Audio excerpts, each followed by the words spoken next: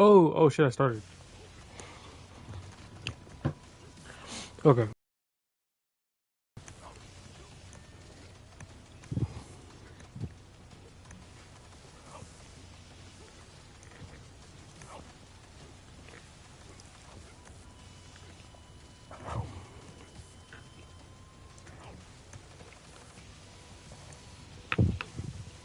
Okay. So quick synopsis. We're on DLC character Maria. I think that's her name, Maria Brazil or something like that. She's like from Madagascar. That's the most recent one that's gonna come out. Before that is Anna. Before that's fucking Rom. And to start the season off, no. Before it was Armor King. After Zoe, right? Yeah, Armor King. Before that was fucking Rom, and the first one of the season was Anna. And so far, the characters who've been respected have been fucking Rom and Armor King. Everybody thinks Anna is toxic, overpowered, stands rushdown. I won't disagree. I won't agree. I don't know yet. Alright? I haven't looked at the whole of her kit. And I'm also not that good of enough player to tell like the true interactions that will happen once you get past a certain point. Because when you get past a certain point in strength relative to one another, certain base assumptions happen where you two don't do things because you know the other person is gonna know how to like beat it. Right? You're not gonna throw out launch punch where people think like Lydia is cancer. Like people really hate Lydia right now. Arsenal Ash is playing her, so you know what that means and what people are gonna say about that.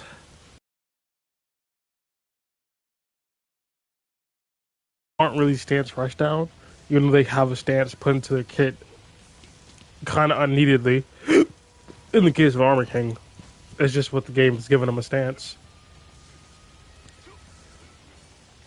What ends up happening is, while other characters, maybe like Lars, Devil Jin, June, will stance transition on positive frames, Armor King doesn't. So his stance Bad Jaguar, which is like forward, like 3+4, right? Let me get this out the way. If you do something like back 1-2, which simply brings you into stance, right? If you do back 1-2 forward, enter stance. It's one of those scenarios where at any time you see this, you know that you can disrespect it, kind of with like Clive's stance, where if you see him do Phoenix, you can make a guesstimation on what he's done previously and go for a punish. But except in this case, if you see them go into stance, you can launch them for it. So like there's gonna be several times in several situations throughout the stream where you'll see that he can go into stance from a move on various plus frames, and you can punish him before or interrupt him in several ways, right?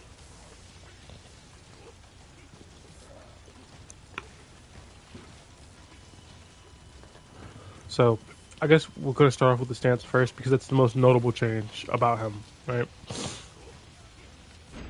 The stance move itself has a cool effect. It's the punch parry effect.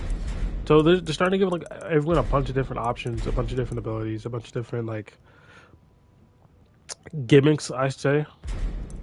And I guess one of my favorites so far has to be like punch parry effect, right? Because punch parry is like very specific. It's concrete. There's just use a kick or a knee or something, right? What I have not enjoyed was like automatic low parries and automatic high parries. I think that is dumb. I was just saying this fucking stupid. I think if any move does an automatic parry, it's just fucking stupid, bro. There's no reason you should be able to hold a move like Leroy having an auto low parry in his stance. Generally, just makes the stance to me less cool, right? So if I punch him, I get hit, right? So if I do jab for 3+4, it does that. And what that is a special spray. So if I turn, do I have throw settings on? All right. opponent throw escapes. So if I try to throw Yoshi, he breaks regardless of the throw I do. Alright. Alright. Regardless of the throw I do, he breaks it. If he gets hit with this mist, the same way that he did inside the parry, he can't break it. So if I do this, he can't break it. It's considered a counter throw. But it's removing his ability to break it in the first place. It's a weird system. Just know that like if you get hit with that miss and they grab you, you can't break it in the first place. So what ends up happening, right, is you can use this in timing. Wrong move. You can use this in timing as a solution at the end of your moves. So if you do something negative, let me see if I can find something. That's minus 11. It has to be like minus 8. It has to be safe. That's the important part. It has to be safe. But we need to find a move that's like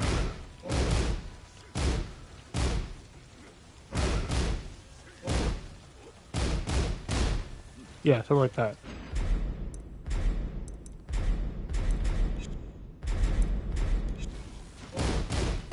Cool, got the move memorized.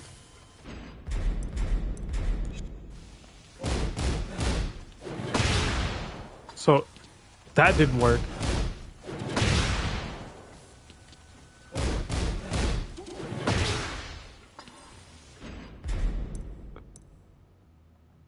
It's getting the move off. Maybe I do need to be minus 9.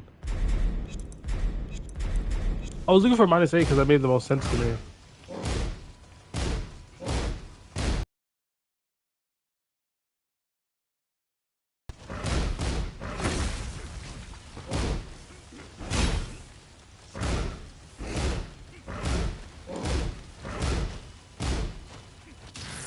Sure, fuck it. We'll just do that one.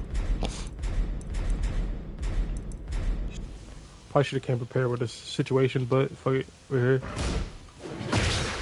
So it has to be like a situation where it's like immediate, like the attack is immediate. Because if I do this into it, it works every time. So there's a certain amount of frames it takes for it to come out. So I'm wondering if that's 12.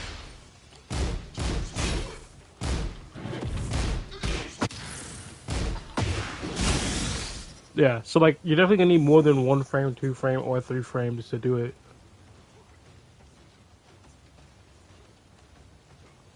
So like this into this works perfectly fine. And you're probably wondering like why are you even bringing this up? So what, it has a punch parry effect, why does that matter? Well, the thing is, a lot of characters have parries, and parries allow you to get around a lot of different options. Option selecting is where you do something that covers a broad majority of someone's like stance options, and that way you can protect yourself, in which they have to play around, which of course means you're not using the stance offensively anymore,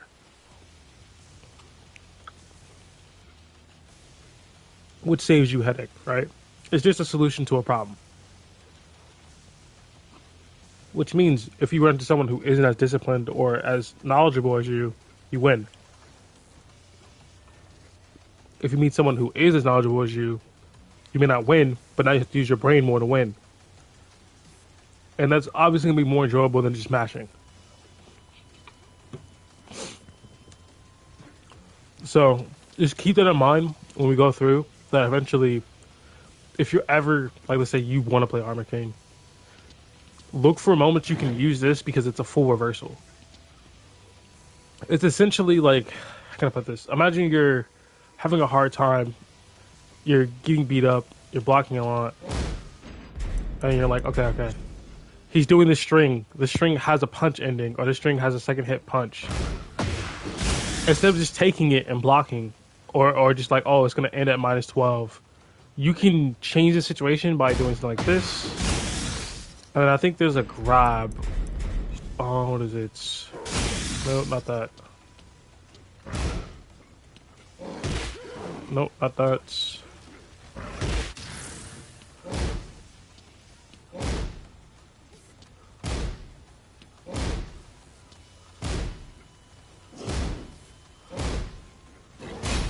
trying to do it, but just think about like the fucking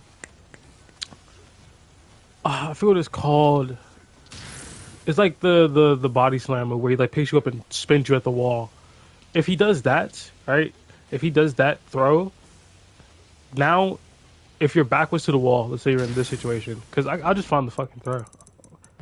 Acting like I'm not devoting time to do this. It has like a giant swing. This is a fucking pain to do. Oh, I was pressing the wrong input. That's why. Here it is. That's why. I was wondering like why is it not coming out? Because I was pressing the wrong buttons. So if your back's to the wall and do like a jab, I won't learn the giant swing. I don't play king, so it's not gonna happen. But if you're in this situation, do this, punch parry, and then if you have the execution for it in the moment,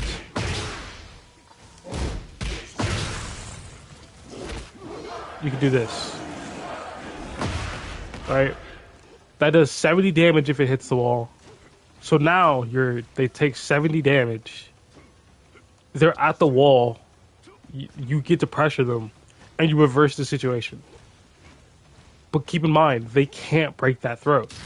So if you do this, into this, and you're able to execute it, giant swing is guaranteed. Meaning you get a guaranteed 70 damage at the wall. Which is already strong enough if you maximize it. And that's the sort of thing where it's like, if you can get into their head or you have fast enough reactions, right, or you can react to the part of the string that they're on, you can have these pre-planned follow-ups so that when they do those sort of things, you can punish them. And of course, when they don't do them, because it's like they're aware, your game becomes more fun and more slow-paced, because the second they do it, it's like, you fucked up. That was the major idea of it. And I think the only way I can love characters is if I see something where I go, I would want to use that, right? I would want to not crutch it per se, but like special, like basically optimize that and its uses to like a certain degree. Like even if it's like memorizing my opponent's attack timing just to parry them in the neutral, that sort of thing. All right, let's move on to the actual moves itself because we're gonna move on to the stances and like figure out stuff from here. Okay, this is gonna be some of the boring part. With Jaguar 1, right? Bad Jaguar, or BJ, whatever. BJ1, 11 frames is fast, right? So that means... What that means is anytime you're entering plus frames, it kind of doesn't matter, but like, it's 11 frames, it's fast as fuck, so if someone's doing this, right, let's say you press it at the exact same time, you'll lose to a 10 jab, you'll trade with an 11. But it's a jab at the end of the day, so it's +1, right? So that means you can do something like back 1, 2, 1. Don't end your stance, like don't finish the move. So now you're +1. They think it's their turn. You jab because you're +1, right? Or if it's like there's a weakness to your move, or you think they're gonna like sidestep you, right? Like this is -12. Let's say you just want to see if they're gonna press or not. You just do the fast high. They didn't press. Okay, cool. It's much more of a non-committal move because, of course, if you do the full stance move of 1-2, if you do 1-2, -12, and of course you can heat engage out of it, obviously. So you don't become minus, but then you have to give up your heat. So it's like, it's not really worth it if you can avoid having to do that sort of thing. Another idea that one might want to look at is which direction can you sidestep, because that's essentially one of the easiest forms of counterplay for stances, at least in like past seconds, where you would go, okay, can I sidestep to the left? Can I sidestep to the right? And you cannot sidestep to the right, and you cannot sidewalk to the right. Can you sidewalk left though? And keep in mind, when you're entering this stance, doing like back 1, 2 forward, you're -12. So the Yoshi has full right to just launch you for doing it on the block. You can just launch it, right? So you sidestep this to his right hand side. And that's the way I like to personally do it, where it's like, instead of saying left or right, it's like which hand side of the person you're facing. So it doesn't matter which side you're on, you can know which way to step.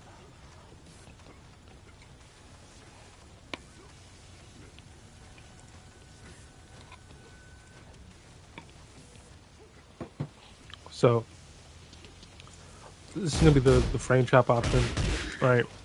Where if they were to try to press, let's say instead of stepping left, we're going to have them press. Actually, this is a bad example because you're minus 12 on transition. But if you were going to have him press, I mean, he's plus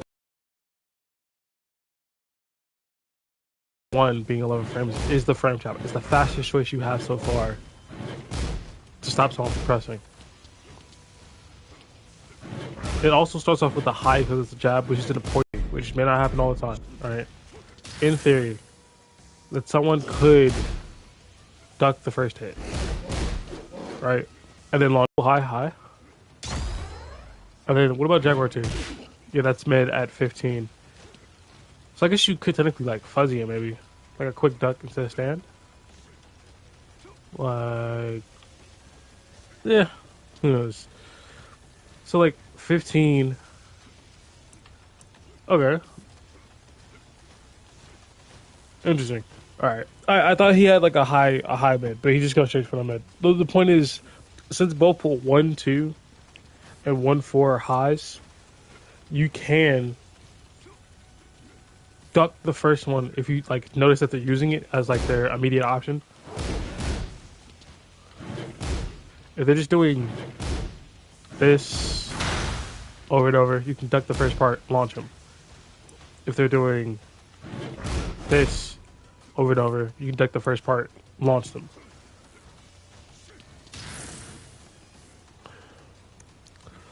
Okay, what else is there? I mean, obviously it's minus 12, so you can punish heat engager, sidestep to his right hand side. Yeah, that's pretty much it. There's not much to the move, to be honest. I guess the only other thing I could try would be like, can you flash it?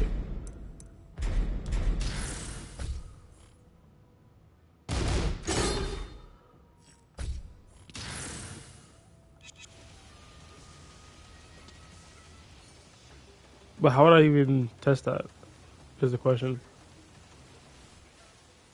Yeah, because I'm entering on like negative.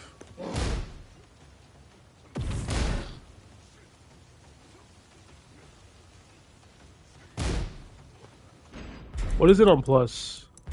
Like when I actually hit it? 8? Okay. So let's see, yeah, plus 8. Nah, plus 8 you frame trap the flash. That's the other thing I can think about. You frame trap the flash, but what if I made it?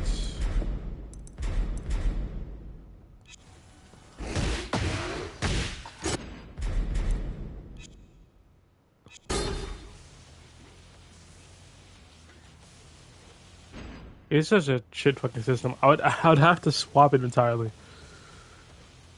and I kind of don't want to do that. But fuck it, do it anyway. Because the question is like, can I flash in between it? And that's the important part. Where?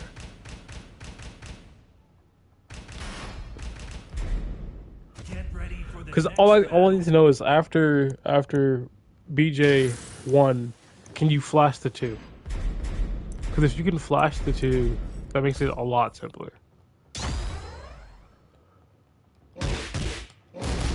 Oh, I didn't do it correctly.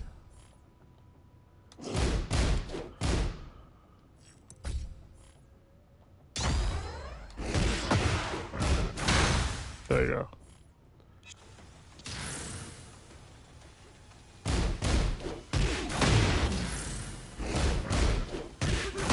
I keep pressing because there's a long pause.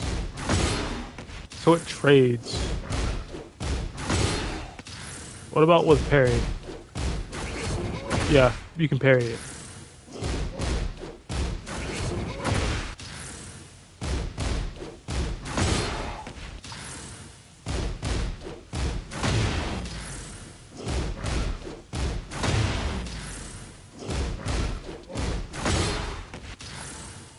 So something I want to try here is this. No, can't. So what happens is when you're in no storage state with Yoshimitsu, if you don't play Yoshi at all, is the frame data changes. It goes from 6 frames for the flash to 8. So when you're in no storage state or and in heat, you have an 8 frame flash, not a 6. So I'm guessing the frame data just works out where you trade on the 6 frame. So like this is here, trades, or maybe I just need to do it faster. Nah, trades. You get knocked down, but he doesn't get like his mix up. So it trades on that frame data, but when it's 8 frames, it's just too slow. So you'd have to like be in this state to punish that move, which again is a very complicated situation to go through when you're in the middle of a match and you have to remember, oh, can I punish this in no sword or regular? So it's something you have to remember per matchup.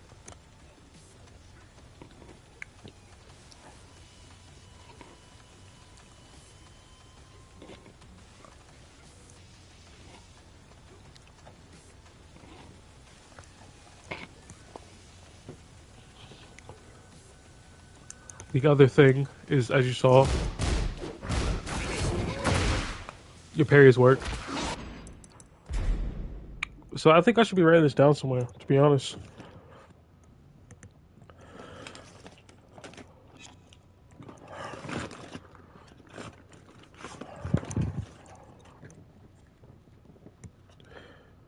That's my French book. What is this? This is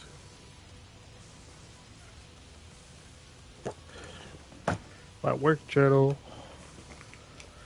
Ah, Tekken book. Let's just find a fresh page.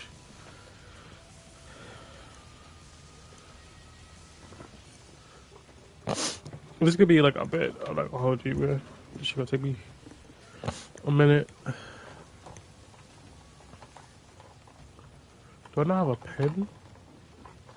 How do I not have a pen? Oh, here's one. Does this work?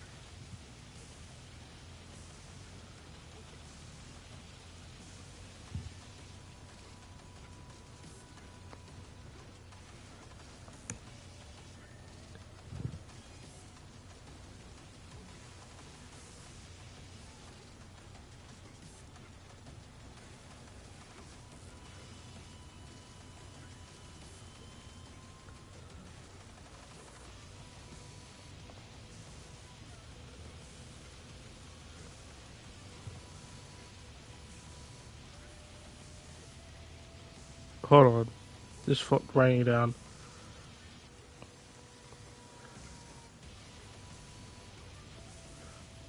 Well, I guess it depends on his frame data, so I have to cross this part out. Fuck.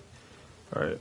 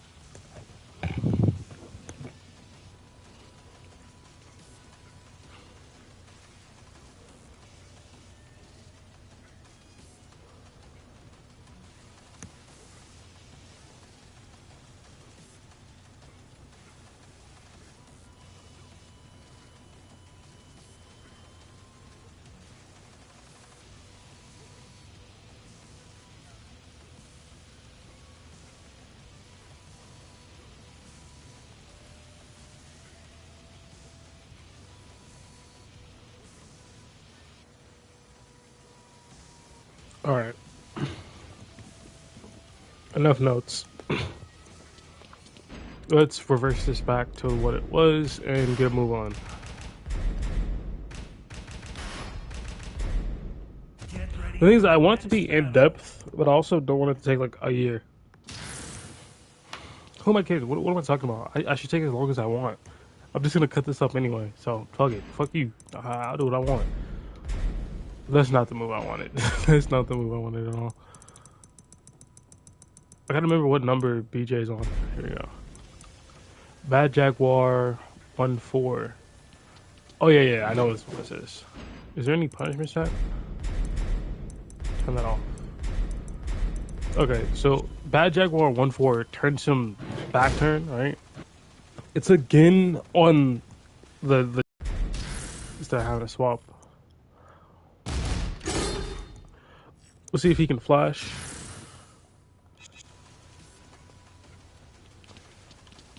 Alright. So if we do Bad Jaguar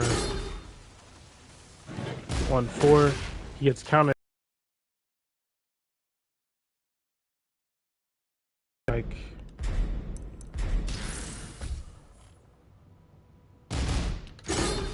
Like this, I think it will hit.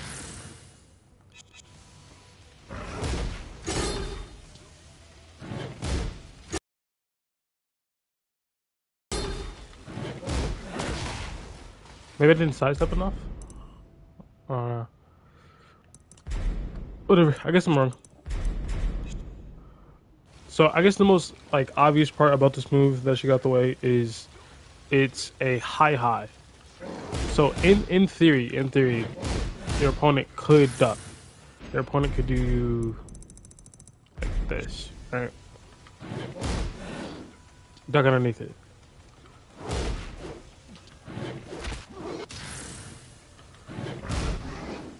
Right? And if you noticed before, it's +4 on block and turns a back turn. So your thought pattern is like, oh, just jab him out of it, right? So let's see, record. Just hit him with like a 10-turn jab. Should be simple.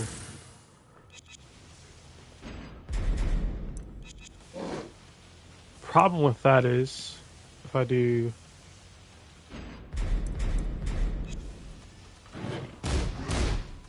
Right. See, jabs. If I actually do input something, right? It's an 8-frame jab. So you get beat. He's +4 into an 8-frame jab. You're not beating that. You're just not.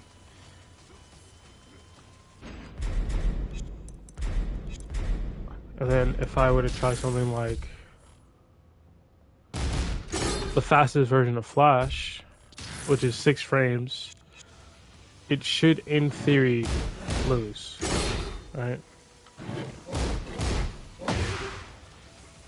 See? So you can't flash it, you can't jab it.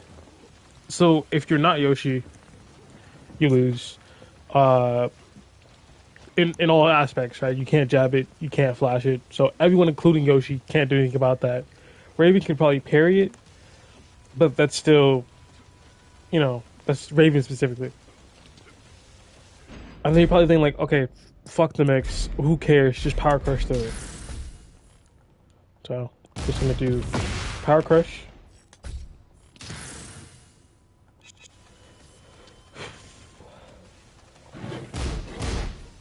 Right, so he does Power Crush, right? Also gets frame trapped because Power Crush is 8 frames and the jab is 8 frames minus the 4. So you can't Power Crush, can't jab it, and you can't flash it. What can you do? Right? And then you think like, okay, let's try something like parry.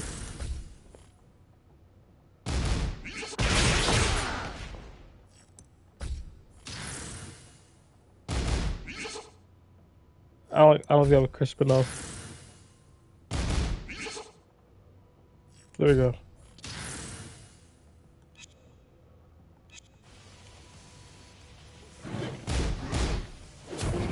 See, parry works, and you're +1.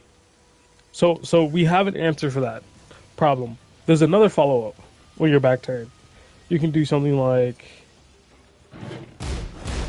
3. Oh no, 3 that works. Okay.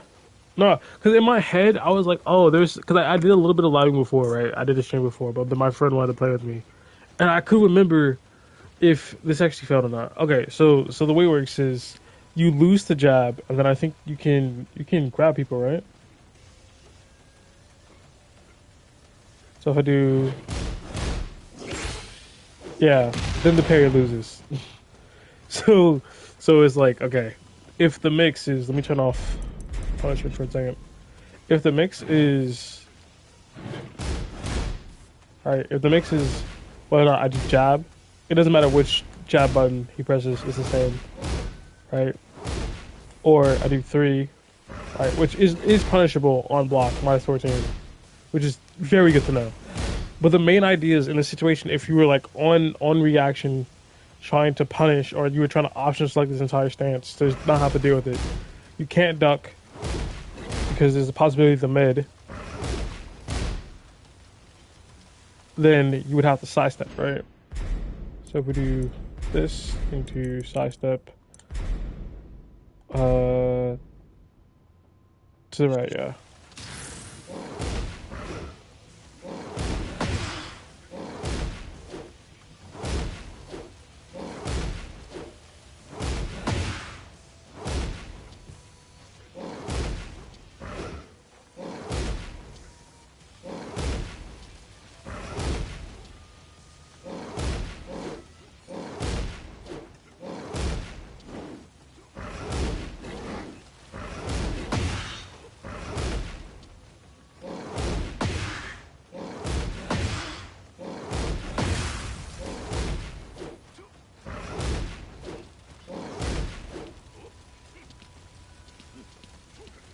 So hold on, is there like actually a continuation?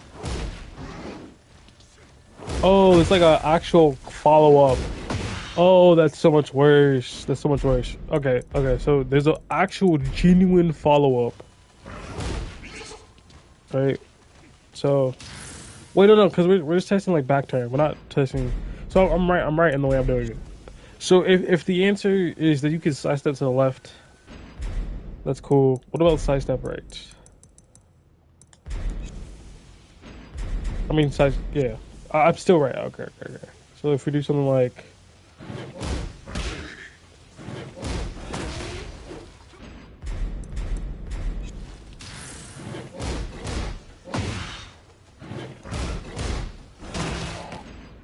so you can't sidestep to the left. What about side walk towards his right side?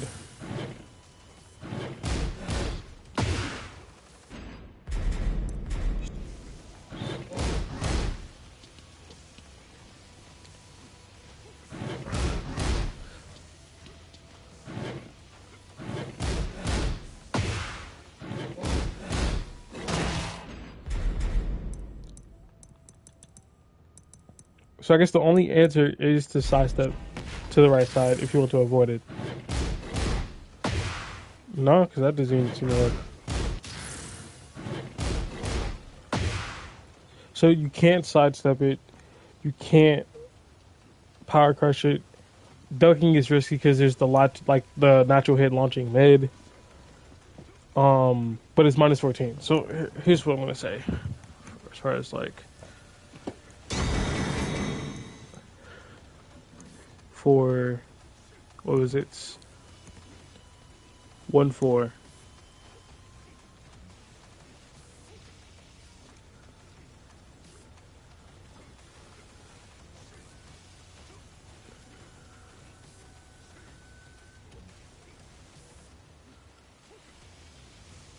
High, I11,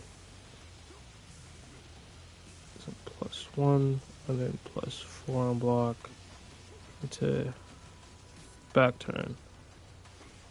Alright, that's the basics so far. And then we have to write down the notes of like from back turn, he has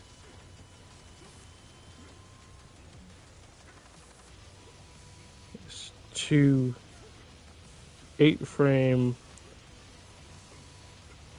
jabs.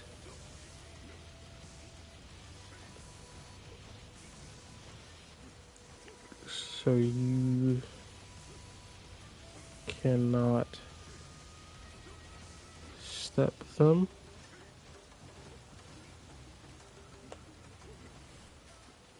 Then he has a 13-frame -14 on block mid. That's a natural hit launcher.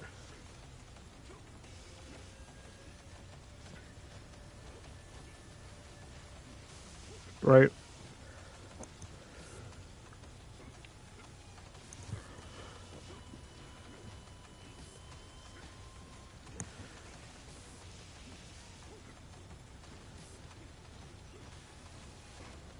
You could duck the high jabs or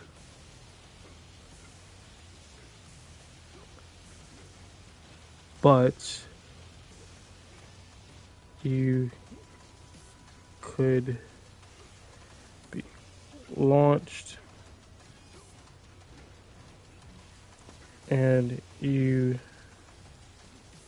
can block for the mid.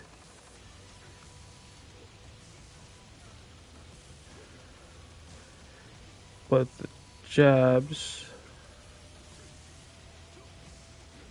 Wait, are the jabs +1? I don't think they are. That because the idea that I'm having is if you just sit there and block, you allow him to loop the situation and just take his turn back because it's a jab. It's not gonna be that negative, or it's probably gonna be positive, and then he just loops the situation again.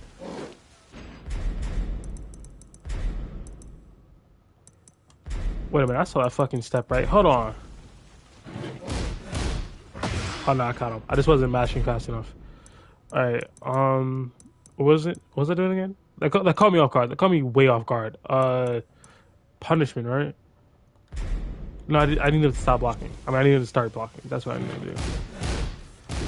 So it's -3.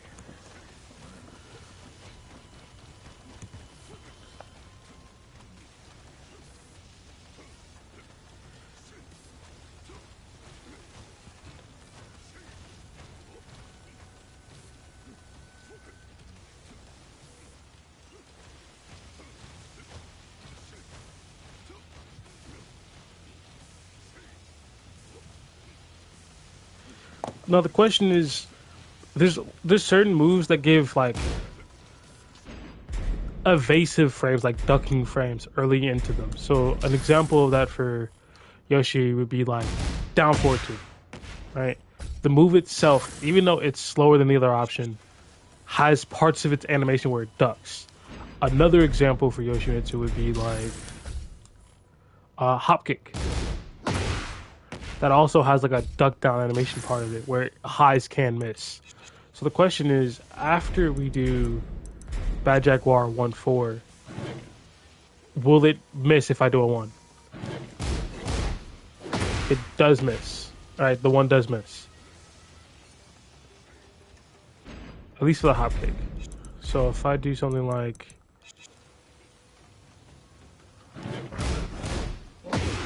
so it has to be a hop kick. It has to be something as direct as a hop kick.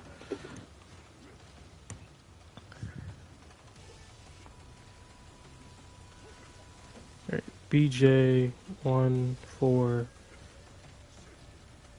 1 or 2 counter play.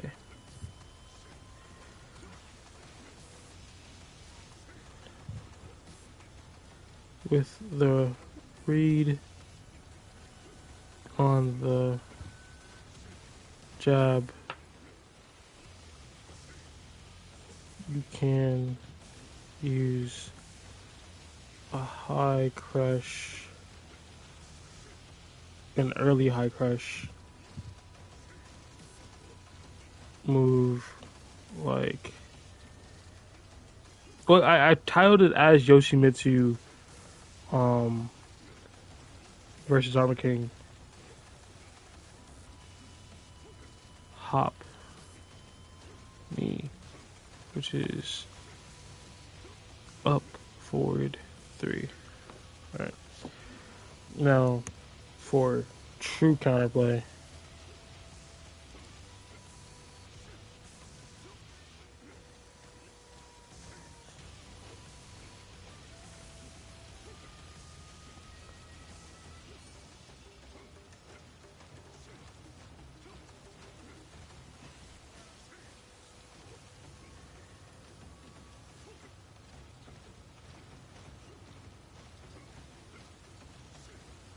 There we go. So now we just know Kencho beats all of it. You can hop near the highs, and if you hit the mids, you die. That's what it is. I don't think there's anything that. The only thing that I can think of for other characters, like, let's say Raven is of course his parry, and then there's Double Jin who just has like back 3, which would be his way out of this sort of mix up. Right? He wouldn't have to take this mix because he would just do back 3.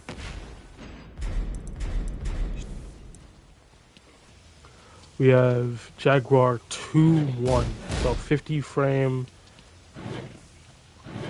mid to high, nice 7 on block, so it's safe. Question is, can you sidestep? We'll do side, walk to the left after 2 hits, or yeah, after 2 hits. So I gotta do back 2. So he gets caught going left. What about right?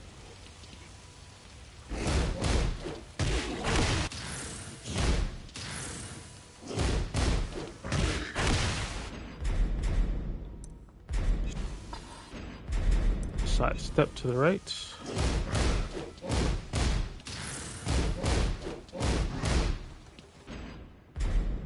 I don't think I'm doing this right. Maybe there's like another move. Maybe if I pop heat smash, right?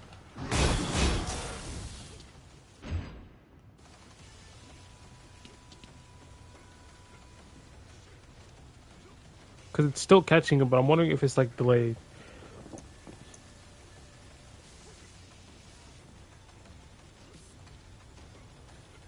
I'm trying to think. I guess the only way to like figure out a move is to find it, right? So if we find a move that goes into bad Jaguar with minimal plus frames, because the issue is if someone is like -6, they can't really step. So if you're +6, that means your opponent's -6, they can't really step, and for the most part. So I'm trying to find a move that isn't too negative on block, that transitions into bad Jaguar. So we have down forward 2, 1 forward. Goes in at 0. Perfect. So down forward 2, 1 forward. Alright. I do put a note here saying BJ stance testing move is down forward 2, 1 forward, which is 0 on block. Okay. So we need to see if, what is it, 2, 3? Yeah.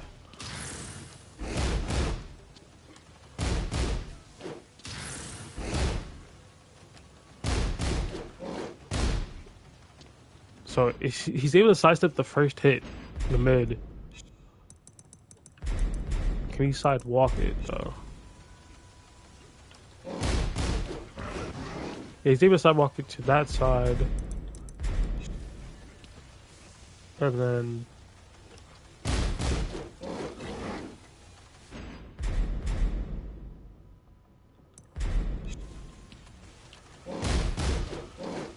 so he's able to sidewalk to both sides. What about side step? I know it seems small, but I need to see, like, can you input a small sidestep to counteract the move? Yeah, you can input a small sidestep to avoid the mid. Is that on both sides? Yeah, it is.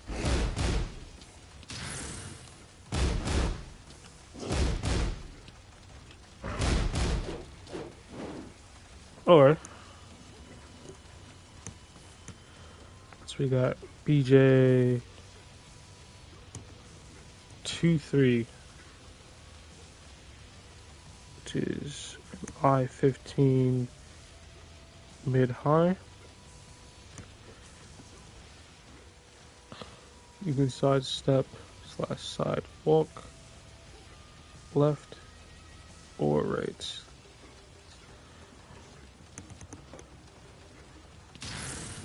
I guess another consideration is what can you do? Can you interrupt this? Can you? Because it's 15 frames, right? So at 15 frames, any amount of negative you can launch it. So like, keep in mind the two options we're worried about is like both the one options because they can interrupt you. One going into back turn at plus frames for continued mix, and then one just being like a heat engager, like calling you out for ducking or calling you out for pressing to advance like the just rush down. So those are the only things you're concerned about. Like I can't press, but if this is 15 frames, then the rest are going to be more frames to be like further on. Essentially, you can just launch it if he ever does something stupid like this. You can just launch, right? Because he can't interrupt you. We'll do like note one.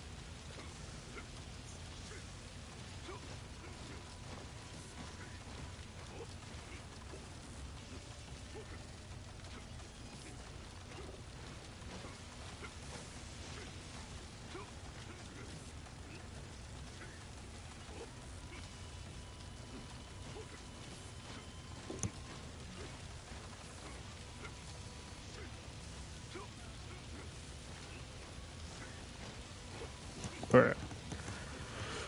Questions. Is this the Kensho one or is this the Flash? We'll just record.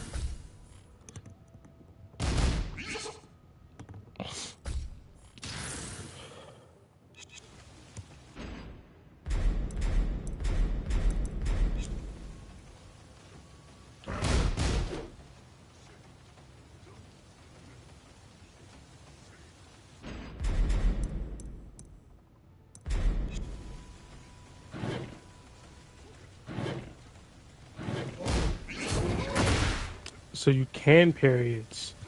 Ah, I see. This is my 7 on block.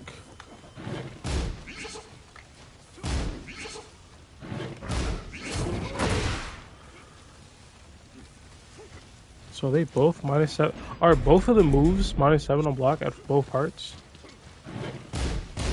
Yeah, they're both -7.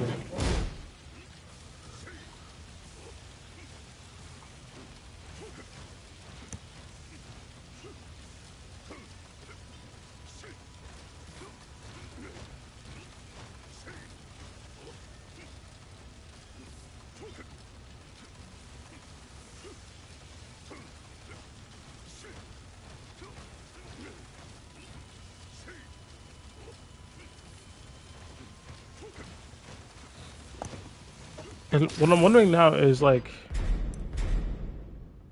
can you just Kincho parry the stance in general?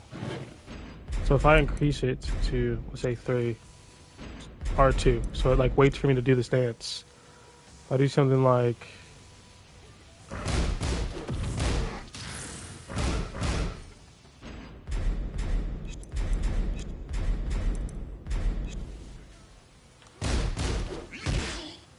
no, you can't. So you actually do have to wait. You do have to wait for the move to come out in the first place and then get hit with the first part. So far the option select we have for most of these moves is like, let the first part hit on your block and then press the parry button and then he just loses to it.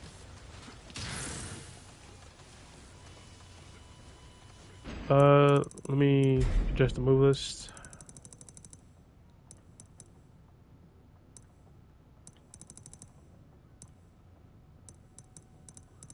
Damn, there's hella moves in the stance. I'm not gonna hold you.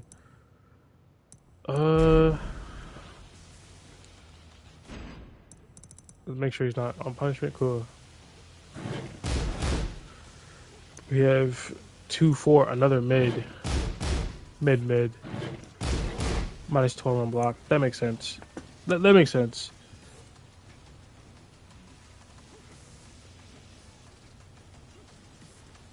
Another I-15. Mid. It's what? -7 and then -12 on block. I'm writing down the frames of what the first part is because people are going to be incentivized to do certain things based on the frame data. So if the first move is safe, then if they're getting punished for the second part, they might just start ending at the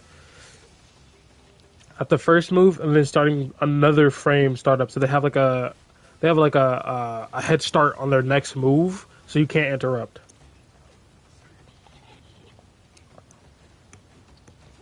Like,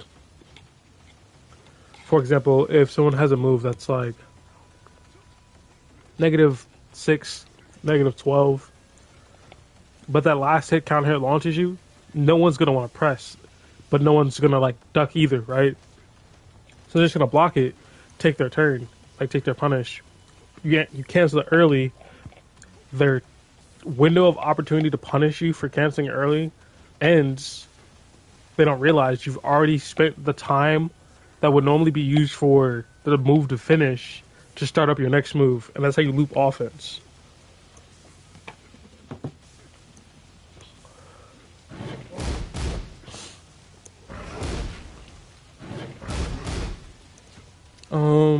Let's see, -12. I guess we just do the standard pick. Just react after the first hit. Let's see.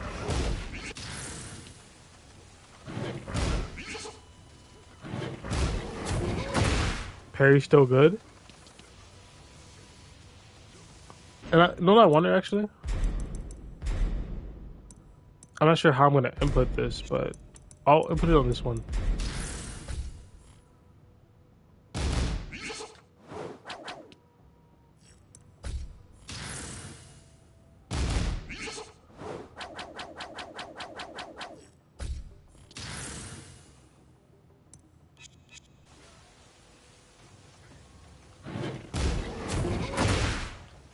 I didn't go through. Oh well, it doesn't matter. It's basically the same thing. I was trying to see if it was guaranteed to get like a up forward or up back 1+2 with the sword slam. Wanted to see if that worked. Let's see. During bad juggler 2-4 parry works. Can you sidestep? Is the question.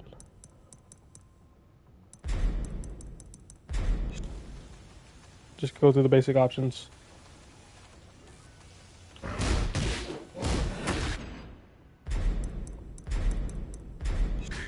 I set him up for failure. I really did. Okay, so you can do a sidestep.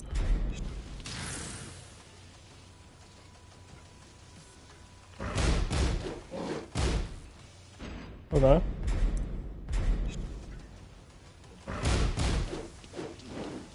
All right.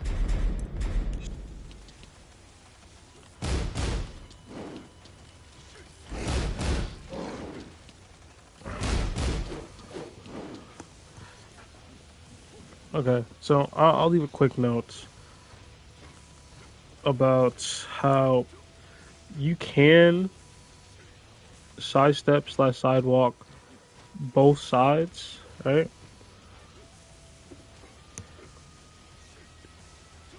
But when sidewalking, like a single step, like with sidestep, but when sidestepping, right? If only done once before hit clips your block, which is important because it dictates the frame data afterwards, which you're allowed to do to him.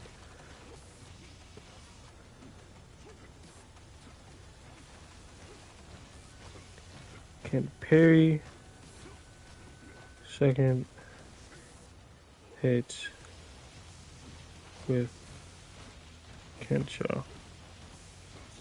Alright, next move. We have Bad Jaguar 3, which is its armor move. Okay, makes sense.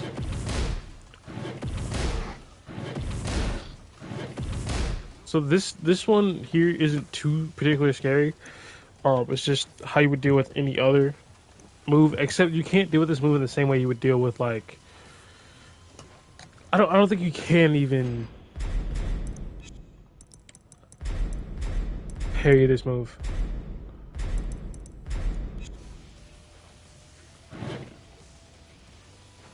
How do I even tell the system that I want to? Because everything else had a second hit component. Like I don't think you can parry this move per se. You would need like an entry move. So something like after these 2 hits, do it. So like down for a 2-1 forward. Yeah, doesn't work because you just did so much of a delay. For this move, obviously it's a power crush, so you would do like grab, some sort of low. Like I think if we were to program it to do something like, what is it, down back 4? Yeah. I wonder if it would win.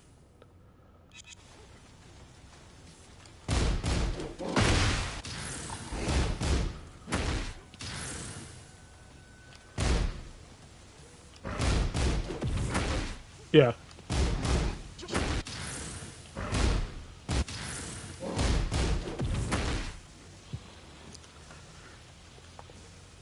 It's what? Alright. So, Bad Jaguar 3 is a power crush. It's what? -12 on block?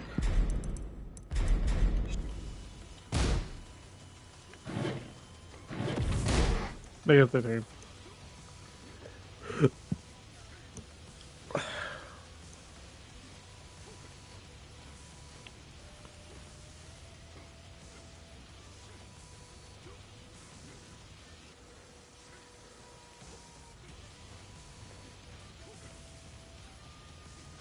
Just like every other power crush, lows and grabs beat it. And then of course we have to make sure we get these what side is the step 2 ones.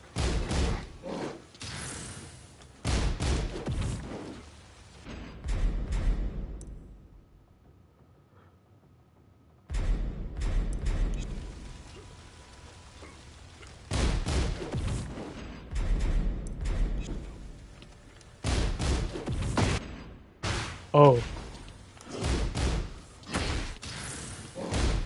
So it does track to his left side. Okay.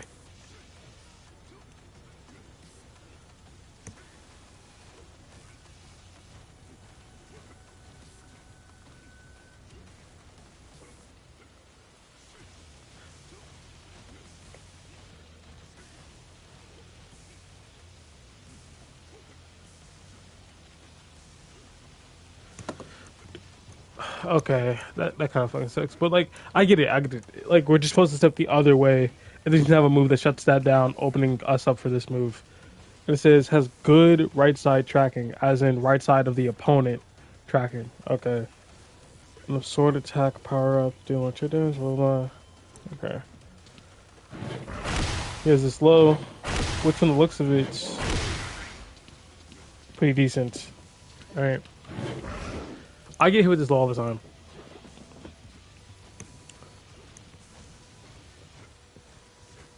Jaguar 4.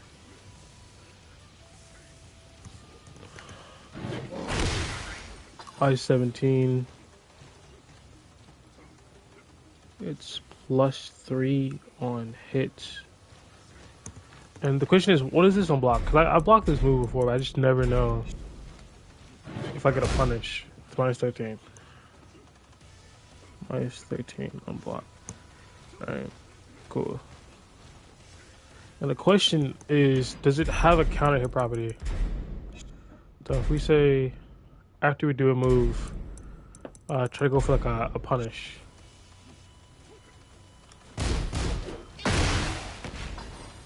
Counter hit knockdown.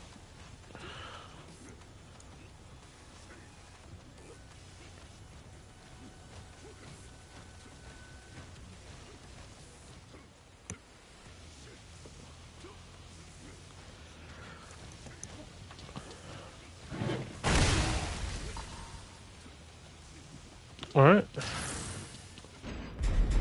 I'm not sure there's much else to do besides see which way it sidesteps.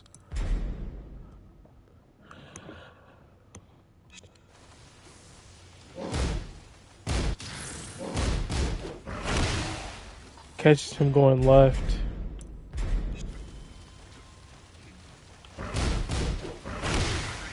Catches him going right.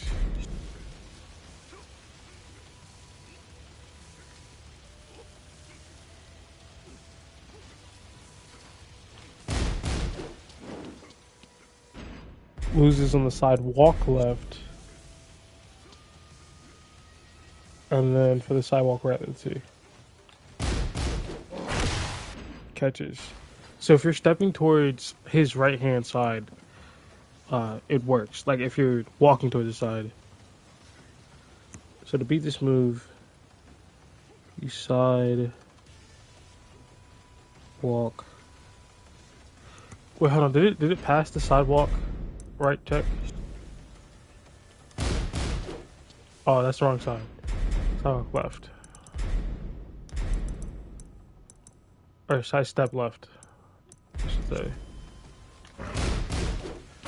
No, it gets caught. So you have to sidewalk it. You have no choice but to sidewalk.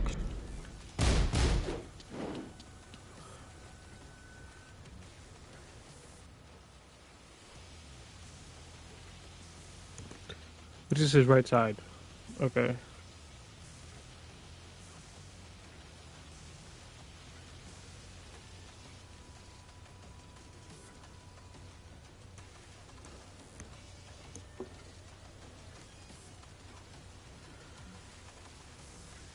I think that's pretty much it for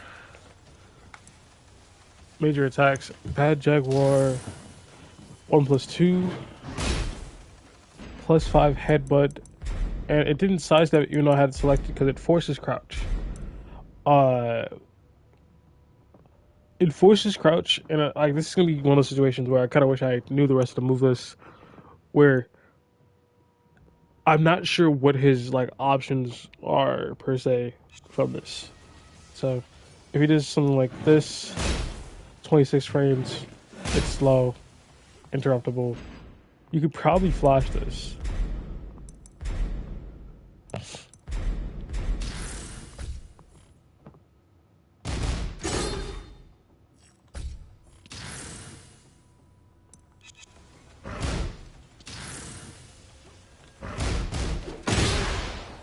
Yeah.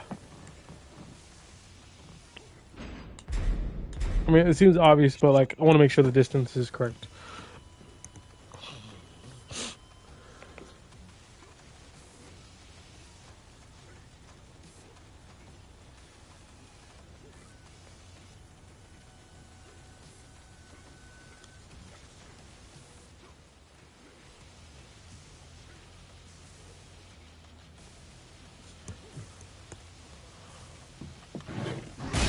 +26 frame mid. +5 on block.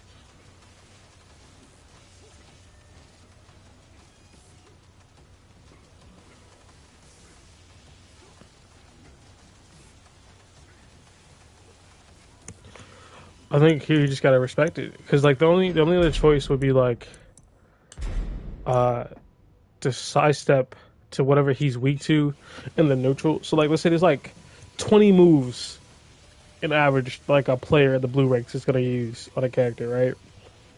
And let's say half of them are in stance, so there's 10 moves in the neutral that he's using.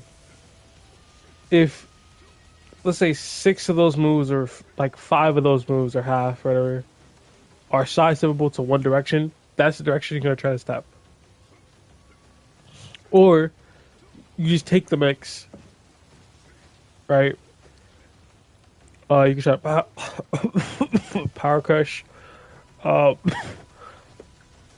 that sort of thing. But it's like from there at +5 while he's in standing, he can do pretty much anything. It's just about like what does the player want to do in that situation.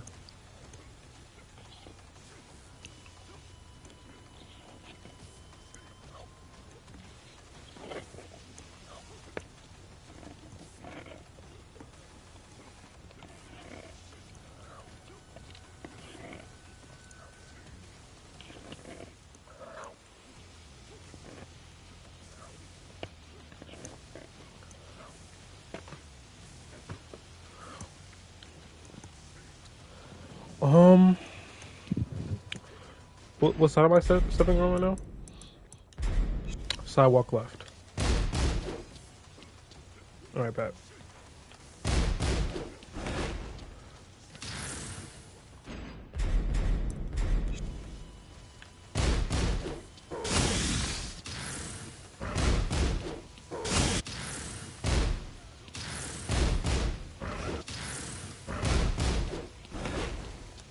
All right. I need to check and see the sidewalks are good.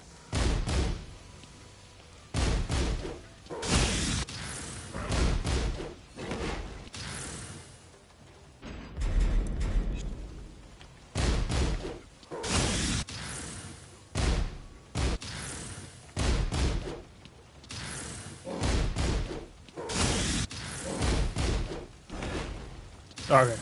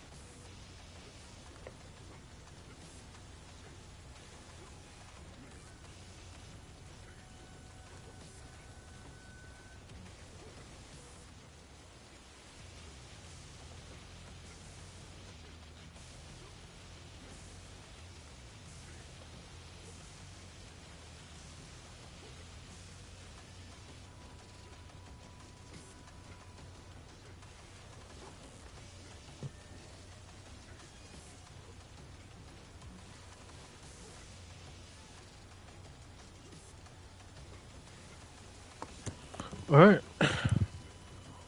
We have Bad Jaguar down back 1+2. The fuck is this? It says a throw on front, behind, or airborne. So let me see something. So is it like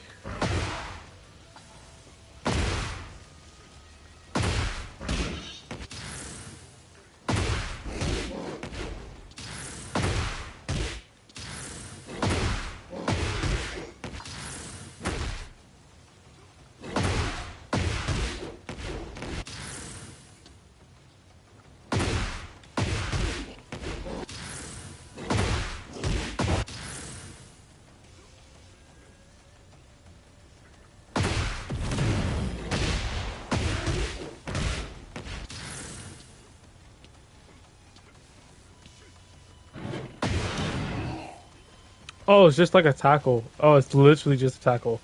I was like, oh, it's gonna be like some special animation. Okay.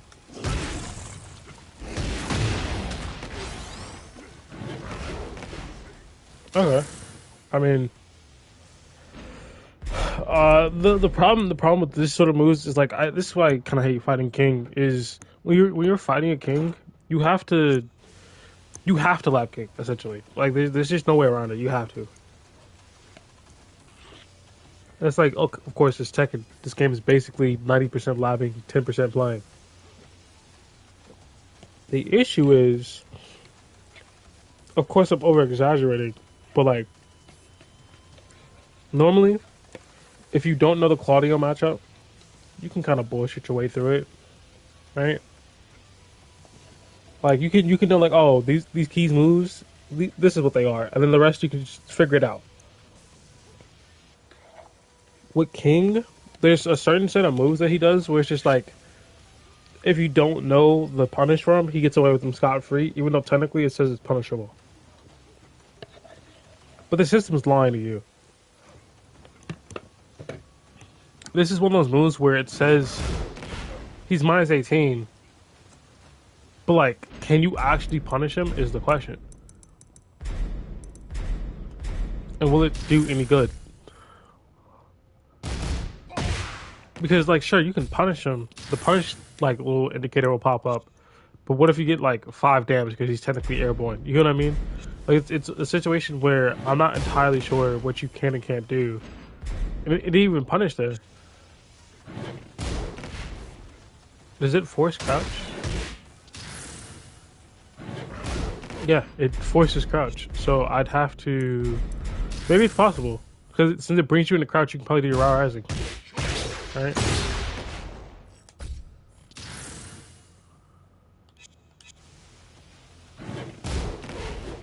No.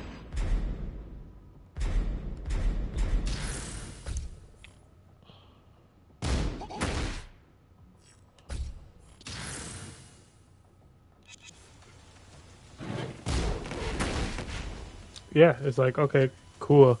You give like a mini punish.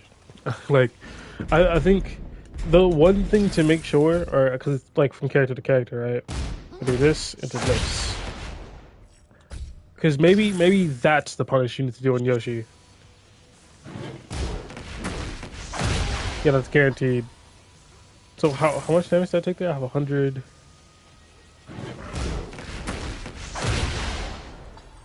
Take around what 31? I was at 100. So like take 31 damage for it. Decent punish. Nothing too upset about. But if I don't know, hey, I need to do a rising forward into an up back 1+2. I'm not even getting a rising forward. I'll try some other punish, and now I'm in the air while he's getting up, and I'm dead. So it's like, it's so unintuitive. To like, when you see the move, I guess unintuitive is the right word, because when you see the move, it's like, yeah, you can't punish that. That's safe, right? I mean, when you first see it, it's like, okay, I can punish that, and then afterwards, like, yeah, nah, I don't think I can do anything about that, because I don't think I have any moves that hit grounded that easily, or that is worth it to have anyway, right? Besides like forward 1+2, and then I think the best counterplay for something like that would probably no, because he's still on the ground, so the hit won't take that much. Like I'm trying to figure out sort of like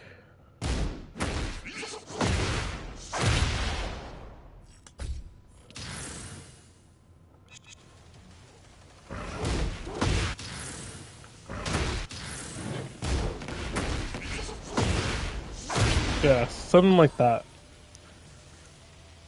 Where like you got hit, so you want to get back up as fast as possible. You get hit low, and then you get blown up. But that only works like once. It only works once. I don't know. There's a bad Jaguar throw. Wait. They gave him access to giant swing from stance? So my situation earlier that I was trying to demonstrate was if you have your opponent set to punish, and then you have them set to do like a jab. Let's say.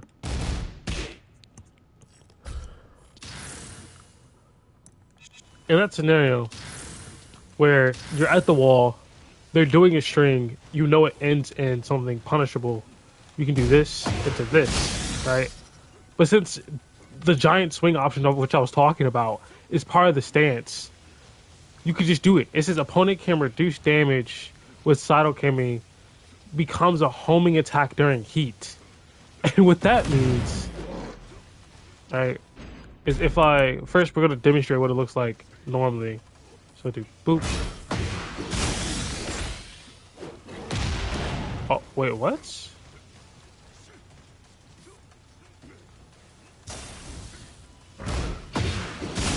Oh, because it's not entering me in the stance. Okay, that's totally different. That's totally different. Since it's not entering you in the stance, you still have to do it. But if you're at a mix-up at a wall anyway, or you're, I guess if you're at a wall, what's the scenario? Down forward 2 15 frames. You can do it on. Oh, okay, perfect. Since it's on block, someone does a safe move like -8. You do down forward 2 1. It's 0 on block, and then since it's 0 on block, you're able to go from that transition into whatever stance pressure you have. I mean, whatever stance option you want. But we're choosing to go for the swing, or right, we can go for this.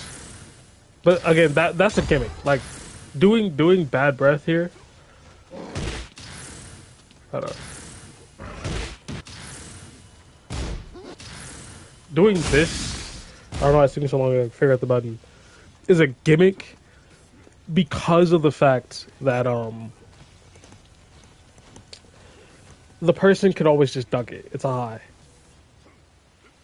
It's just a high. But if you catch them off guard, not wanting to duck, and then they for some reason don't react to it, and they get hit and they're at the wall, they just die because at the wall they get swung 70 damage. Right? Problem.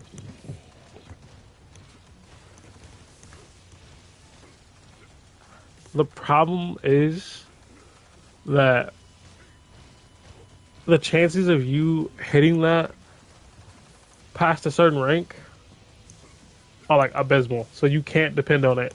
No matter how cool it seems, no matter how cool of an idea would it be to be like, I'm gonna do this. Alright.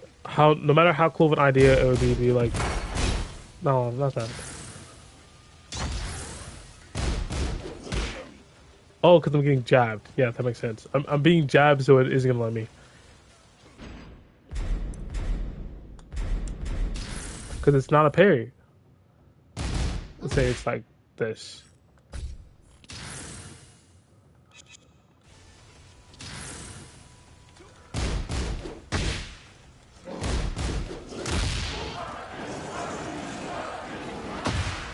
Right, it does 70 damage. He's at the wall. What is good? Now, the only downside is the throw break is a 1 break. So they could just mash this. Unless, I mean, they can still mash it. But there's still a circumstance where you can do this. Right? They don't expect it. You get a counter hit throw, and they just aren't quick enough to press the button. So there's situations like that. But as far as like, if someone's really on the ball, right, or they know that you have a grab from stance, and they know that all they have to do is just press the 1 button. The higher you go, where people are like actually decent at the game, it's gonna be really hard. I'm not gonna lie. Sometimes you'll hit it, sometimes you won't. I mean, it sure beats like actually doing like the full execution of. Yeah, like doing a blue spark giant swing is not fucking fun. I'm not gonna hold you. Like this is stressful.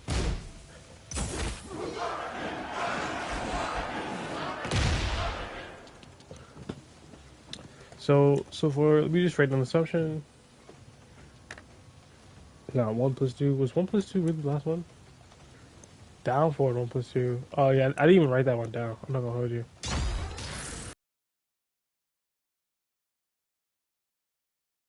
+3.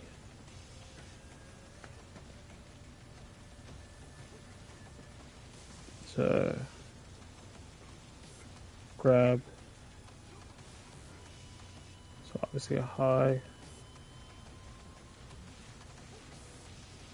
And it's Giant swing. It's a one break.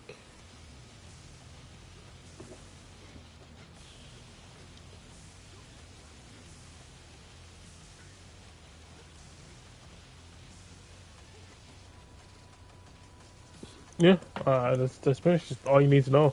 It's a one break because it's from the stance, and oh, becomes homing in heat. Yeah, that's what I need. I think becoming homing in heat is definitely something that's fucking annoying.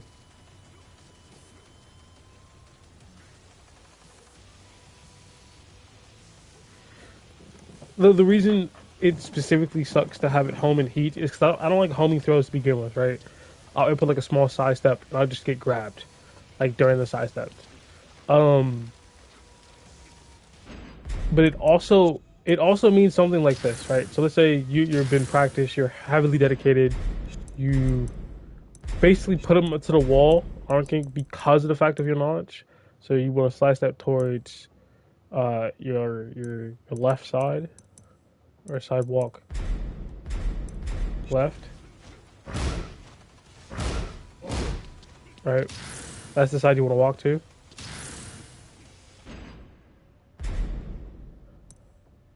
So what ends up happening is it's going to be a situation where, okay, he's going into stance manually on block.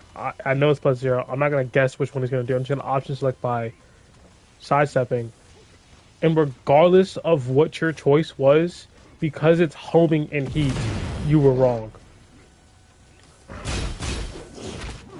You were wrong because you decided I'm going to option select by sidestepping. Wrong. You're gonna option select by like doing nothing because you're just gonna like stand block and say fuck it. If he hits me in a low, I won't die for it. He'll just like be +3 into like whatever mix he wants. Fuck it, I'll just figure it out from there.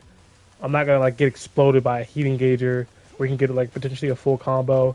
I'm not gonna get hit by something like not 2-3, like 1-4. Or I can deal with this. I'm not gonna deal with potentially dealing with this headbutt, which pretty sure would like.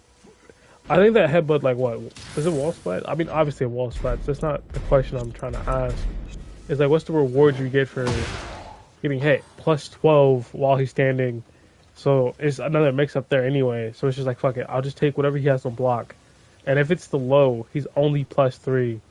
So I can deal with that. I could like power crush that. I could sidestep out of that. There's choices that are perfectly fine to be made here. In fact, if we just go through and look at the options, that's punishable. So you can actually see. So power crush is punishable.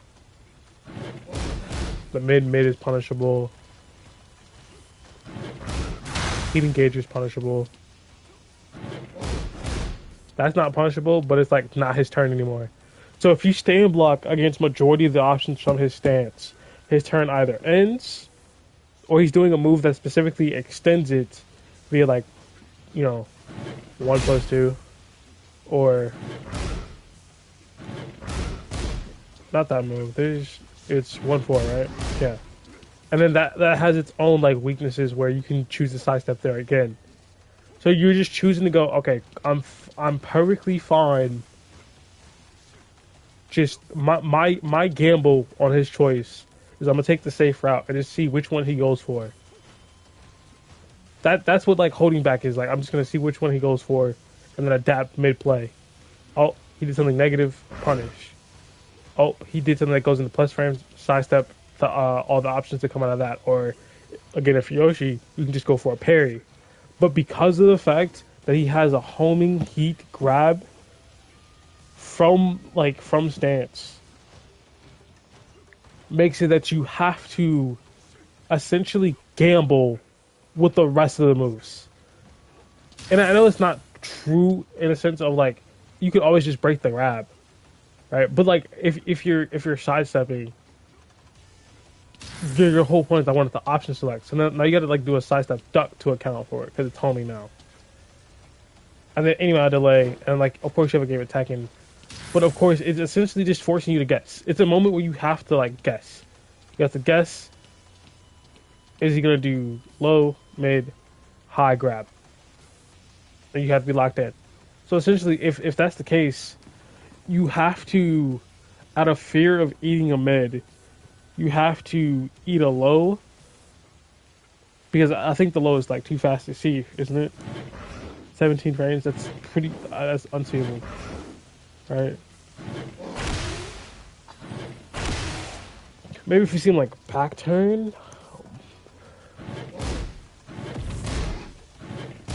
like see him twist around, maybe. I don't know.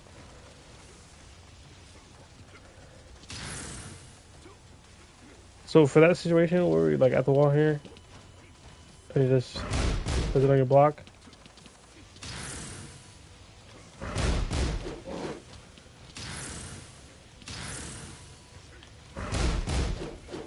It misses normally.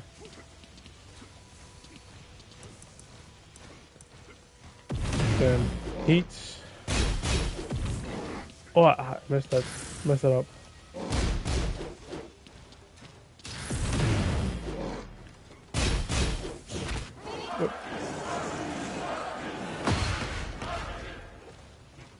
Keep on. That did 70 damage. So that did 70 damage. Imagine, and I guess it's like a snowball situation where like, oh, if you're concerned about the low and the high, you can duck. But I don't think that's like a valid defense because the reason we're scared to duck in the first place is because of the mids, where there's this 1+2 option. We're in crouched at minus fucking 12. We can't press. He just gets to do whatever he wants, like a free guess, right? Right. If he connects one of those, cooked. So we can't really duck for that reason. You don't want to give him that, but then it's plus a block anyway. So fine. Let's say that's not it.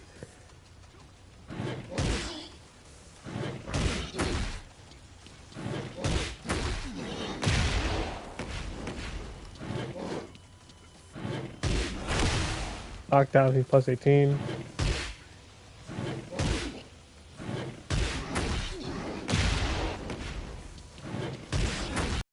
He's sidestepping, not reacting in time to being grabbed out of the stance and being killed because I was literally moving away from the wall. And he just went, okay. If it wants to give me the grab. There we go. I was like, yep, he got you, bro. GG's. Like, bro, that feels so bad. That feels so bad. That's so bad. And keep in mind, it's still a super far throw. Because now, any amount of like pressure and he's at the wall.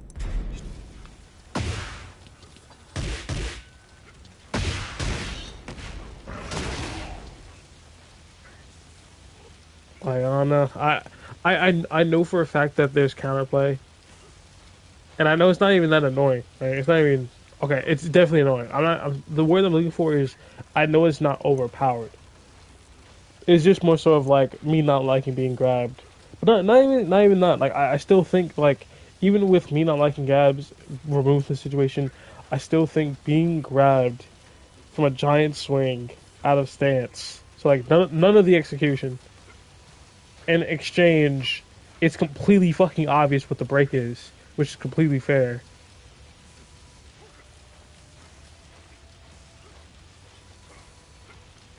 No, it's just fair. It's just fair.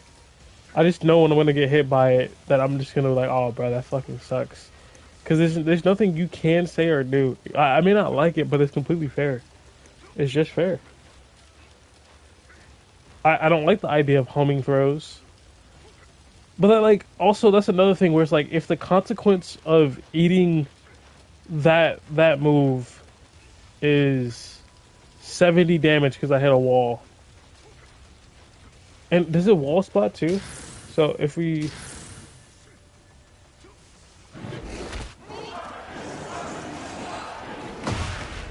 No, it doesn't. Okay, so like you have to eat Oki on the way up, and then of course it's King. So side swap into fucking blue spark giant swing. I think that would be fucking villainous if I could do it.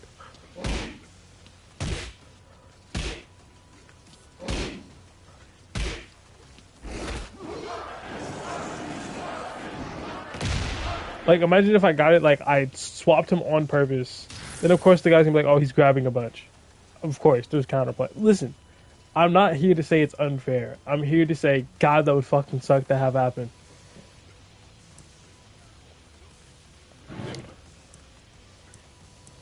Uh. Wait. He has 2 throws?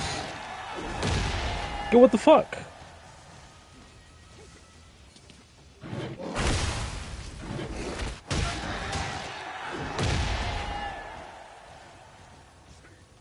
Yo, bro, what the fuck? He has 2 throws?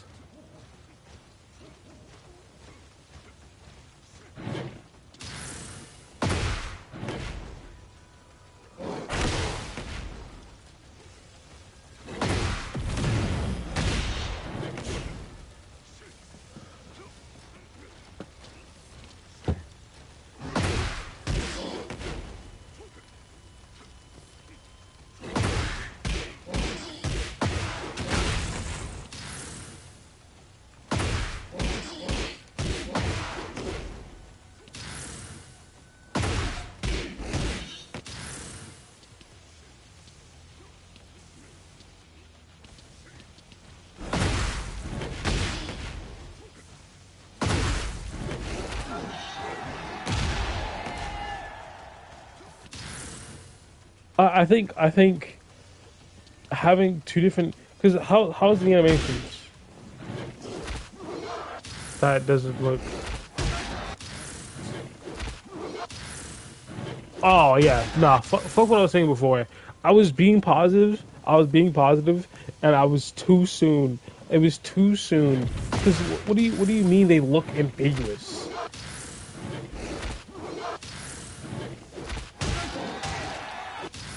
And the only inclination you have is, oh, my back's like his back's to the wall. He's gonna want a giant swing.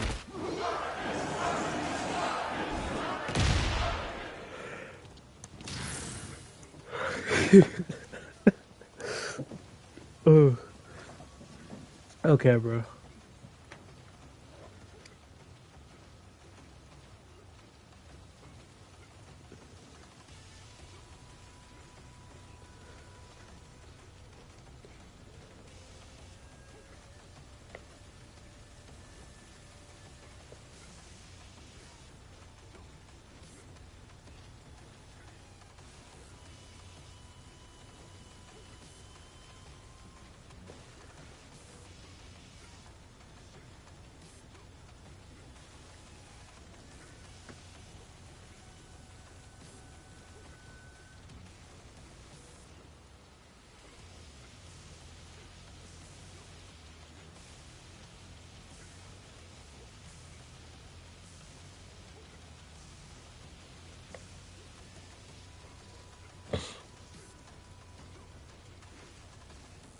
Yeah, good fucking luck.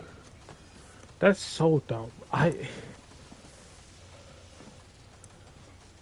Alright. I don't know, bro. Oh, this sounds like a pain. This sounds like a pain. Because you're never gonna want to eat a fucking. Cause having the throws be a mix up in that stance is villainous because of the fact that like you never want to eat a giant swing when you're back, like when their back is to a wall. You never want to. So that means since you never want to eat a giant swing when their back is against the wall, you're always gonna do the one break, and they're just gonna do a 2 a bunch. And the second you stop doing 2, they're gonna do the like. I can whatever. We're moving on. We're moving on. A whole new stance, which is just the crouch dash stance, right?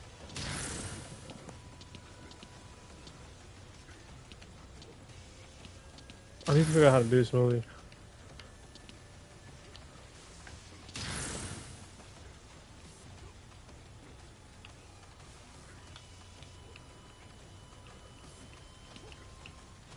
I can't seem to do it.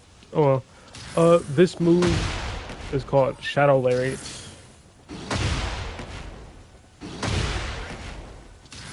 Okay.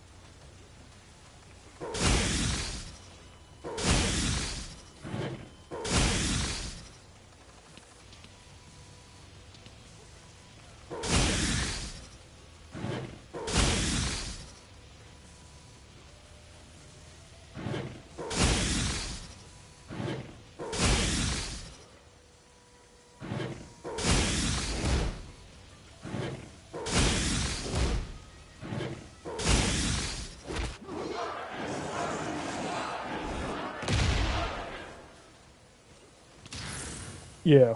Yeah. What the fuck ever. What the fuck ever. Someone's definitely hitting those throws consistently. Someone's definitely hitting those throws consistently.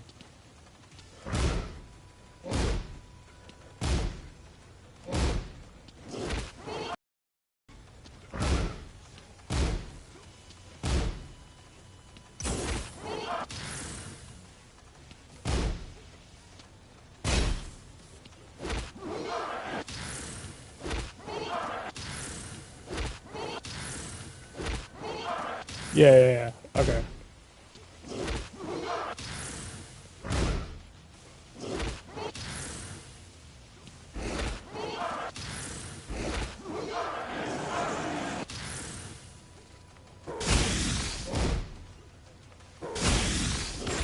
Yeah, yeah, yeah. Yeah, I'm getting you down. Okay, okay. This is rough.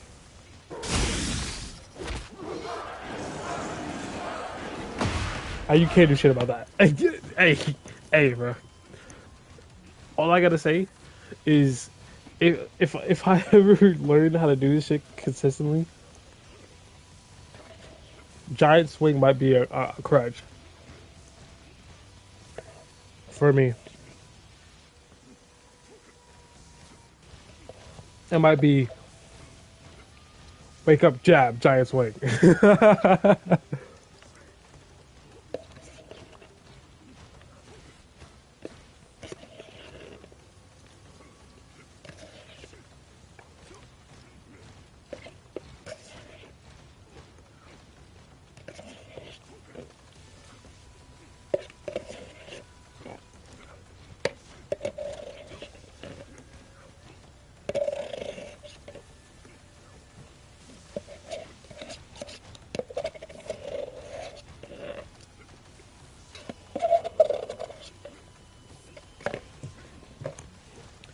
All right.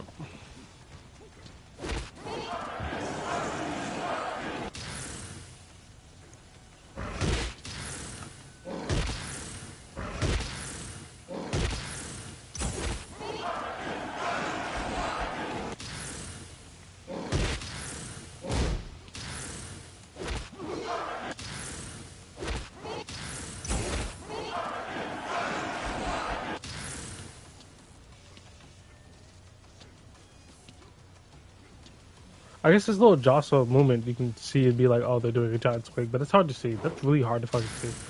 I don't know, bro. I think so far those were all the stance moves that like matter for that stance. I don't. And it's like, okay, normally you just do stances and then you get like really bored looking at the main list moves. Why would you want to look at them now? Difference is, I think his moves are entertaining, and also it's integral to beating him if you know like the main moves. Where it's like, this is just a jab sequence. And we go, yeah, generically, I probably have advantage after this, right? This one, punish, and then you can cancel it into Bad Jaguar. but knowing, oh, it's launch punishable works.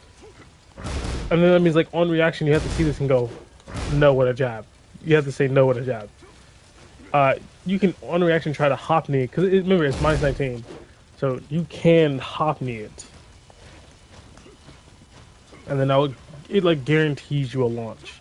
Like I don't think there's anything he can do, and like that's why this character feels more fair. It's like it isn't stance rushdown. It isn't like the game enables him to do a stance on all of his moves. He can do his stance. Like for example, this 1-2-1. He can go into his stance using that. He's just risking his like entire health bar. He's just risking his life in order to go into stance. But he could just play the game in a different fashion and get into stance more safely. But it's up to him at the end of the day. So 1, 2, 1.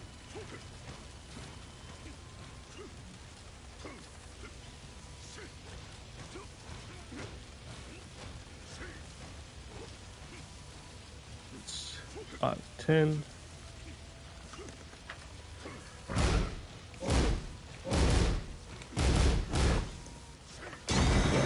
It's +1 on block, -3 on block, -5. We can do 1, 2, 1 forward into BJ at -19. Counterplay.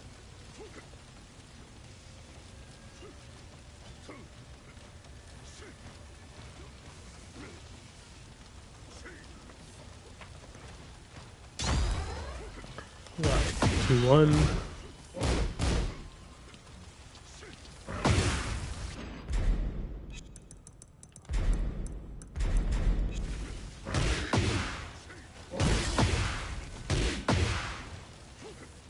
Damage. It seems like a standard block string punish.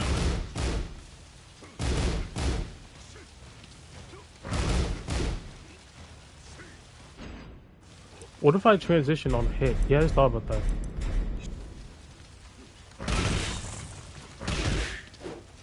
-11. Okay. I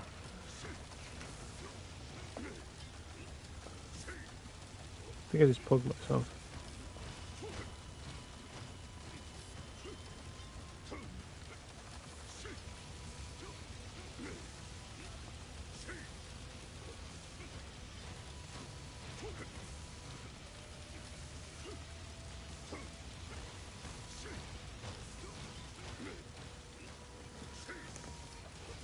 Okay, cool. 2-1. I'm just like a standard like I-10 punish. I don't think there's anything special about that. Going back to this one because I'm a scatterbrain and I just remembered the full string. Let's see if we can parry it with our parry.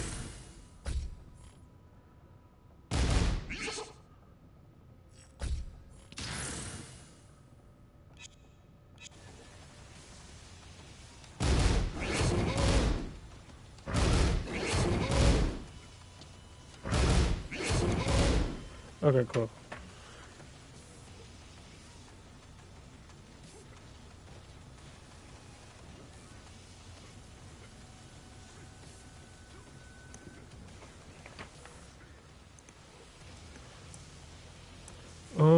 One for.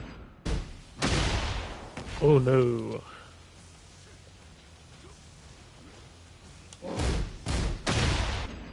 That's good to know. So, 3, 4, 1.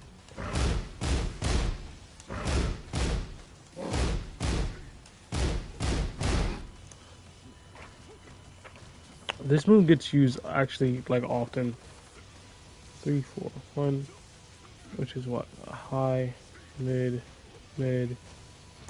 starting at 15 frames. Let's see if it's a natural or not.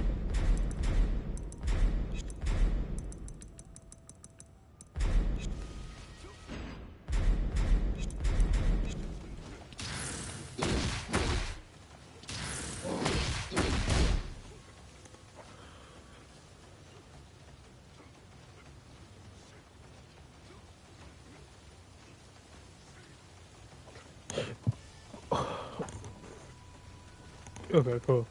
So it's not a natural. You can cancel the last hit at -2.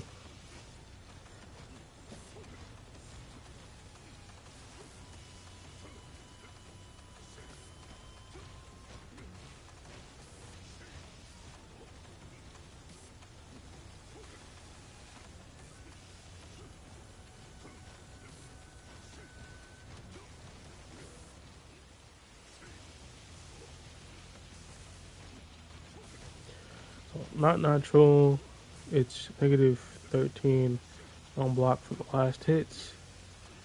Actually, let's write this out the normal way we do this.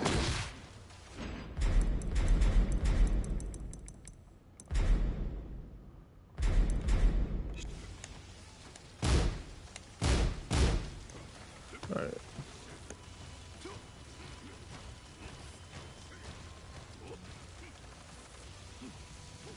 Alright, cool.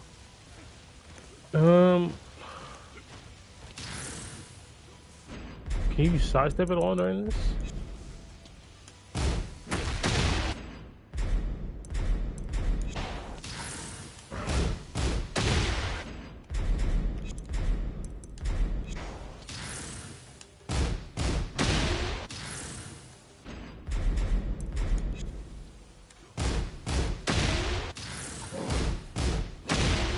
Oh, and it is delayable. Okay.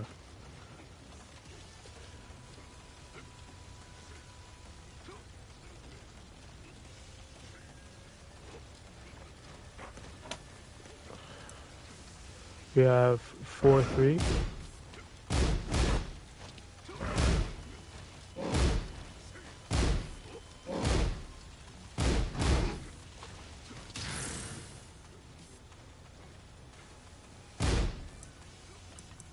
Oh, that's actually kind of lit. Hold on. So this is actually one of the moments where it's just like, this is the reason you lab. He has a move in 4-3, right? Which is what? High.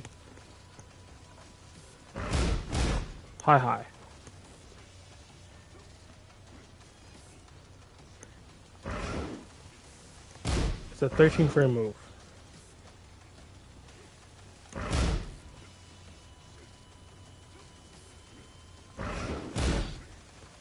It's 0 on block for the second hit. The reason I'm saying this is cool is because so far we went through the list, we didn't see any moves that started with the 4 button. Just the pure 4 button, right?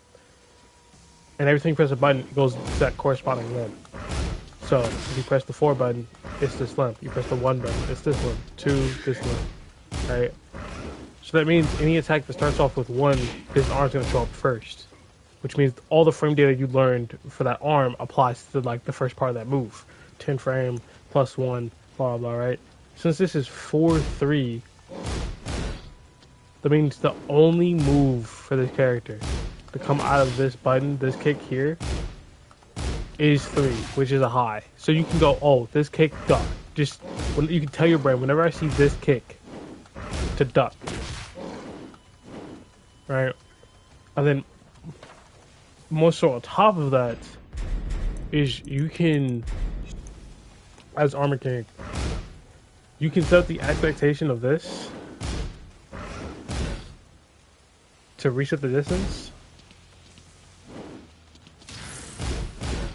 and then they'll wait, because if I had to guess,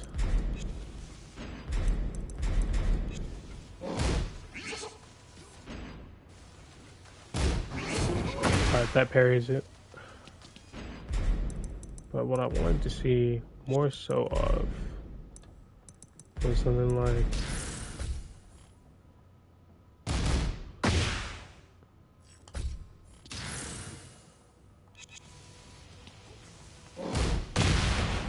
yeah, it kind of hit knockdown. So it's going to make people hesitate to press buttons against you, especially at the wall, because it's 0 on block. So you can be aggressive out of it, while they may like hesitate. Right? You can be proactively and aggressive with it. But since it's tied to 1 button, someone on reaction can go, that limb, duck. Or if you condition people when you're an Armor King, you can go, alright, he's not going to press here. Alright. It's going to take some execution, but...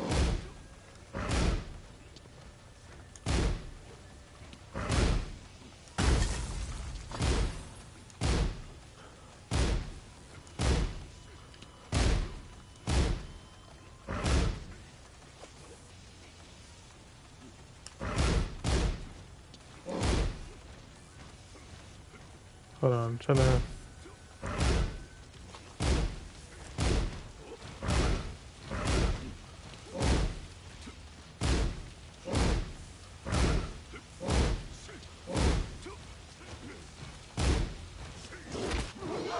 The idea was to do fucking this cancel into like blue spark giant swing.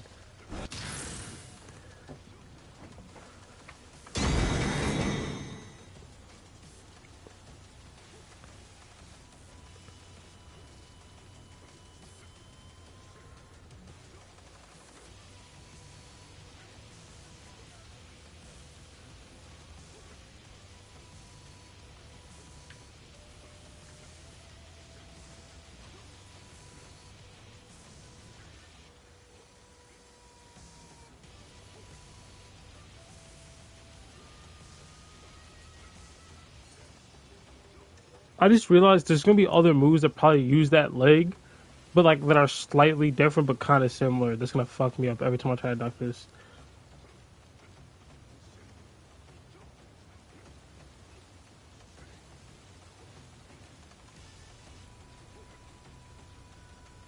So at the very least, no mix up.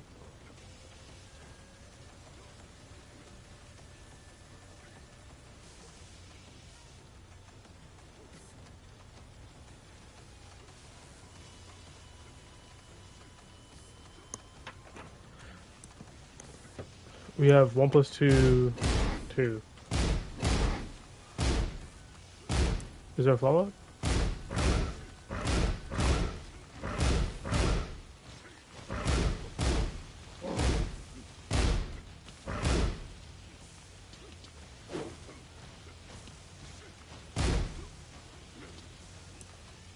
So we have high and then mid. Okay.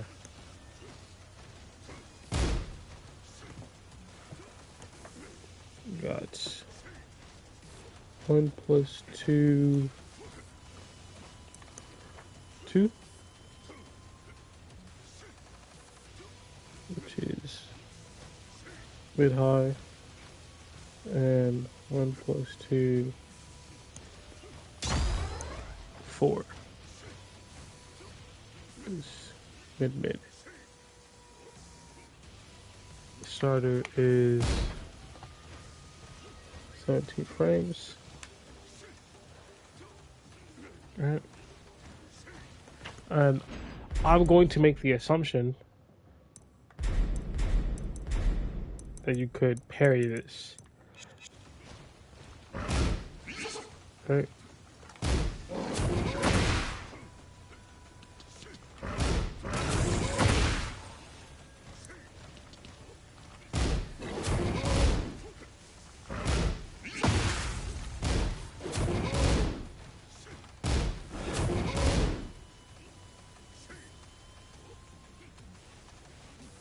But I'm also going to see, can you sidestep this? Alright. Maybe we should get away from the wall.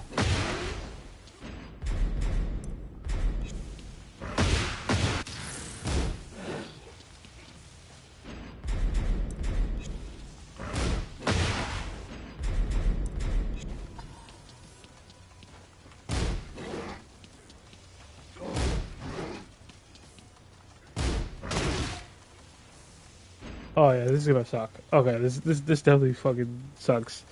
So 1 plus 2, 2, the mid high, right? You can sidewalk to his right.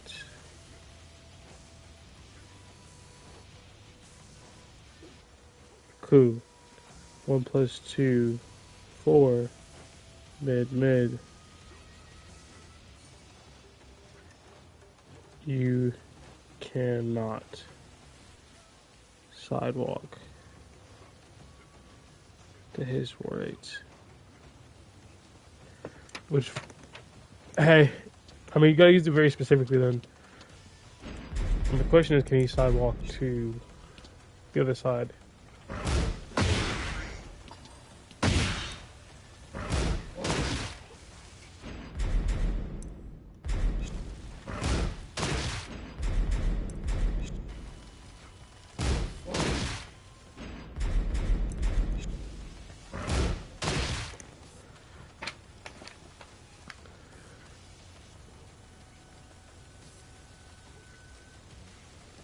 Okay, that just fucking sucks.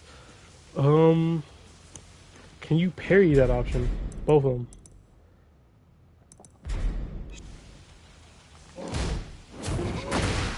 Okay.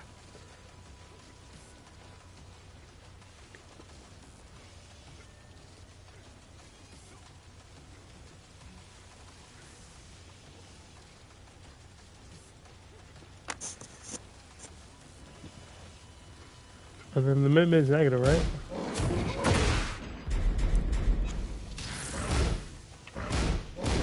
Yeah.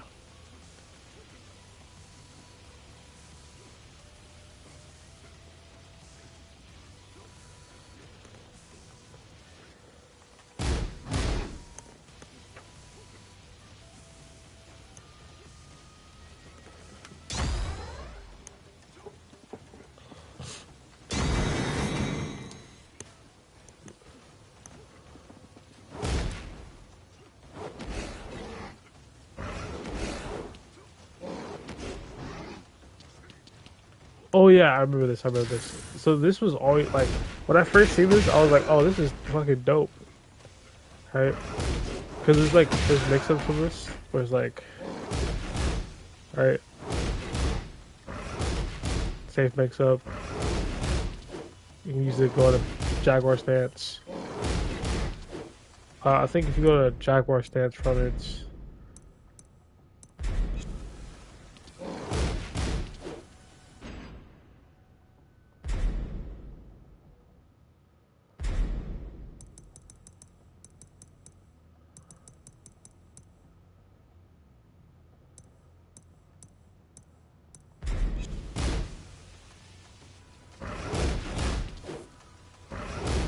is that jail?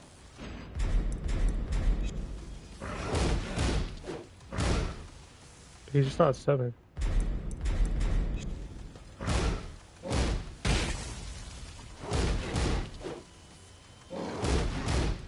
Fuck it. We'll just have him not block. How about that? Okay, plus 8. So you transition in with plus 8. And of course, let's see. We have 3 plus 4. 25 frames.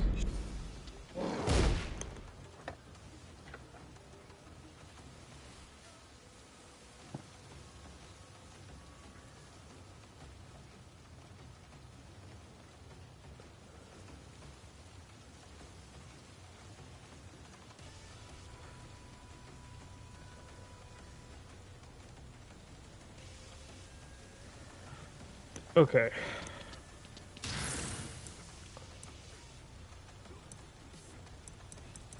So we need to solve this string of moves.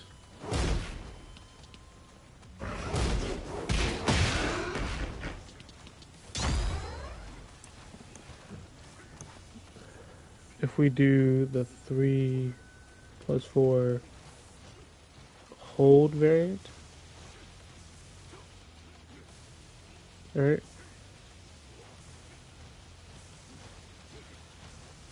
It goes mid high, which just becomes like a throw. Right?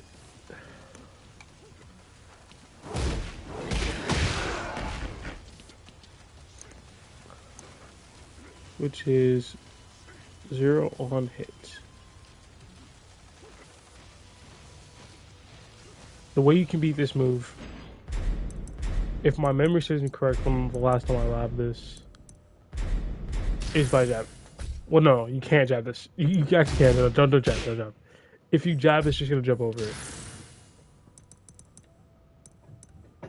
It's like it's gonna look like this if I can get it set up correctly.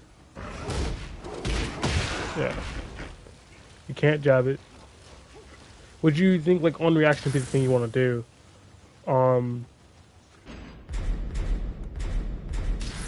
Yeah, okay. What about like down for two?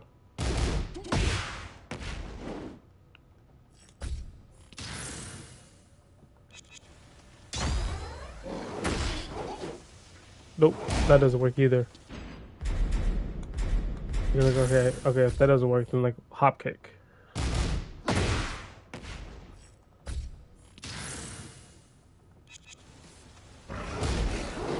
Nope. And you're just like, okay, fuck it. At this point, I'm just gonna pop heat. Just move on my life.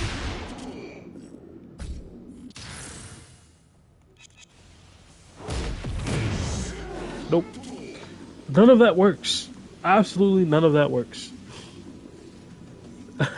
Like, none of it. Just genuinely none of it works.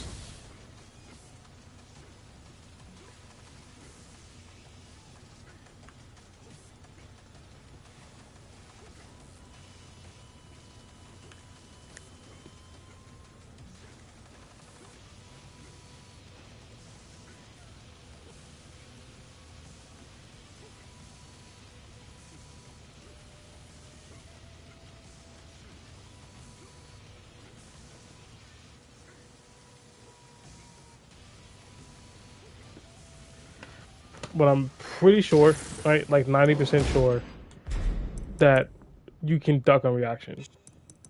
And when I say pretty sure, like I'm like pretty sure, because if I do this, right, the second part's 35 frames, and it's doing a flip in the air, so like you can just duck it. You can just duck it, and I guess the only way to prove that you can do said things just to do it.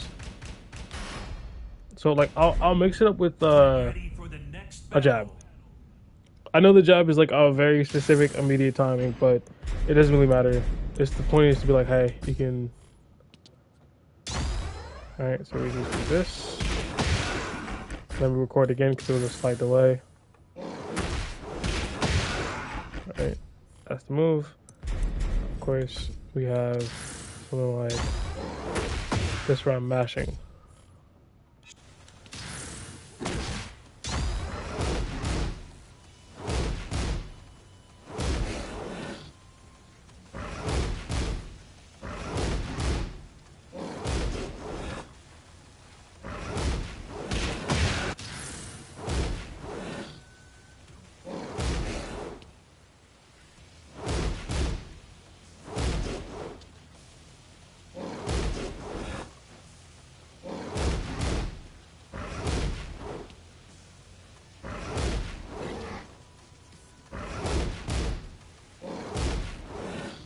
Alright, you get the point. I only got hit once.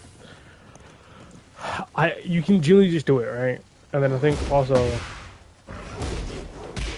one reaction you can probably.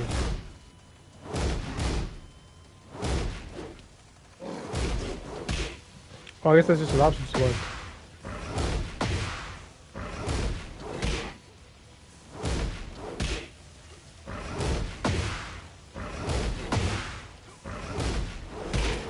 Oh wait, hold on. Both of these are highs.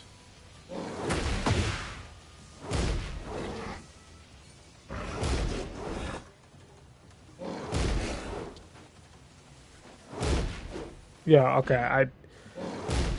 I definitely was obviously ducking on reaction, and I wasn't like fuzzing it. It was purely on reaction. But like I totally forgot that those were both highs. That fucking sucks. I guess we continue from here. But like you get the general idea of like how one person can just on reaction duck that thing and then be in a position to like launch it. So if I were to turn off the other options, like it's just this one, right? Cool.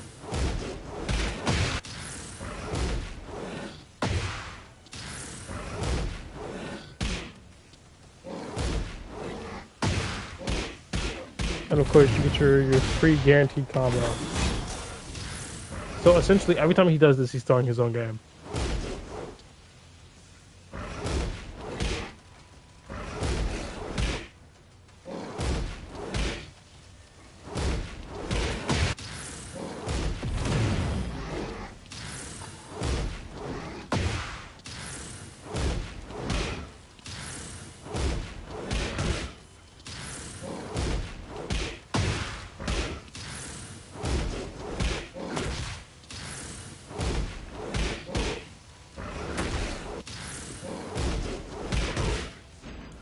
Alright, anyway. This proper counterplay of this move is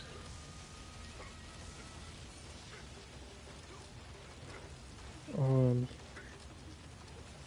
reaction or sidewalk left or right. Now let's go on to the next one. Just like 3 plus 4. Oh, it deselecting the moves. Yeah. 3 plus 4, 1. Alright.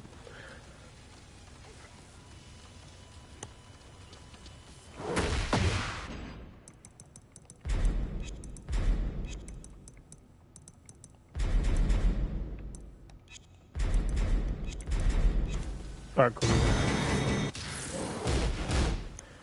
So, it's what?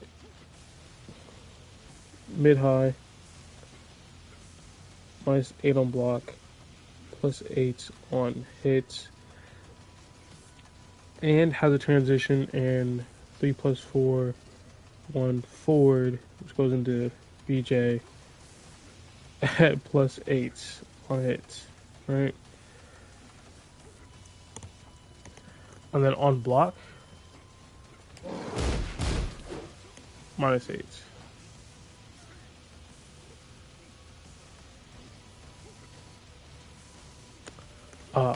I don't think you're able to sidestep this one at all. I was trying earlier, and I just don't think you can. If you can, the timing is like very strict.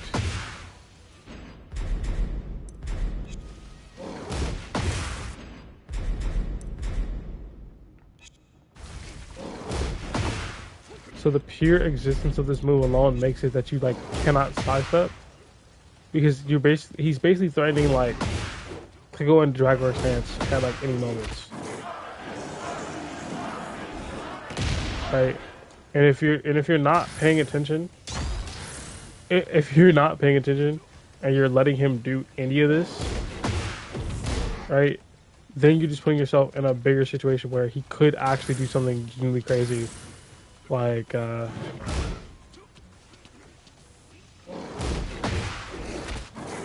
this. And like that all looks incredibly quick, and if you're on the outside, it's like, oh, is any of that interruptible? It's all interruptible. Like from the moment that he does this, you can jab him, right? That's jabbable. You can interrupt all of this. You can just disrespect him.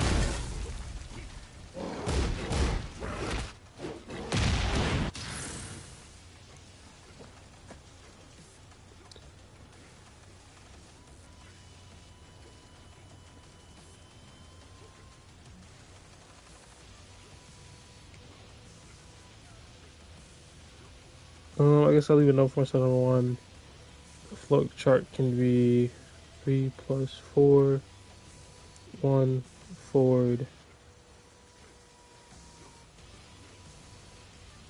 1 plus 3, 4, giant swing. Alright. The next choice you have is 3 plus 4, 2, which is a mid.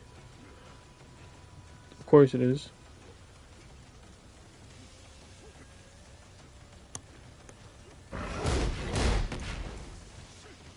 $17 frames. Alright. And of course, the classic, I'm just gonna lie on the ground, so I'm just gonna say I'm fucking launch punchable and I'm not 18. So here's the deal. Here's the deal. I think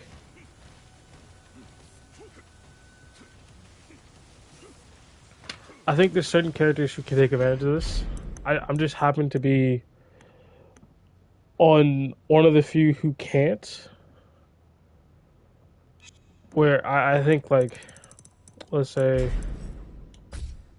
get Devil Jin out because Devil Jin's one of the few that I know has like a pickup.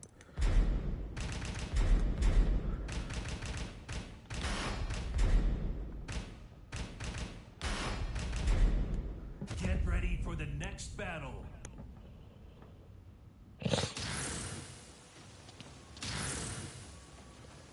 So if I were to do this move and then program him to do something like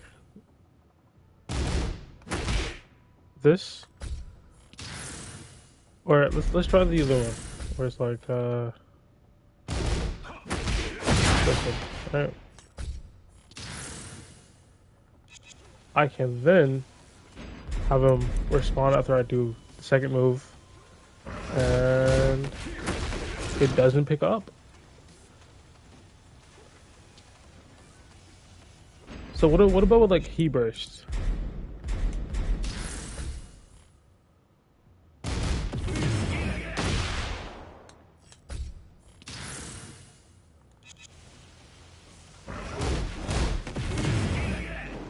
That doesn't work either.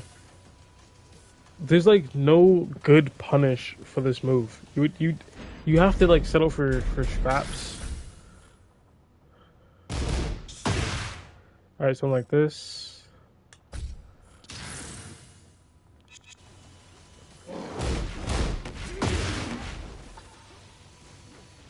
But then it pushes him away, so it's like, okay.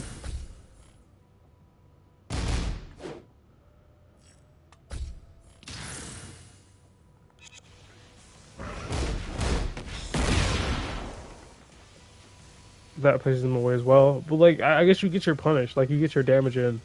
So like, from a move that like, so doing this, relatively low risk, right?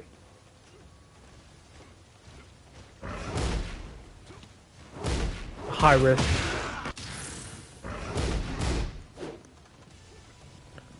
Because like, if either of those get ducked, you die. Then this move here, where if that gets blocked, if they're ducking, they get knocked down and you like get damage. But if they're not ducking, then you basically lose nothing. Like, sure, you take small damage, but like, come on, like, what are they gonna do to you? You'll just eat like 17 damage or something. I don't know. I'm actually trying to genuinely think of like moves that are where. Hold on. No, he's going ground. Can't do that.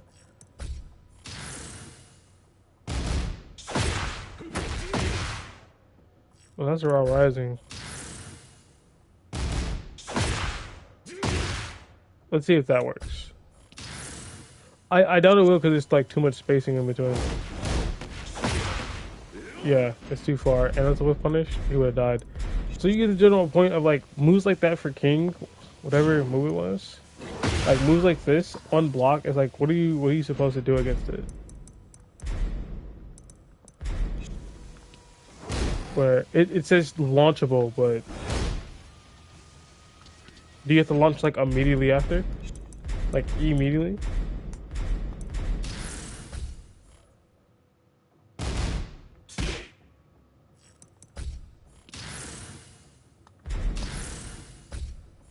Oh, I see what happened. That's on me.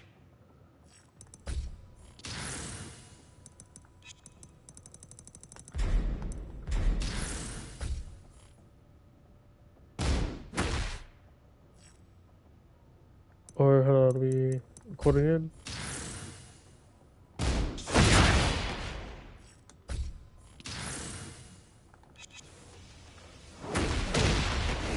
Oh yeah, wrong move. Nope, doesn't work.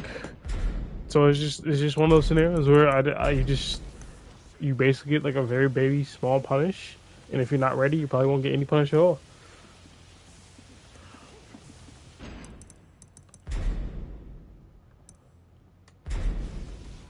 So we got 3 1+2, which is an even safer version of that. And it, as you saw, I'll do it again. Forces crouch at 0 block, so you gain nothing from it. In fact, do we check and see if we can sidestep the other one?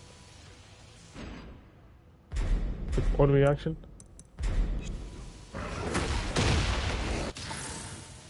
Can't do nothing about that. Can't do nothing about that. So you cannot sidestep those options.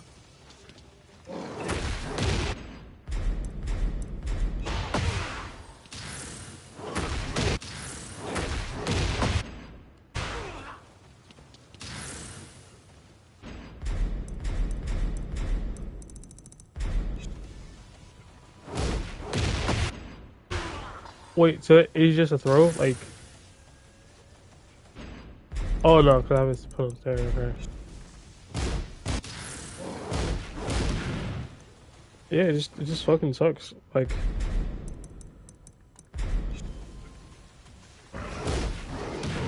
so you can sidestep that one, but if you have 2 options that stop you from sidestepping, like, are you really gonna like try to sidestep though? Is the question. You know what I mean? You're most likely just gonna let them do their move, and then they're gonna get back up, and then you know what I mean. So I think the proper punish potentially is gonna be like power crush maybe.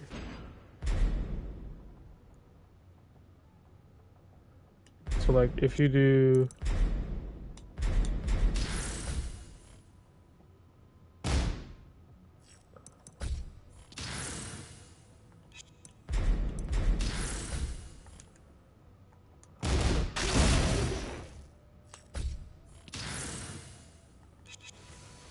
so if I do this one, oh hold on, keep the punish on.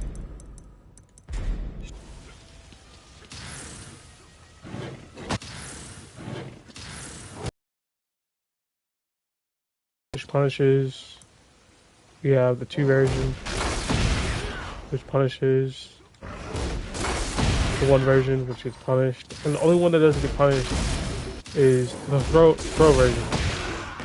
Alright?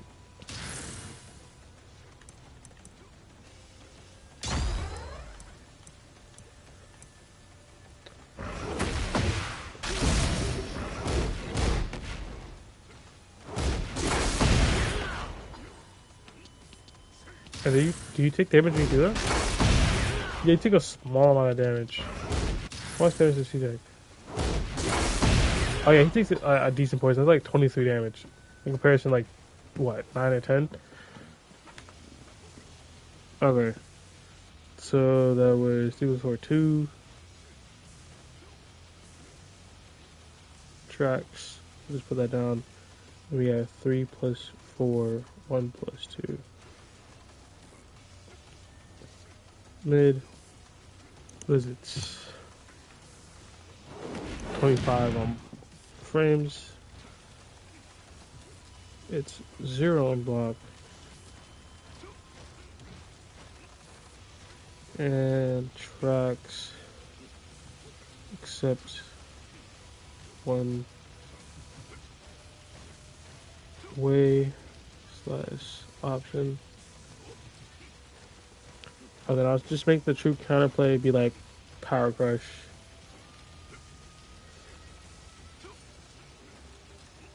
Except for the throw.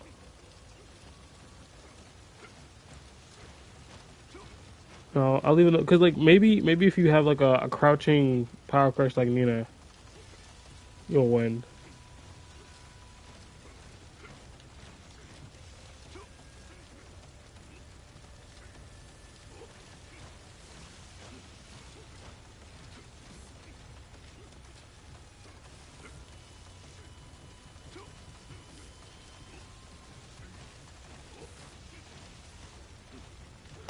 Alright, cool, cool. I guess another thing, because Devil Jin doesn't really have a parry, right?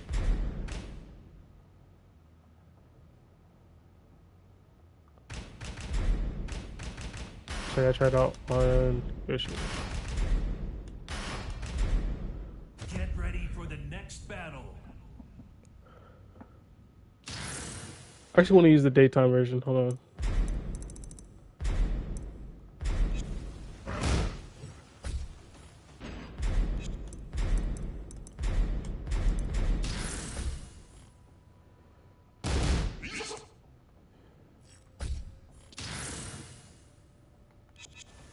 Alright. Is he blocking? Nope. Kencho gets hit.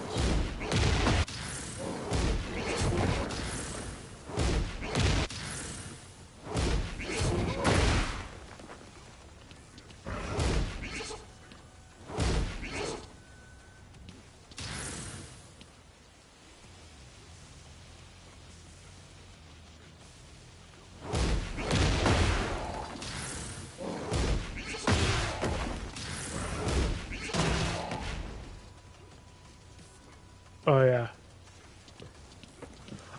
So I totally forgot that the counterplay to your counterplay is 3 + 4 into nothing. Cooks parries.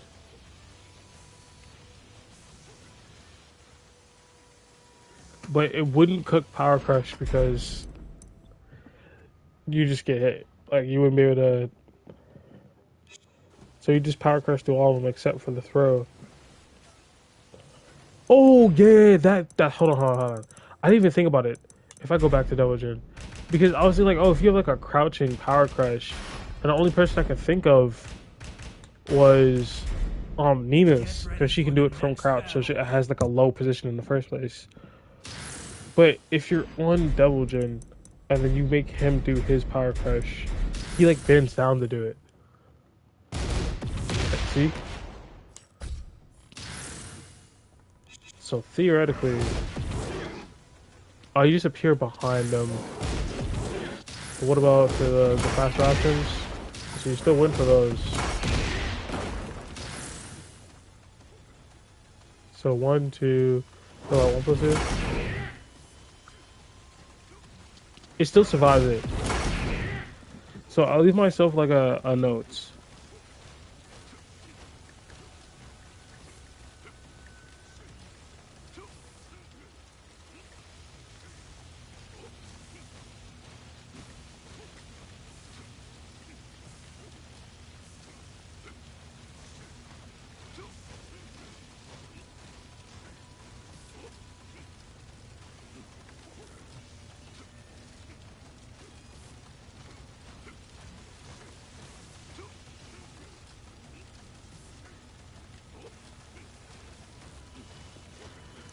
All right. Cool. That's actually really good to know. All right. So we have. Let me turn off punishment before I get punched in my face. 4, 2, 1. Made followed up by a high. This is, I want to say, very common.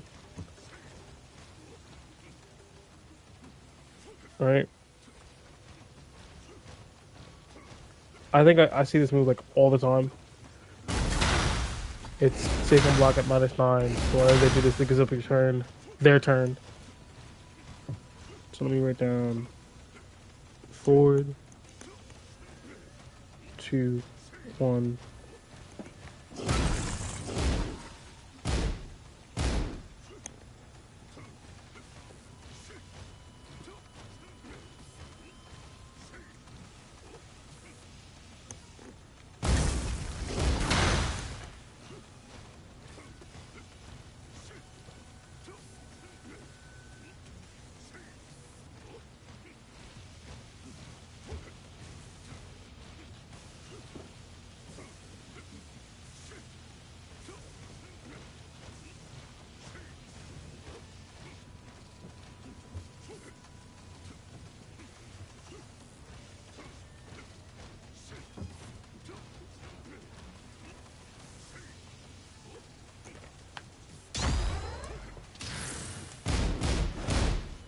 Alright, there's this move.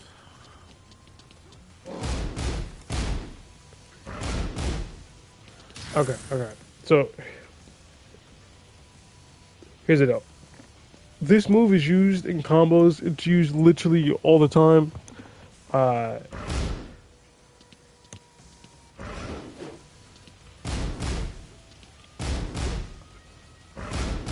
from the second hit on, it's negative. So if I do sidestep, I wonder, can I sidestep at any point in time during this? That was sidestep, right? Sidestep. Oh wait, that was sidestep right. Then I did sidestep left. That was sidewalk. Is it sidesteppable though? Yeah, it is. So you can sidestep the string.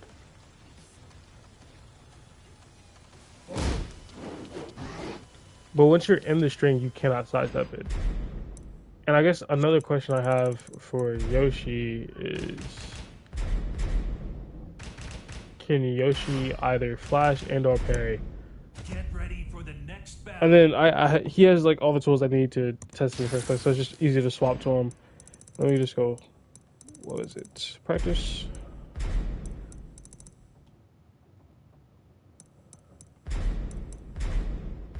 All right, and then first thing we're gonna test is when can I power crush? I think an important part of this game is power crushing. You could be like, oh, it's like a new thing. Sure, you can say it's noobish, but it's still a fundamental part where you can just go no. So if I do remove this, all right, see, power crushes, and then adjust it to, let's see. So you can't go after the second hits or the first hits. You can do it after the third one.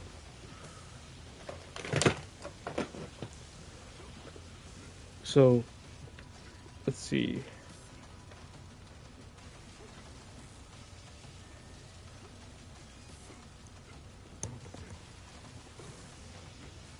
I'll put this on the next page.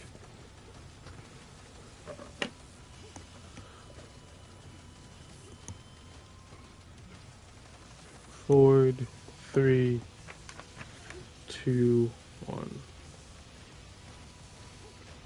Which is what?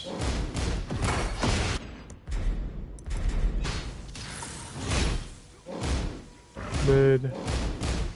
Mid. Okay.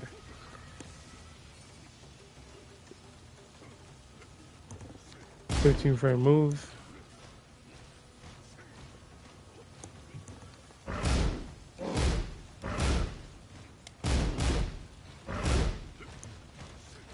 So -9, -11, and then -13 at the end. Right? Cool.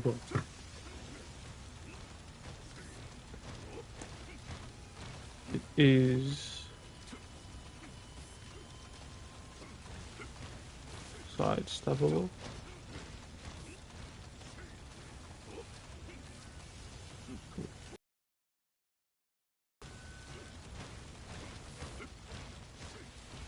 Alright, cool. The basics done, and then what else do we can do? Power crush after second hit. Right? Cool. What about parry?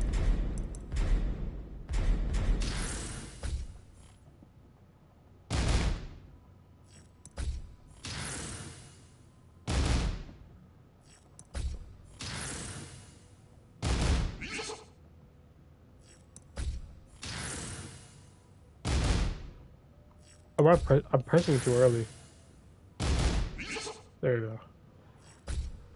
I'm trying to use hit stun to make sure it comes out like as fast as possible.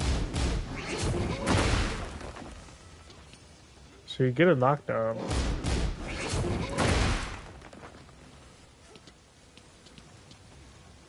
Wait, is it a high? No, it's a mid.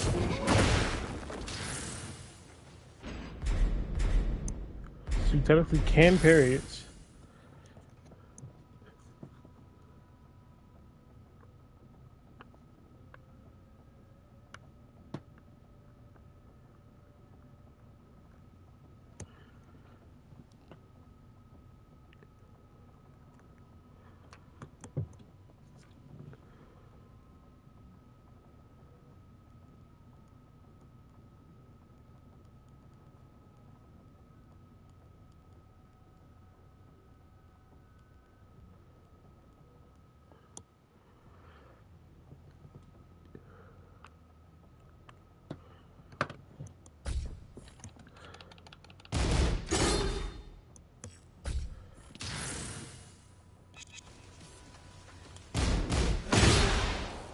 Okay, cool. This is actually the important information.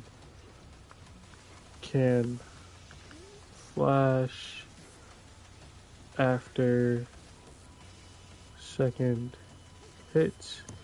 Now, this is the real research we need to do. Is can the flash work? Uh, does flash work when it's in the buff state? Yeah, it does. Right.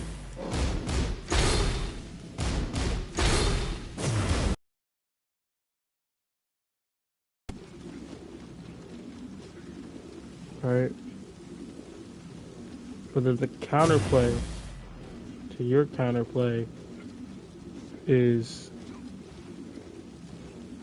they can stop after second hit to bait flash, which equals dead. There we go.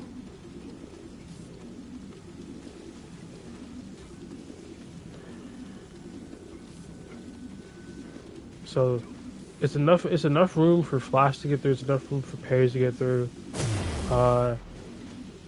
There's enough room for spin. It's spin is like such a stretch to include, because you already get a 13 frame punish, which is a down forward 1-4. You already get flash, and Yoshi's Ministry is the only one who can spin. So like, it's kind of like selfish. So let me just write down counter play.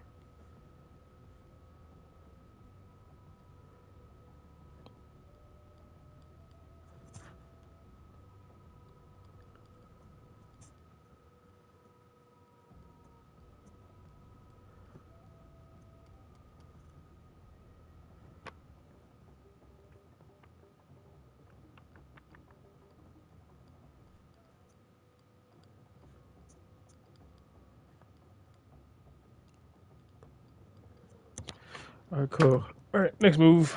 Turn off the punish. I'm not even gonna test the spin because that's just greed at that point.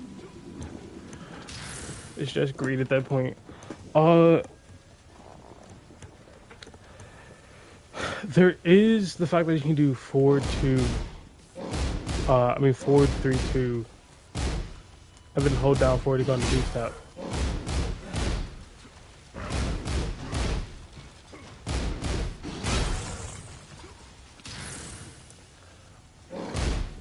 Got forward 4.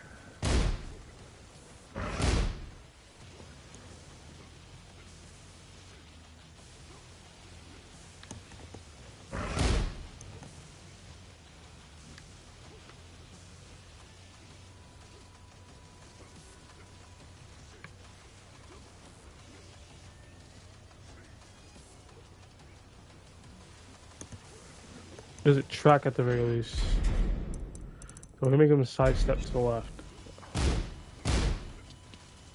What? Oh, I see, that's my fault.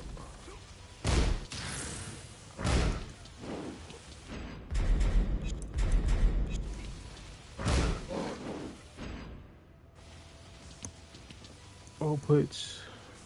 No. Track. Oh. Go use the bathroom. I'll be back.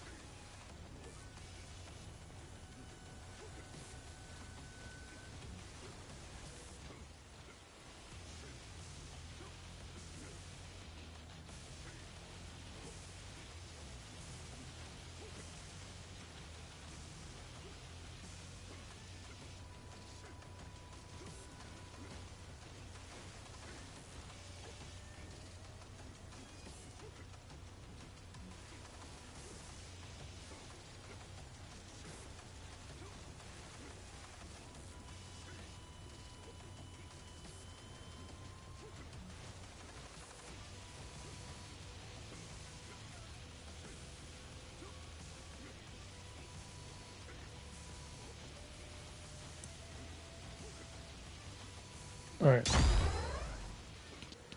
Forward 1+2. Power crush. So here is the deal with this. This move actually goes into stance at plus 28. So here's the deal. I wasn't paying attention to the frame data for the BJ stance.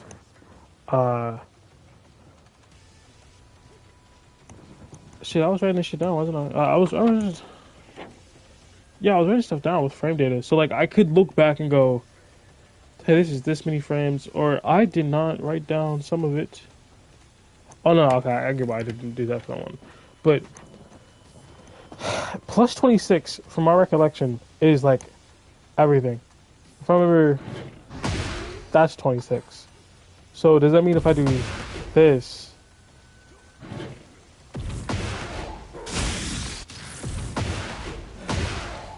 I get that guaranteed? You know what I mean? Because there's certain stances where they give you the amount of plus frames that like you're guaranteed for.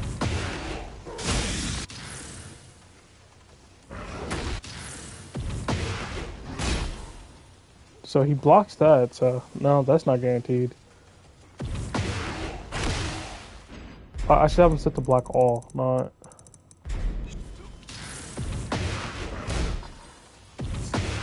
So it's like, it's not guaranteed.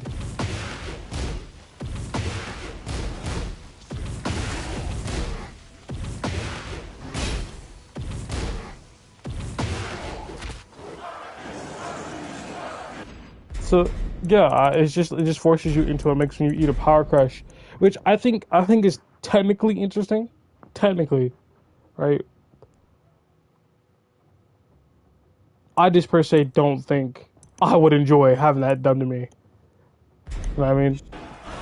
Because you gotta be, what's the purpose of power crushes? Power crushes isn't to be like a spam and neutral thing. That's why for his, it's minus 12, right? You get punished for using it. That's how it should be. All power crushes should be mids if you're gonna be the stickler that like highs are supposed to be safe, right?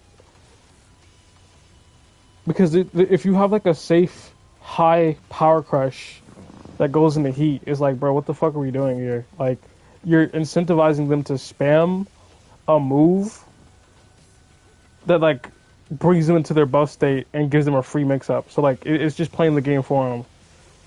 But like, they're not having to think, they just go fucking power crush. And I know lows and grabs be power crush, but again, lows are slower in a situation where you're trying to, you know, play tech and like poke, or like think about the frames, like I should go with a quick button here because I know he's going to mash, and then they just do nothing but power crush.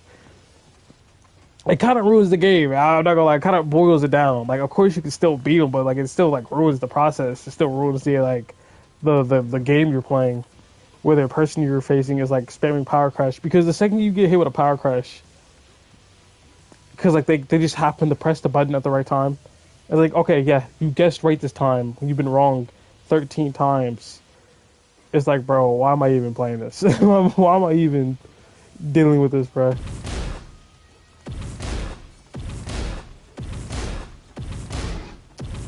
So yeah, this power crash, I'm pretty sure it feels and looks like it has some tracking, but it just doesn't, which I'm not complaining about.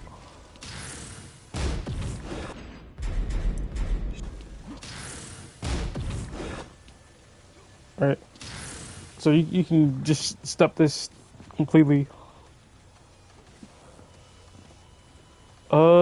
I think that's pretty obvious. Just -12, you get your punish in. Nothing too big. Maybe like a 2-2 for Yoshi. Other characters, maybe like Devil Jinx and knockdown, stuff like that. He gets 1 for shoulder impact. Oh yeah, this is launch punishable, and like I think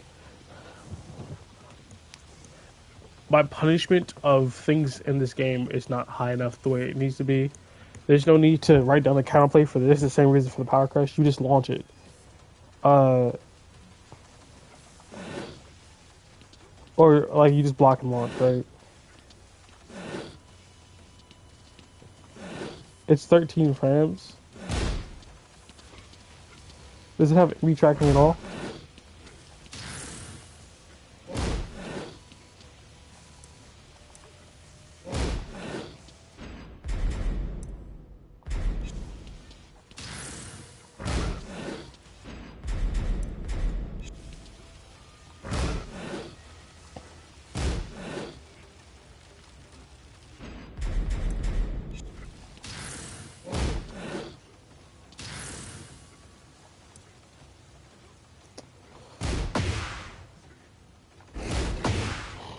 This is just like a ending in a high strike. There's not much to really counter there.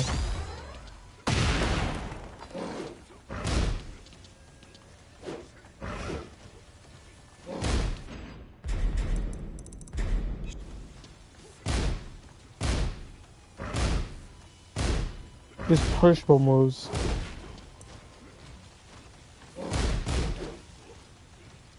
This being 0, you just jab. You see this? You just jab him. You just jab him. Let's actually. I'm just gonna write that down because that's important. Down, forward, 2, 1. All right. What is that? Mid high?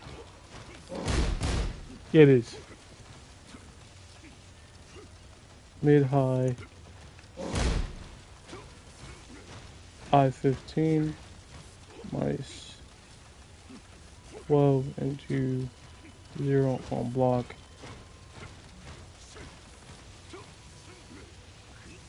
Transitions into. Actually, hold on. Yeah.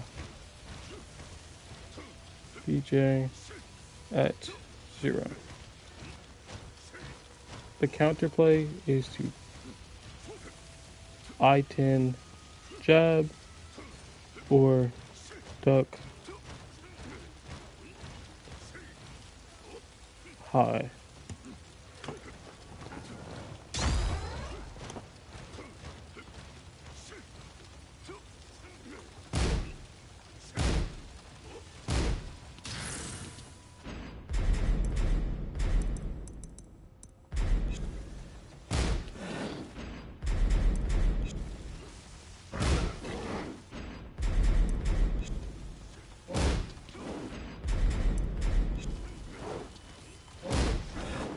Alright, completely sidesteppable.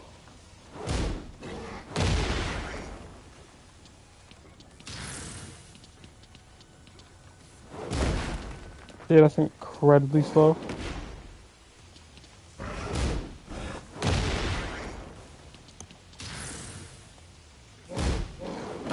Of course, 0 tracking. Reasonable. You just duck. I'm pretty sure you just fucking duck that, bro. I don't think it's like complicated.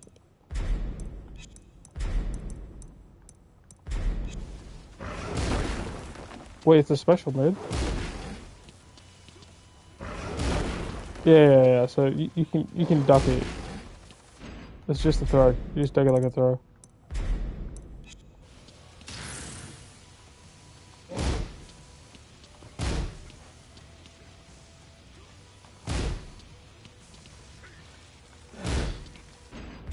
Okay. Does it need to hit me for this? Oh, okay.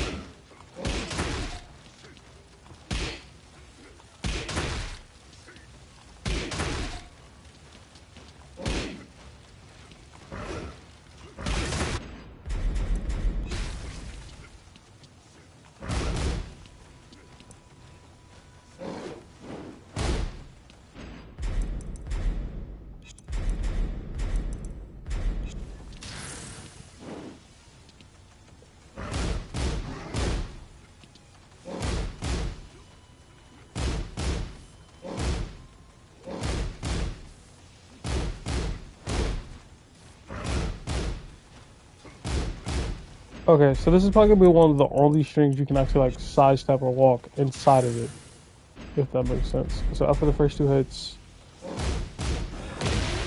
caught him stepping to the left, caught him stepping to the right. But if you side walk, it completely misses. Okay. This is gonna be one of the first moves I actually get to write something about sidestepping. So, oh wait, hold on. Let me see that real quick.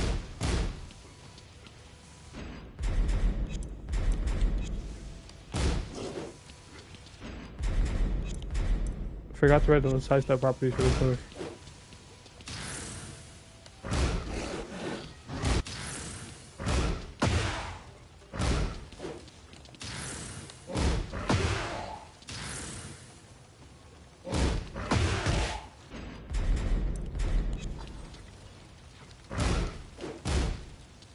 Okay. So, F12 has right hand tracking. Okay. And then this move is down to 4-3.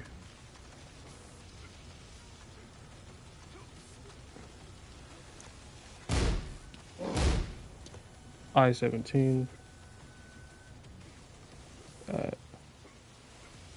Minus 5 block. That's minus 14, then minus 11. Alright. All mids. Oh no.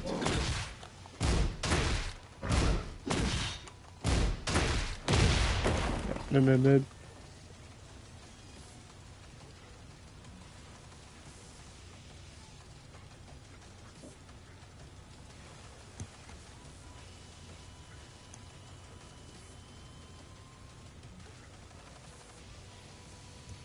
So what was the tracking like again? So like tracking on like basic hits, like if I started.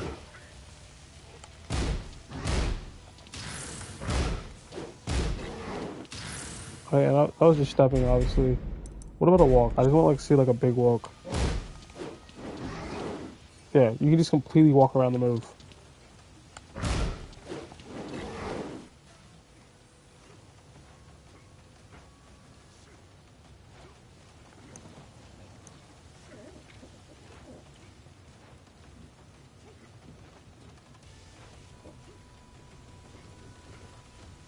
Alright. So the first piece of counterplay is after second hit, you can walk. Or is it walk or step?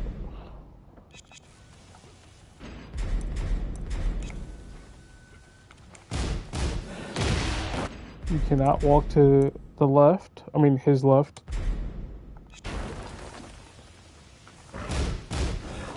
You can walk to his right. Can you step to his left? Nope. You can walk. You can step to his right. Nope. You have to walk to his left, to his right hand side. You have to walk.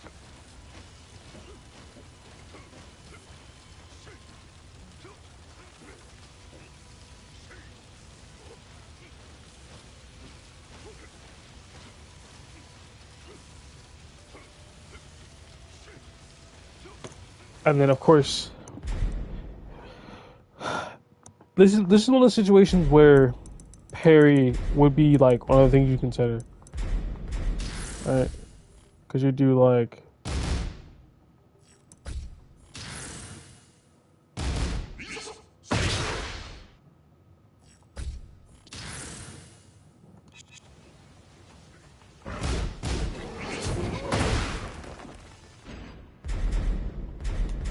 right?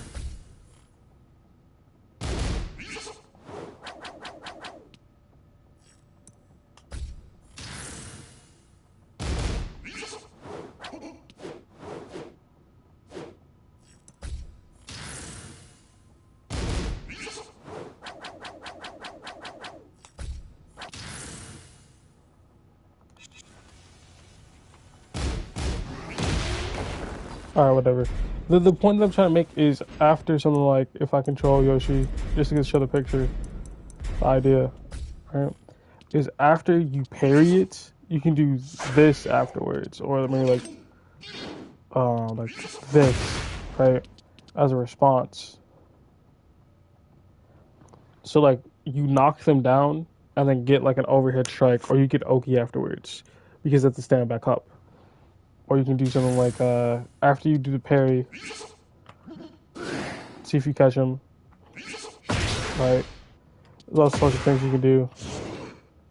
You know what I mean? Like you can do a bunch of things. You can.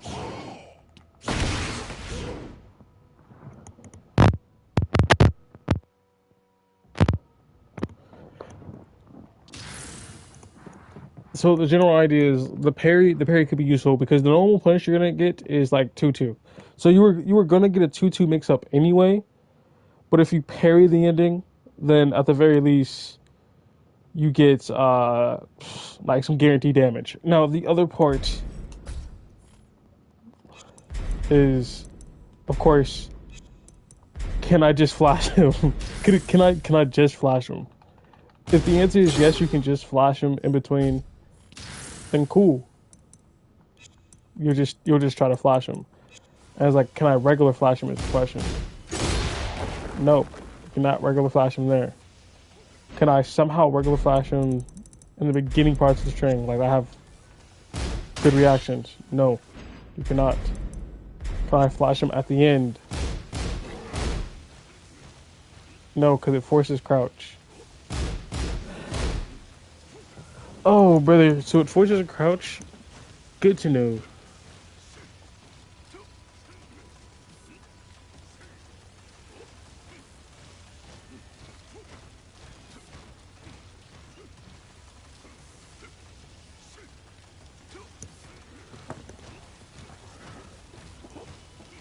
Alright, so it forces crouch, which means the punishment you're gonna have to do after you get hit with that is this. Which means you can do something like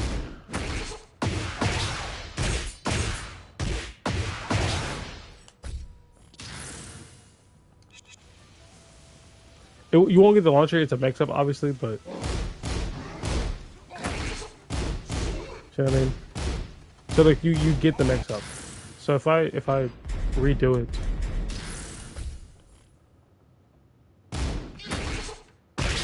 Hold on, let me redo that. I keep pressing buttons. Yeah, there we go.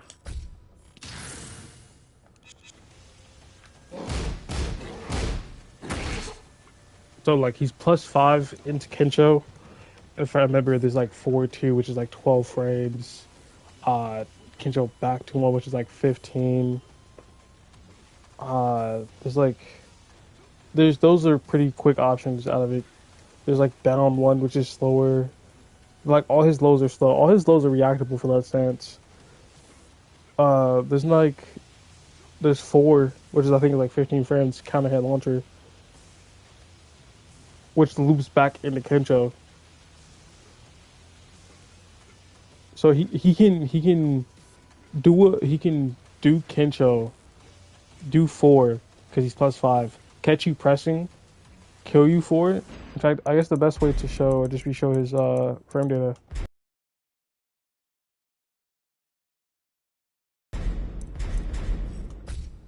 So like if I make the bot block, I Kincho 4. It's 0 on block, right? If I go back into Kincho, I'm +3. So we have a +5. We're +5 because we hit the raw rising 4 on a 16 frame move. So 11 frames. If they try to disrespect afterwards, they're gonna get blown up. Because even if they like, because since I did it into Kensho, I'm ducking down, so their jab doesn't work. So they're gonna need a 10 frame move that isn't like a standing jab, which would be dick jab. So they would have to dick jab. They would have to eat a raw rising 4 and then immediately dick jab. And if they're doing that, I think they're setting themselves up for failure because the next time I raw rising 4, I'm just gonna sidestep down for it to them, or I'm gonna hop knee them. I'm honestly just gonna do boop, boop, and get my combo for free because dick jabs are special lows and you can hop knee over them. You know what I mean? So they send themselves up for failure where like you can just do that easily, right? Or it's like, okay, what if you don't want to take the risk? You have safe moves that hop over lows. You have that move, right? We have this move, which if he's pressing and I hit that, he's dead. And if he isn't pressing and I hit that, well, now we're just back to the neutral. So for the most part, most people are going to challenge with dick jab, even though it's the correct answer in that very hyper specific scenario. Besides, like if he wanted to press something, besides like I don't know, not pressing anything at all, because having sidestep 4 or Kincho 4 as access to like a homing move. And the thing is, I think even if you were to program this bot to do something like that, I think even off of like raw rising 4, I think Kincho 4 has enough like not pushback. I think like the raw rising 4 into Kincho, right?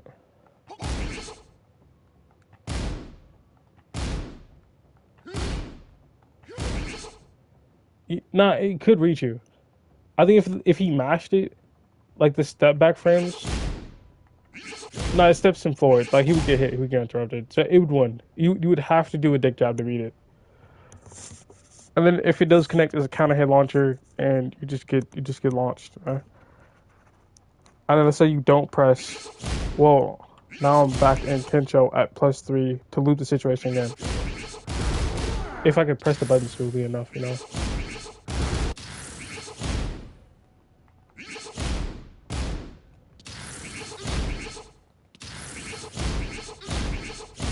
You know what I mean? Like if you do it smoothly enough where you do it once to check, do it again to check again, and then like do like a quick one like forward 2, because isn't forward 2, yeah, forward 2 is 12 frames.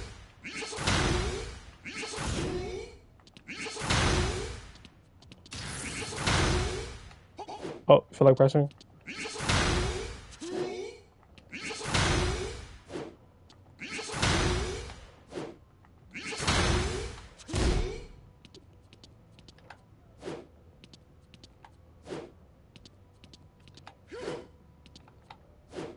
I can't seem to.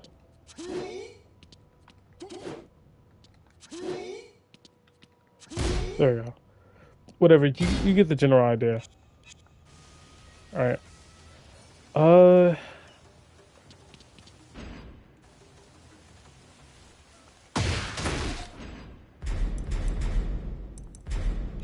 Is he still punishing with flash?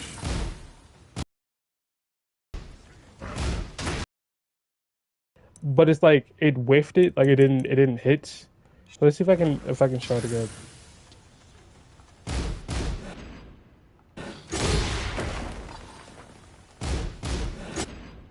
You can see it has the flash going. So if I go photo mode, he's doing the flash. He has the right particle effects. It just since the like regular hitbox of flash was nerfed because they're gonna add buff like heat, no sword like state being its own sort of thing, right? Instead of just like an alternate like position for your sword.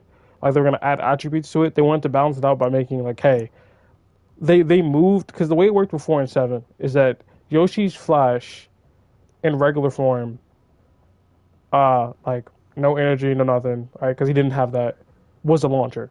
Yoshi's flash was always a launcher. Yoshi's flash has always been a launcher, right? So that means you would get flashed, you would get launched. So they decided, hey, the regular form, since we're gonna add a buff state to it, right? We put your sword away. We have to give them a reason to use it, because otherwise you would use the 6 frame version, which is faster than the 8 frame version, right? So they're just like, we're gonna give them a reason to use it by one, nerfing the hitbox of the like the base flash, so that way, if you want to use the flash from seven, you have to put your sword away, so it has like that sort of range. Secondly, you have to, if you want to get a launcher from your flash, you have to use a no. So basically, no sword state flash is Tekken 7 flash. We're the base form here that we deal with is Tekken 8 flash. These are two different things, right? Base form flash is uh short ranged. It's faster, not even faster, because it's just as fast as the old flash in the old game, right? So like all in all, they've just only nerfed flash coming over from seven. They've only made it worse. So we have like a nerfed version of flash, and it's the Tekken 8 version because it gives you guaranteed access to heat, right? So if that's the case, then all I have to do here, or I'm assuming, is I have to put my sword away before, or give Yoshi heat before doing this, so he has access to it. So when he flashes, this hits, and if it hits, then I wonder what's gonna happen because there's a weird thing where someone's already airborne. You can see he's already considered airborne, right? Then it won't actually what's the word I'm looking for? It won't give you the launch because they're airborne already. Like it will like spin them a little bit or like send them somewhere. It depends on what the game. So if I do, okay, it launches it. You get a free launch, free combo, whatever your conversion is for this. I actually don't have a conversion for that. I wish I did. Um, Hold on, let me try something. I think a basic conversion I could do would be like. Now let me quote again.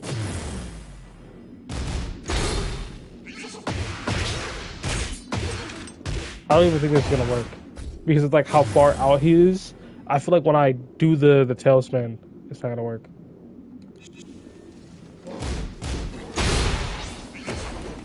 Yeah, that didn't work at all.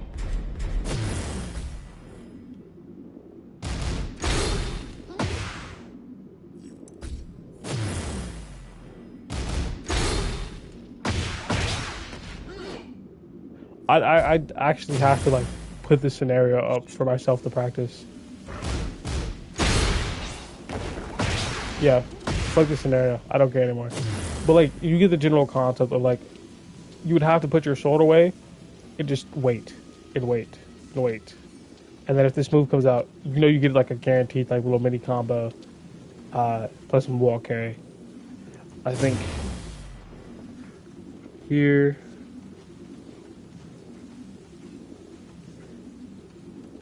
Let's see. right in this pen if it felt like writing.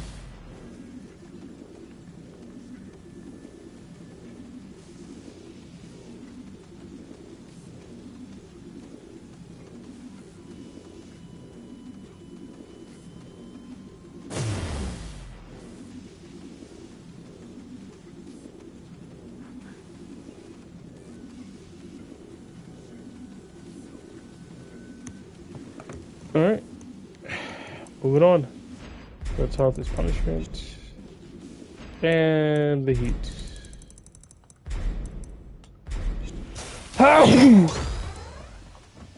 Actually, now that I think about it, hold on. I have one more question.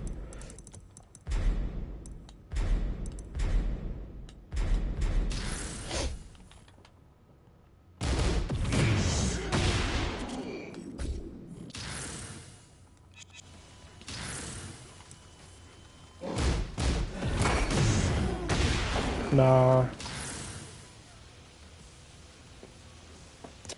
that's unfortunate. What about sidewalking?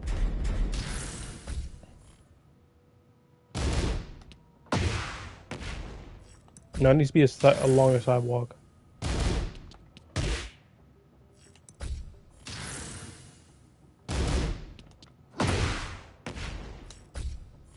And the idea is with a double gen, yeah, a longer one.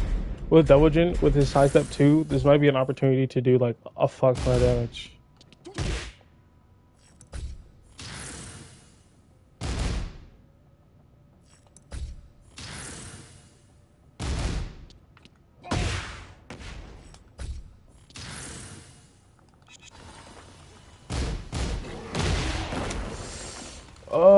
Just a bit tight. Just a bit tight. I'm gonna leave it for now, but I think I'll have to come back and like do that myself for like practice one double gen or Yoshi just sidewalking that to get him the punish. Because it like doing it in person would be a lot easier than having like the bot try to adjust for the time.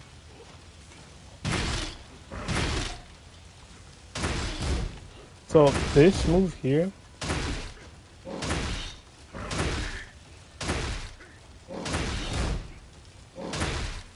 has a follow-up where like this one, right?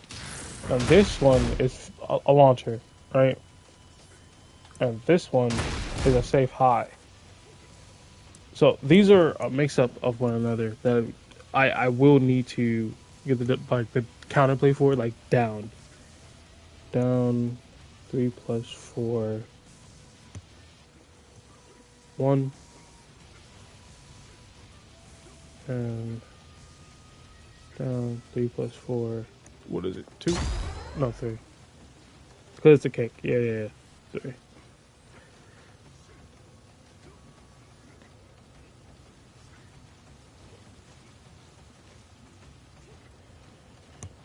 So I'll give a quick explanation. So the general concepts behind these types of moves is, since like down 3 plus 4 3, right? So this is minus 15.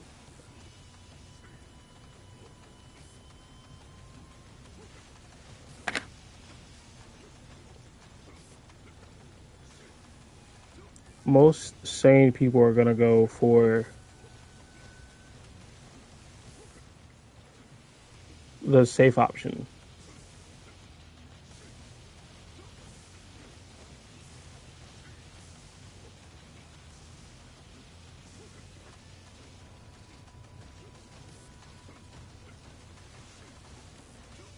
Right? Most. So I guess we just...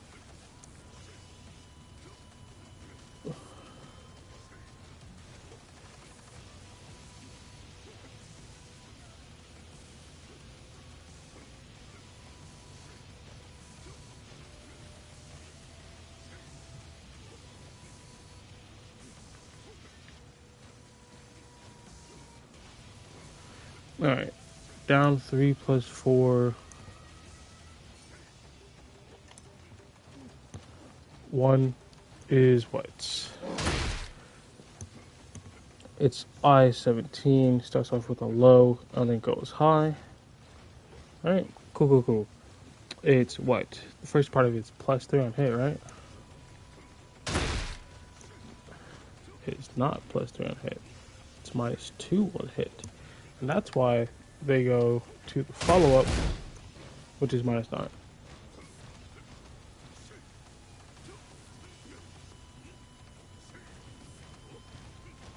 So it's -2 on hits, and then on block, how much is it?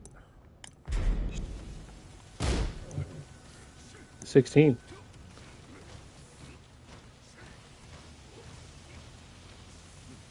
Into a -9. And then we just like annotate it like this is the low, and then this is the high. Cool. Well, that makes sense.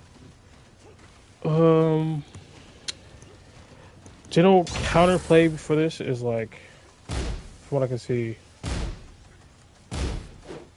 the high is 20 frames. So here's the deal. The frame data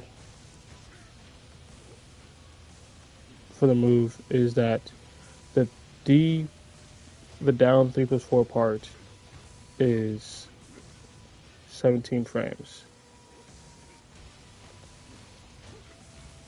The high part is 20.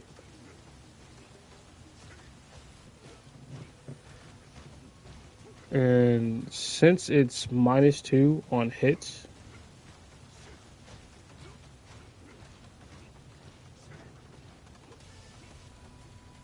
the move may be 22 frames. So maybe you can rage art. That's the question. Can you rage art?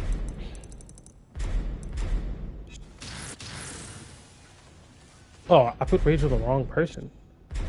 I don't. The bot can just rage whenever you want. So I don't know why I fucking put.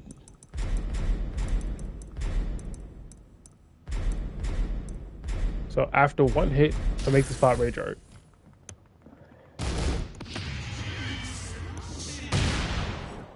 Now I'm gonna record it again because I feel like I was slightly off. There you go. Cool. Nope, you can't rage. Because rage art... Oh, punishment isn't even on. Okay. Nah, it traps it.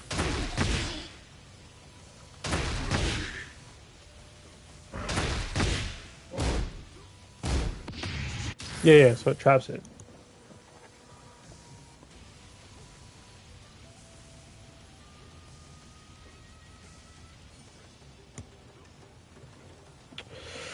So with that being the case, can you hop knee it? Because remember the follow-up is high.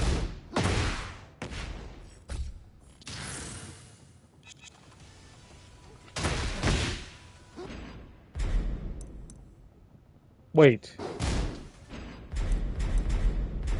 Does it jail you? Is it true? No, it's not.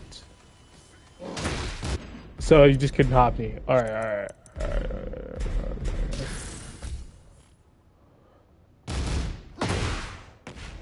That's as fast as gonna possibly ever happen. Alright.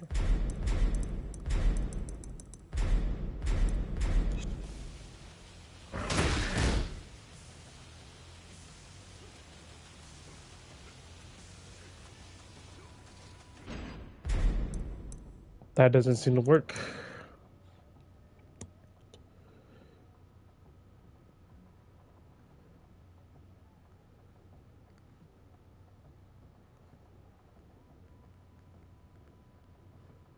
And like the obvious answer is like, oh, you could probably just flash. The issue, like we can do that now. Actually, we can just run through the flash options. The issue I have with using Flash as the metric of can you do this and stopping there is one, what if I don't want to flash? What if I don't want to flash? I know it seems like a strange, like, why would you not want to flash? Flash leaves you plus 14, alright? And let's say I didn't want to activate heat. I'd have to go for like a 2-2 mix up, right? Sure. What if I want to like maximum punish? Because if I don't have no sword state flash, then I can't get maximum punish.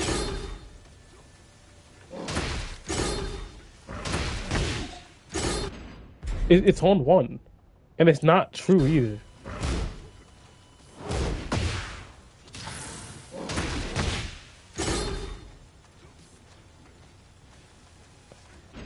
Wait.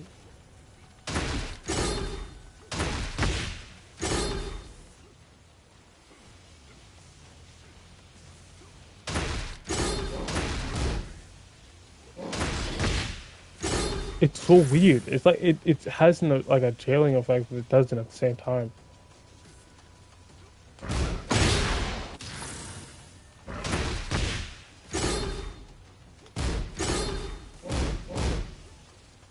I don't know. It's weird. And that's with the fast version too. So like you wouldn't.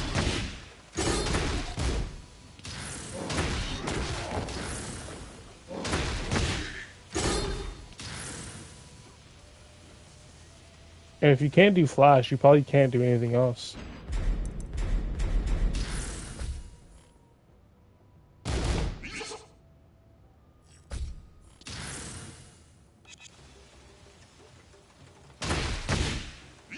You can't even parry. Like it's something weird where it's like it's not letting. Even at +2, it's not.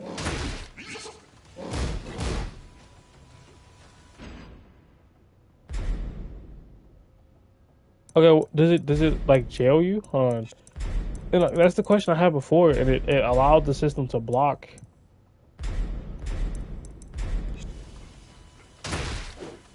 No, it doesn't.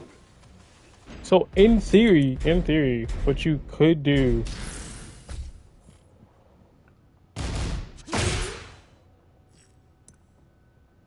Damn, that was kind of smooth as fuck. Why was that so smooth?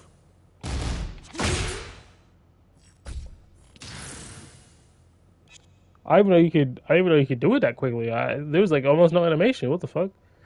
That was so mad quick. And I know, like you could technically do it faster through motion inputs, but like the way I have my buttons bound, like that was so easy, like unbelievably easy.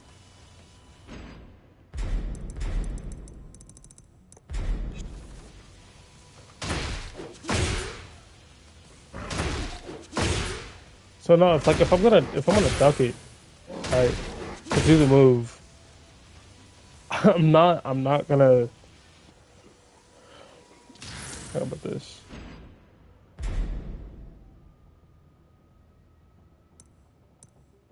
I guess okay. Here's the answer so far. What I've seen so far is like you can't do too many crazy things. You can't flash. You can't rage. If you can't flash, I doubt you can heat burst. And the thing is, like, I'm not saying successfully flash. I'm saying you can't even get the flash to come out after the second hits.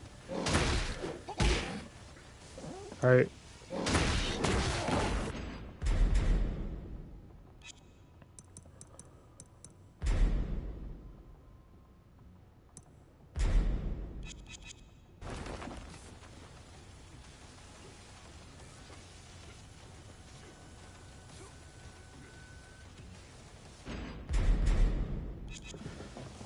So parries doesn't work. Flash doesn't work. And maybe I'm doing it wrong or something. Like I'm fully open to the idea of that. Like I'm just a dickhead. Right.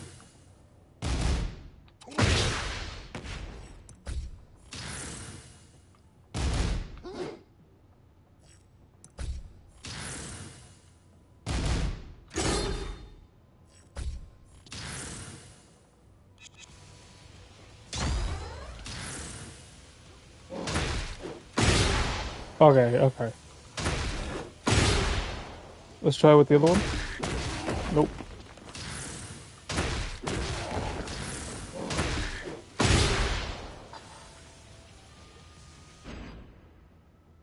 All right. So here's the last test of like what can you do when you get hit with this move?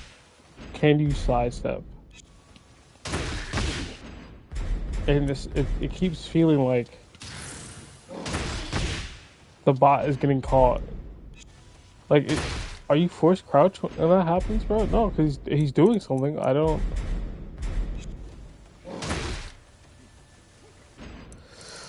There's only one choice left, reasonably, to figure out what to do.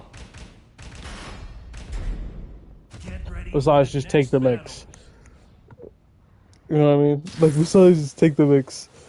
Uh, first off, let me move this mic. All right. So we got this into this, right? 20 frames, and then we got this into this, 23 frames. It's, I don't know if this is supposed to be. That's not fuzzy, bro. I don't think it is. I think it's just purely a mix. I think you purely have to just guess. But that guess isn't truly a guess because you have informed characteristics of why would he throw out a launcher after a low.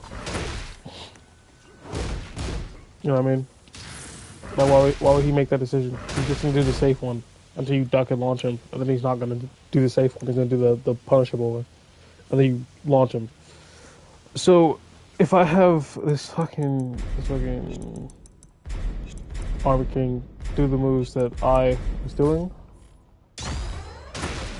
right?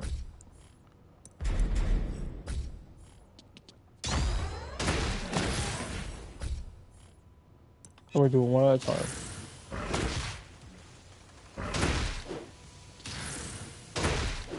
And I'm reacting late on purpose.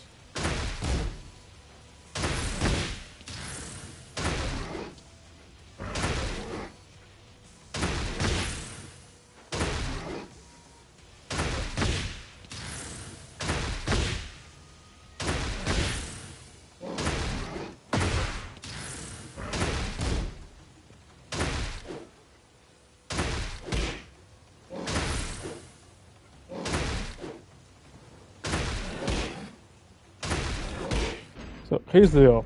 The reason I was having trouble take jabbing on Yoshi is because of the fact Yoshi doesn't have a traditional dick jab when his sword is out. And I forgot to put it away. But it looks like that doesn't matter anyway.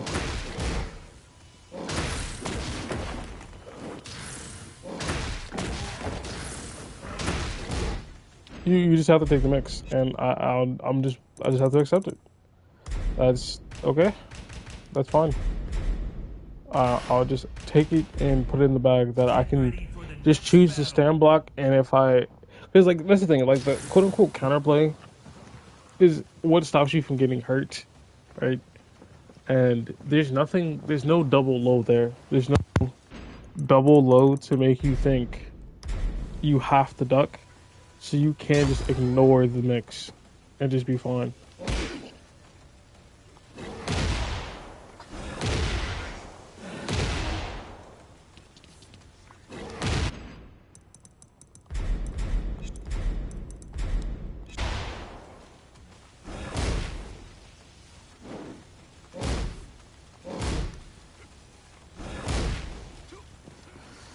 Like, I'm still thinking about the moves. I'm still thinking about it.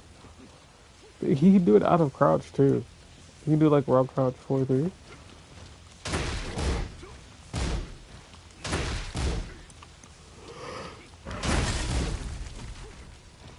Like,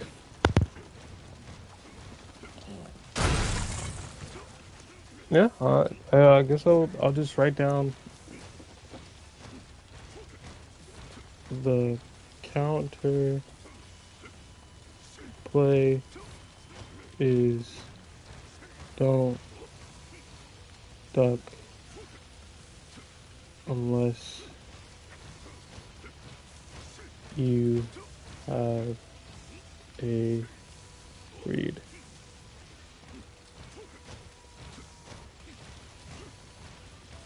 Because it's just like legitimately nothing you do. You can't parry, you can't flash, you can't sidestep, you can't hop kick, you can't disrespect. All you can do is fucking guess high or low. That's the guess. Mid, mid or high, mid or low. Come on. Like I guess in theory, because like the low is no, because it's 17 frame startup. Like you're not.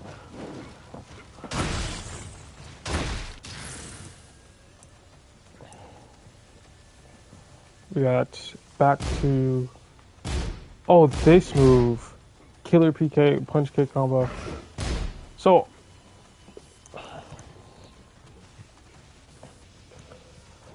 I didn't understand until this very moment what PK and PDK meant. So if PK is punch kick, then PDK is punch down kick. I know there's probably some people out there like, yeah, no shit, but like Yoshimitsu has PDK, right, where he does punch and then a down kick, right? And there's other characters like Lily who has reverse PK combo, where she has like kick punch or some shit, right? Because she's like all feet. And in those scenarios, I didn't expect. I mean, like I wasn't understanding what P like K meant because I only play Yoshi. And I don't think Double Jin has a PK combo. I don't think he does. I'm actually gonna look right after I finish this. I don't think Double Jin has a PK combo because so far what I've seen, so if I do like PDK, where like enters you in a crouch, like brings you lower. So what I've seen so far is like punch kick combos. Like I haven't noticed anything. I just began to notice that they exist, and like that's a typical name for them, if that makes sense. Like I'm just talking to talk. Standing block, insane, no action, block, blah, blah, blah. Sidewalks.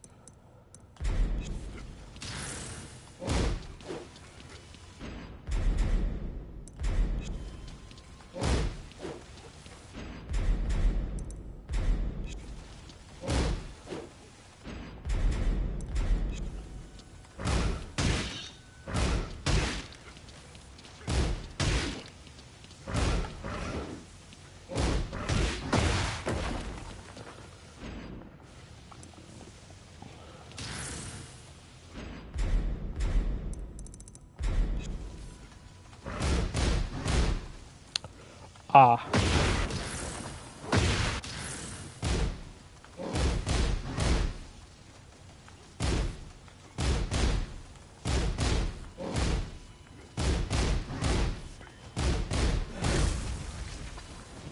okay. This one's gonna be simple because we just saw that if you try to step to his right hand side, step only, you get caught. But if you sidewalk to that side, you're fine.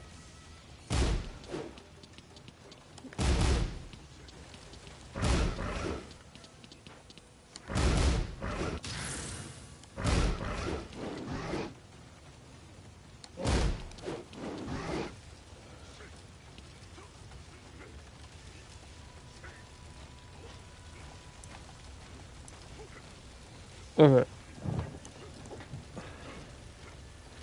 Down, back, down, back, 2, 4, 2.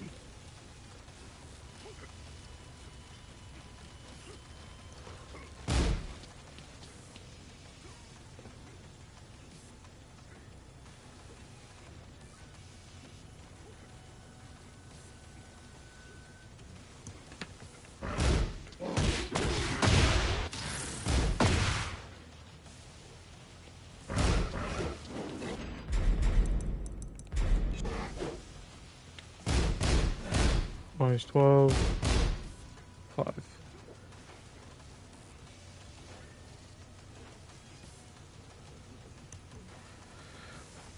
Alright.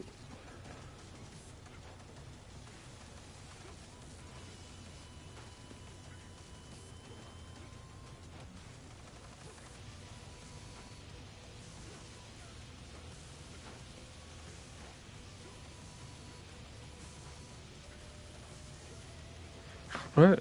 That's it. There's not much I can really say here because you're just gonna want to punish it anyway, and you want to duck the high if you can, right? And then of course maybe chest, maybe since it's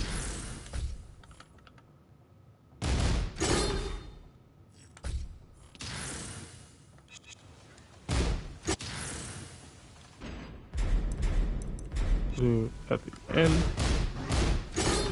doesn't reach, and then we'll do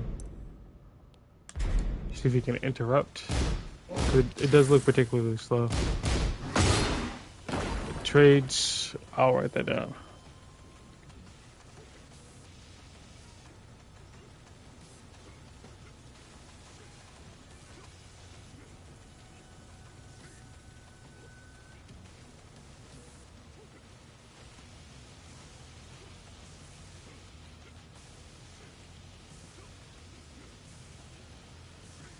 All right.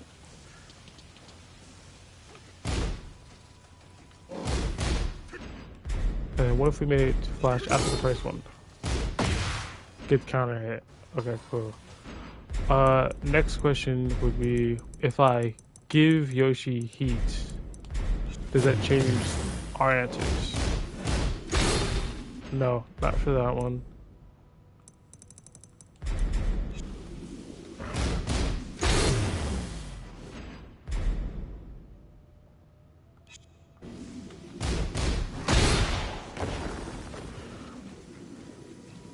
And then you put for no sword state flash, you lose. Alright, so this would be the one where we try the parry and see if that works.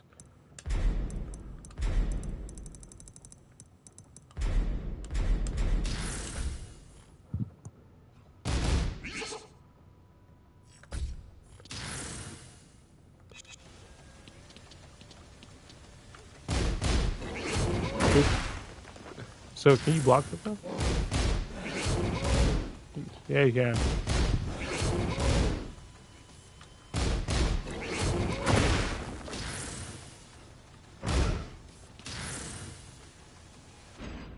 And then another thing I want to try.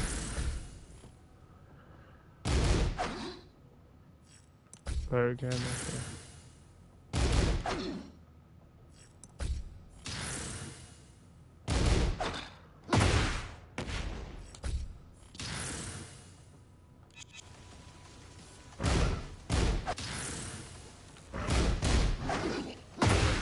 Okay, let's see if it actually punishes. Nope.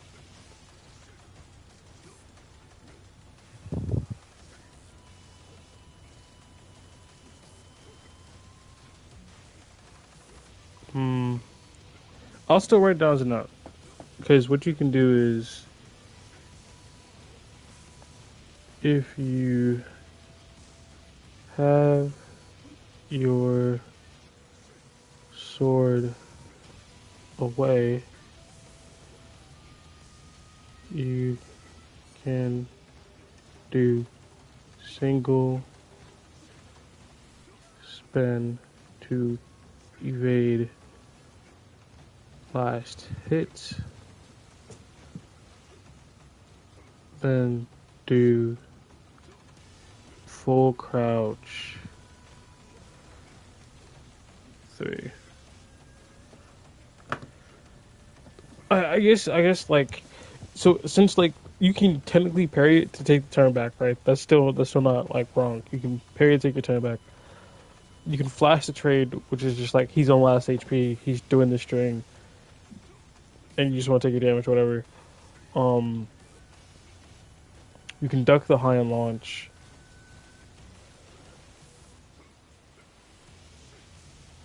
You can definitely sidestep and sidewalk it at some of these points.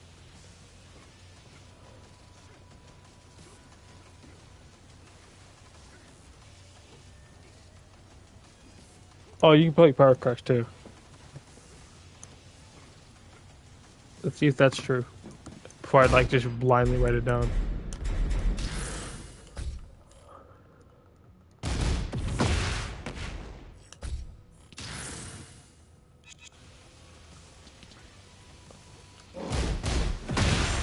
Nope, cannot.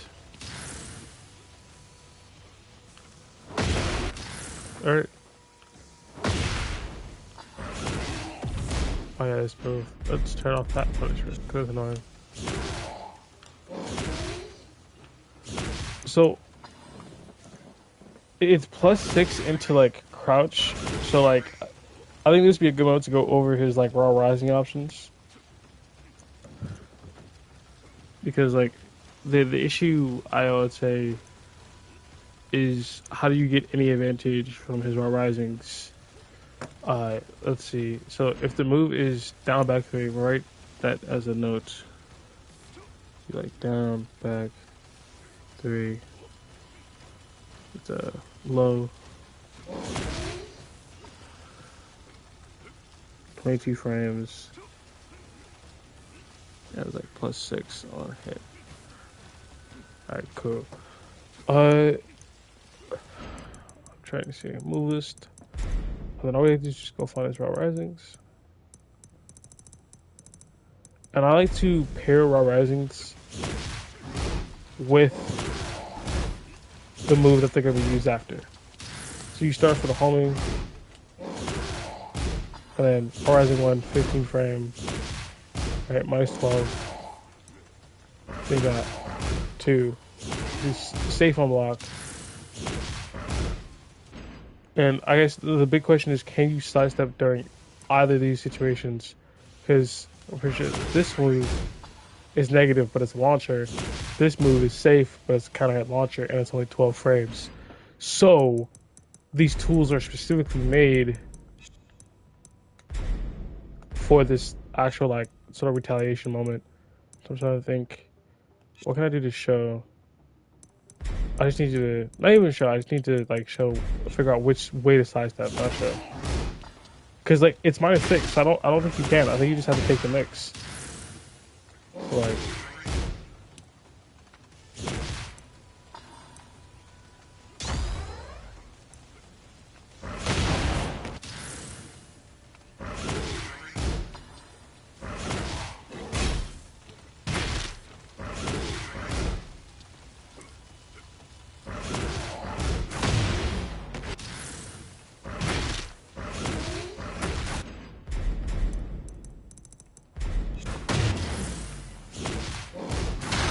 that's -13, always punishable.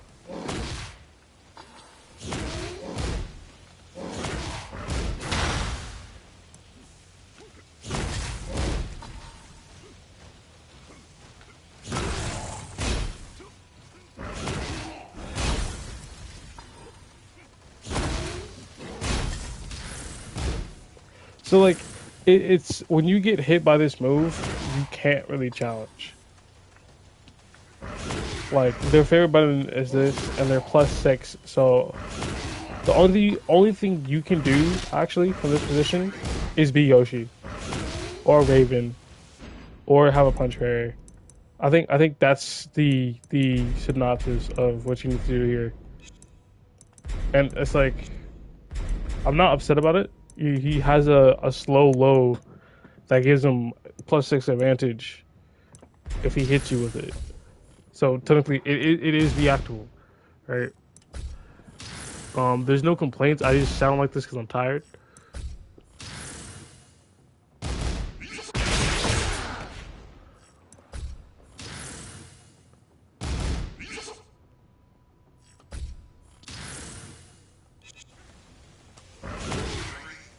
Alright, cool. Alright, so he can definitely, like, block it on reaction.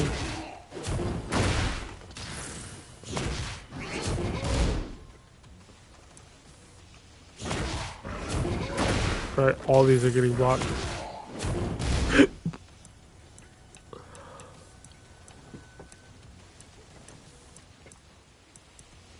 So yeah, like, after his route rising situation, you can just parry him. I mean, you can just go, nope, None of that. Which means technically,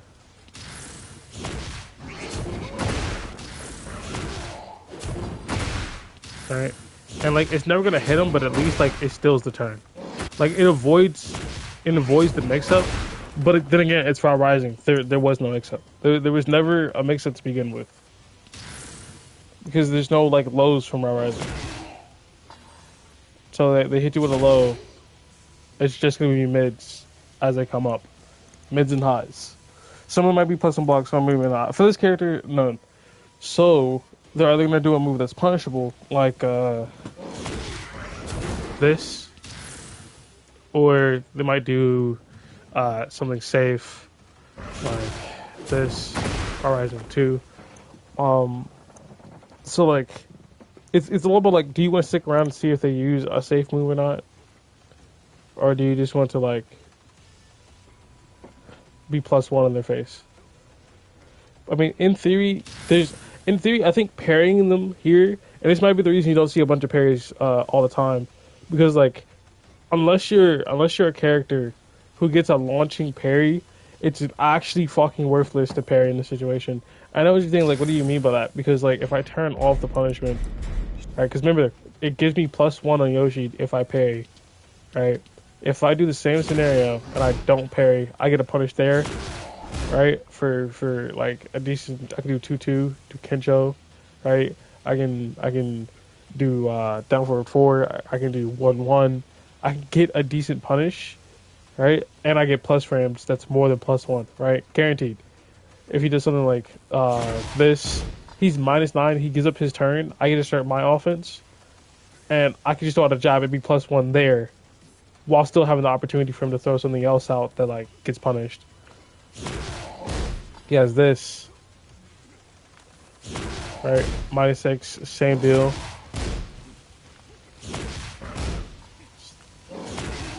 This is punishable, stuff like that, right?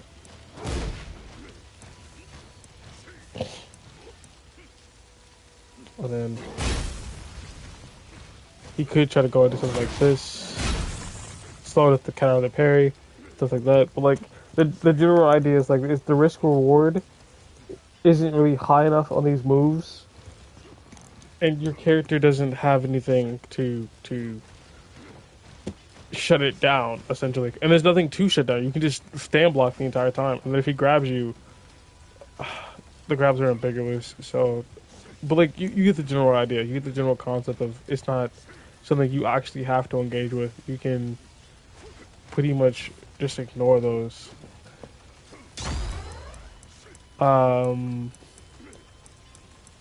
Eventually we're gonna cover a move that does give plus frames, but it's not gonna be enough to shut down side steps.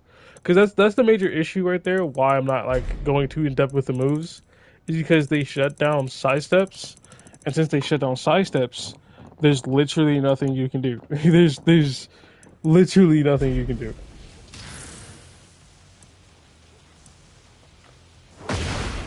That's just annoying as fuck. You just block that and then do like a rising kick.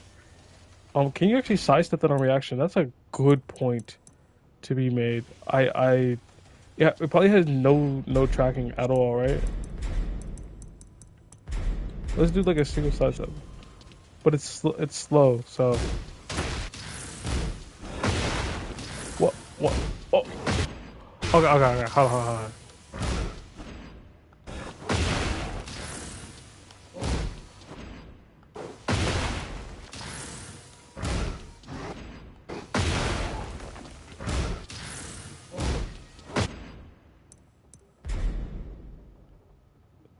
This is hitting, by the way. This is hitting. Keep me going. This is hitting Yoshi. This is counting as a low. And if it's like my hand is the part you're hitting, that's giving you this low hit, that's some bullshit. This is bullshit.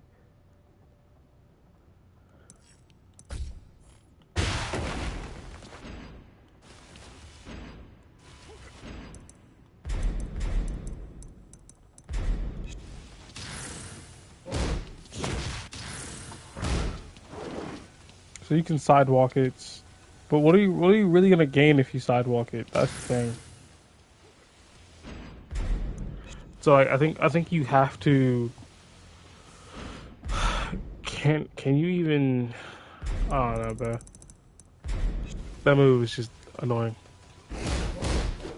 Back one two. There's nothing too big about this. Back one two counterplay is very simple. If he does the move,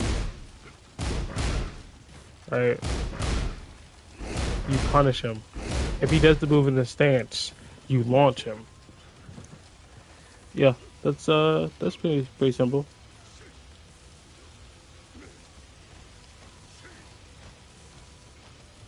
I think it's like what? It's a 12 frame move, so I-12 -7 on block, and then -12 on block. If you do back one, two, forward, transitions into BJ at -12, right? The counterplay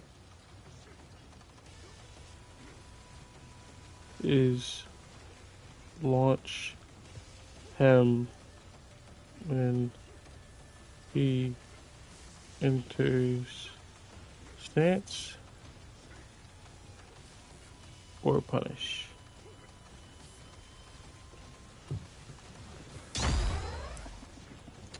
We got back to one.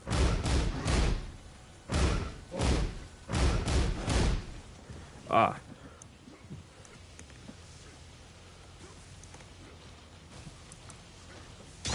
Oh, it was back one, two, back two, one, two, back two, one, two, back two, one, two.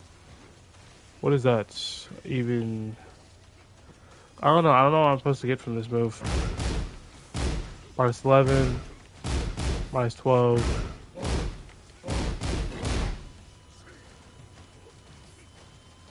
So it's mid, high, -11, -12. I think it was safe at like -7.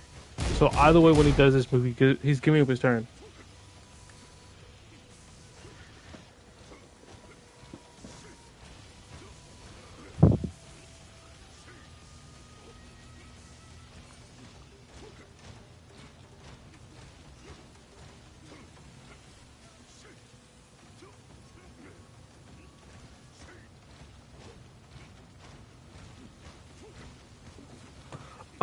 Time for the famous test of can you sidewalk it? Like, is this a string? Good. So it's incredibly linear. Good. We'll try the other side just to be safe. Cool. And then another test.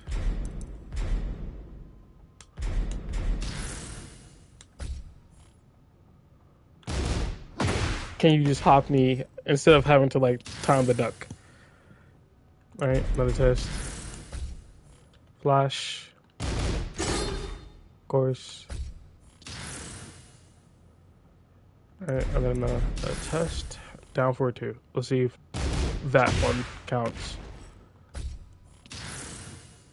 Oh, and I'll just do one more for shits and giggles.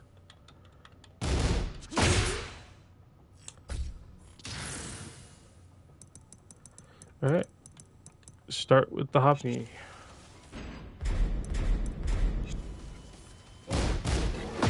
Yep, hop knee worked perfectly fine.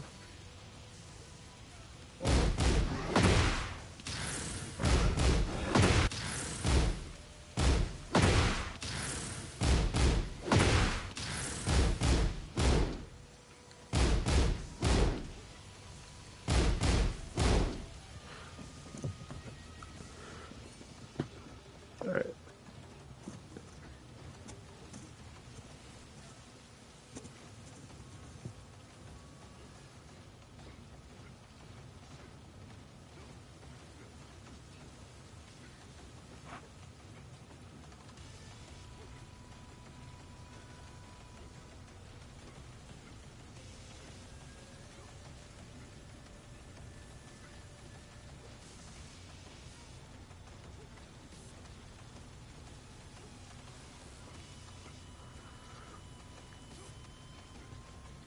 Okay.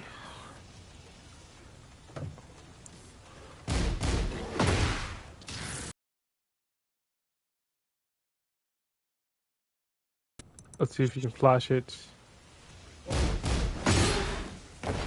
Flash gets it trades on flash. So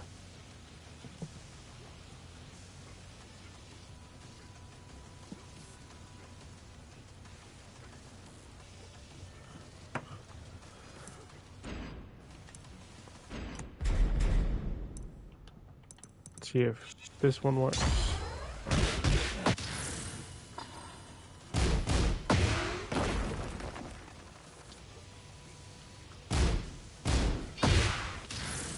So nope, this does not work. Got it. And then what's this last one? Nope, doesn't work. Okay, cool. I'm trying to think. Does anything else have? Oh yeah. I want to see if this works. I want to see if you can do Kincho, put away your sword as like your duck.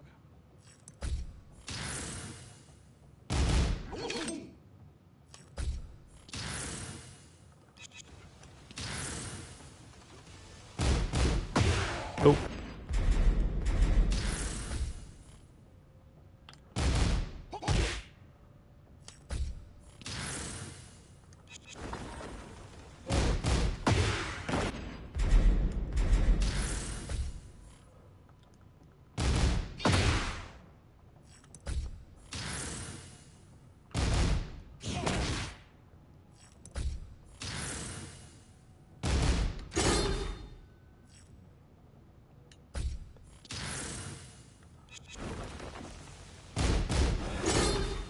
Oh, okay. That's the move. That's the move.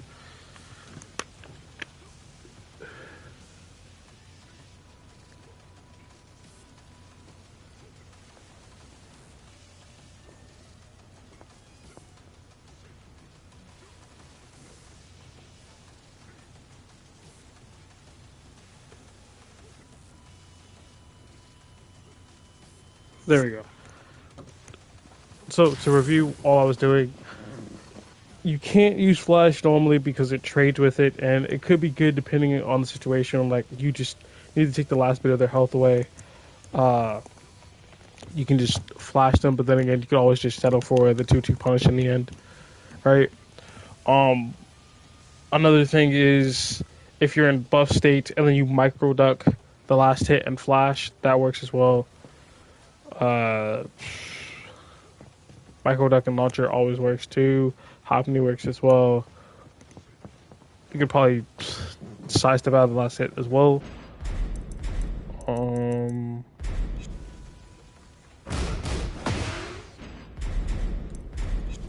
let's put my money on all this.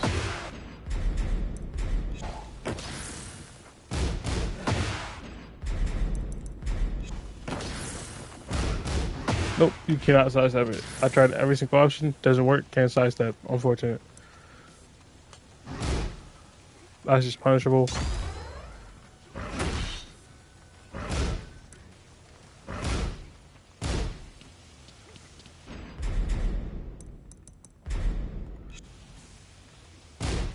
This is just a throw.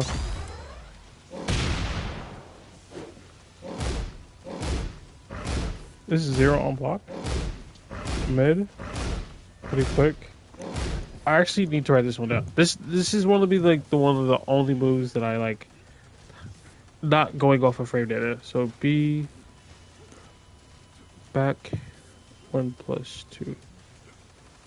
All right. So I-16 mid 0 on block.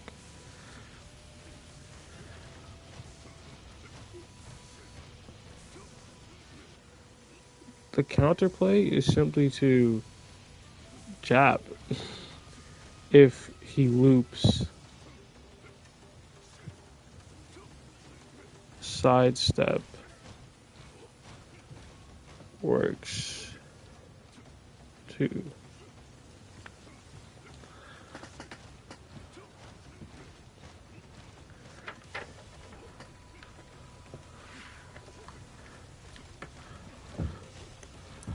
Alright, back 3+4. Just. Oh, that's a mid? Oh, interesting. Normally, when they have like that weird arc upwards, they're high, but I guess the arc does start lower. This is just a plus move. Don't press.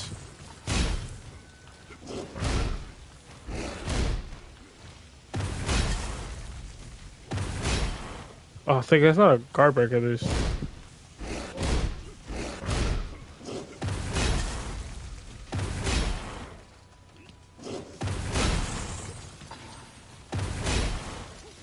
What's the counterplay?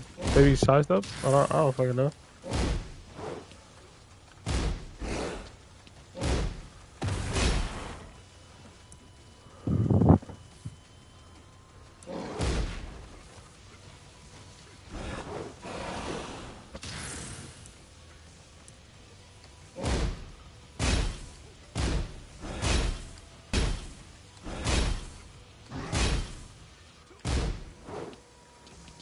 I think in this scenario, you just have to respect it.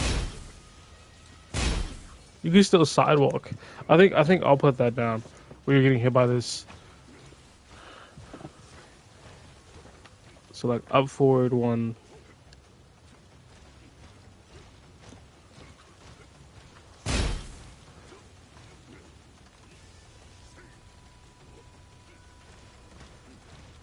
What is it like +4?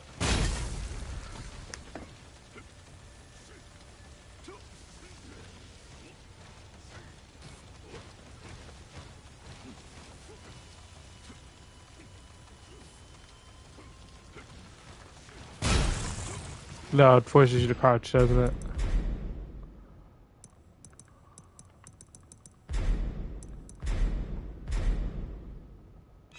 I think the worst part of it is like now that I realize it forces you to crouch, I don't think you can sidestep. I actually don't think you can.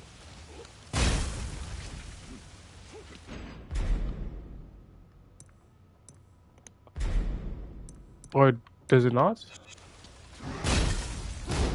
It does not. Cool.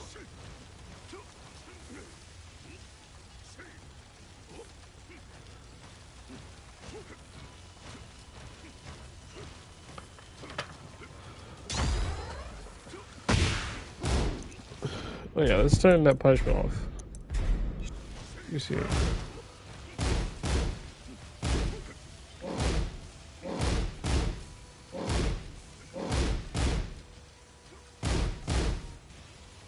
You just standard punish those. I don't know what to tell you.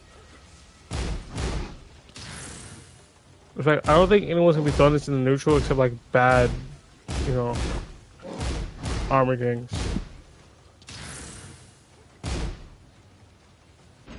Because actually, if I turn the punishment back on, man, that guy gets fucking splat.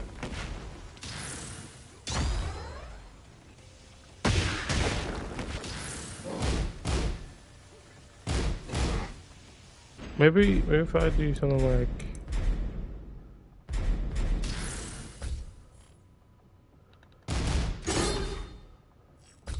Because he is pretty close. I can see if this works. You can flash it.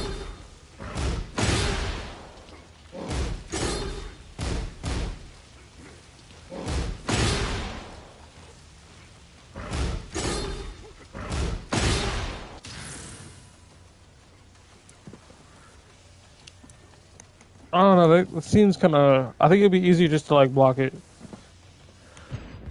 In fact, I wonder if you can sidestep that move, like at all.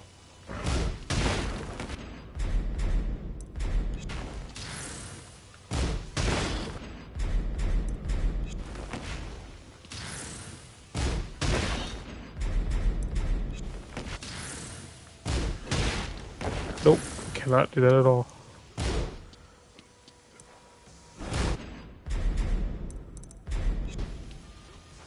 That's just punish.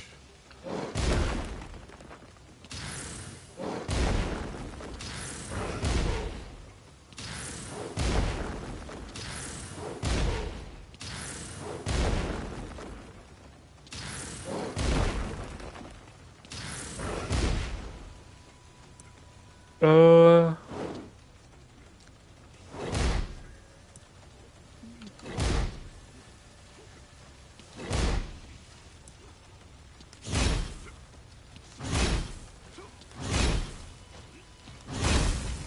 obviously you duck this, sidestep this.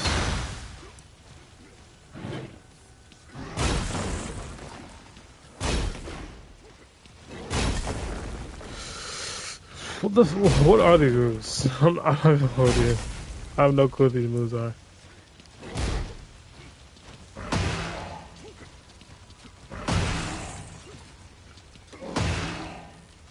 +8. I don't think there's much you can do there. But then we'll have to review at the end. Back.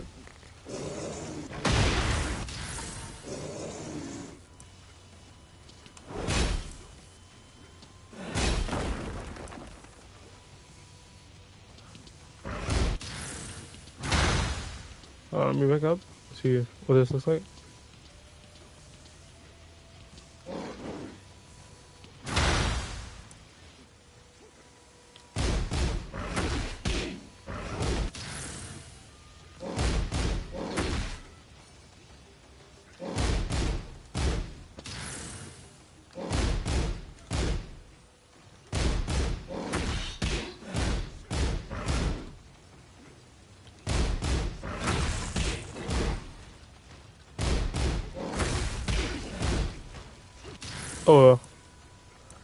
Oh, I think that's pretty much it. Like, there's not much else that you can do, except this situation. This situation, I seen from someone's videos. This one actually, genuinely is the reason why like I did this. So, this if you do sidestep 2, right? He's +3. If he does sidestep 3, if you do anything afterwards, you're a dead man, right? Except for Flash. Because the Flash counters all. Got it. But let's say he's starting to get wise. He stops doing it for a little bit. You don't want to risk it, or you're just on like a different character. So you're not doing Flash. If you sidewalk to his right, it misses. If you do this, miss. Right? If you do this, miss. If he does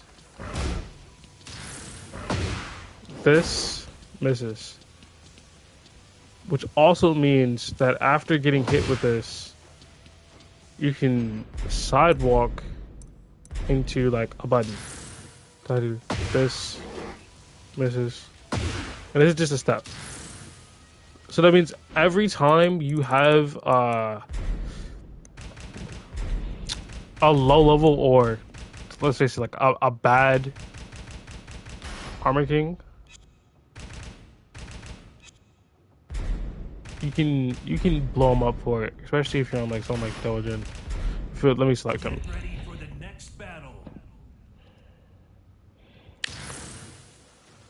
In fact, hold on. I'll swap it because I want to play Diligent. I play Diligent all day.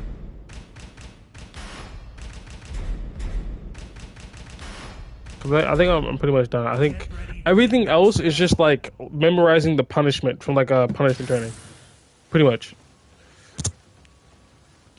So if I train the bot, or not even train, let's say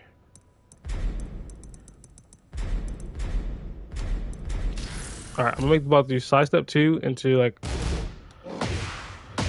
this, which is a launcher, right? And then I'm gonna do the next one, and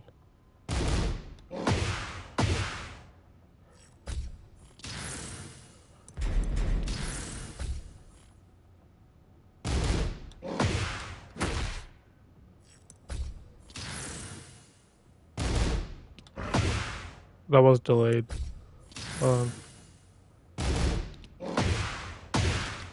Nope, wrong button. There we go. So these all these various 3 options are gonna like play in and out whenever I jab. step towards his right hand side.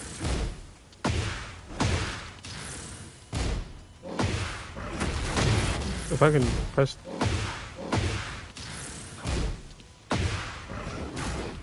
Right.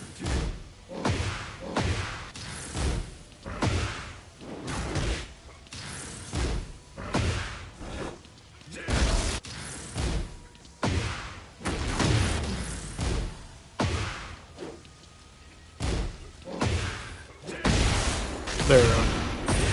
Take a little bit of time to get used to, but you get the general idea. Where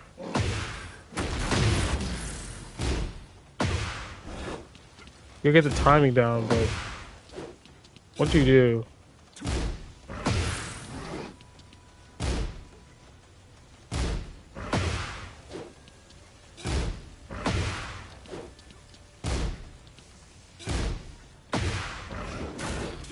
you know what I mean.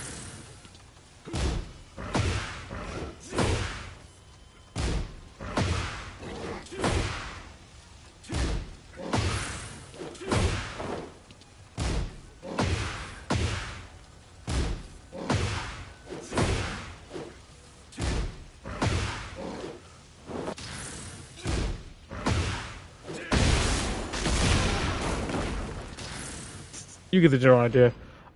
You just step it to his right hand side, and you'll be able to get like a free punish.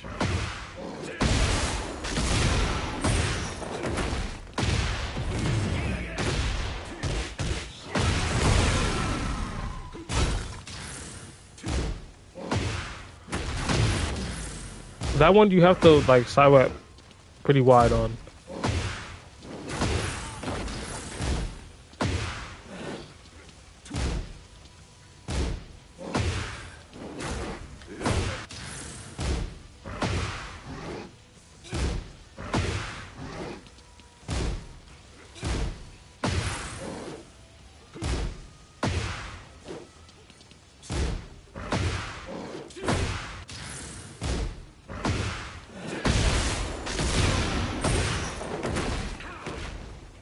Oh, you get the general picture.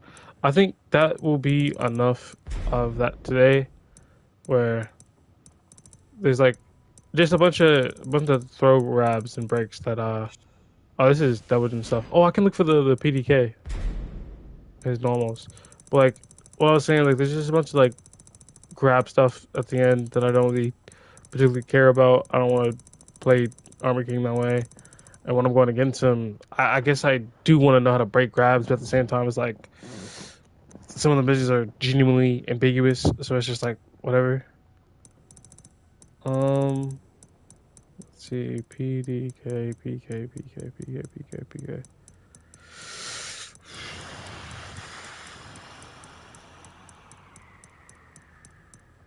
There are no PKs.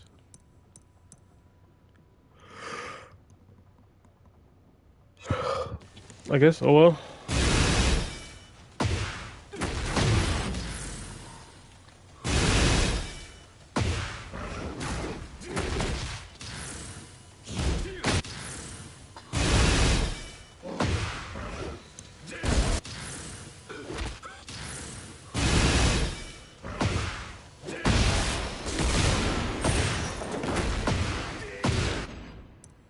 Oh yeah, I'm definitely done. GG's, y'all. I'm tired.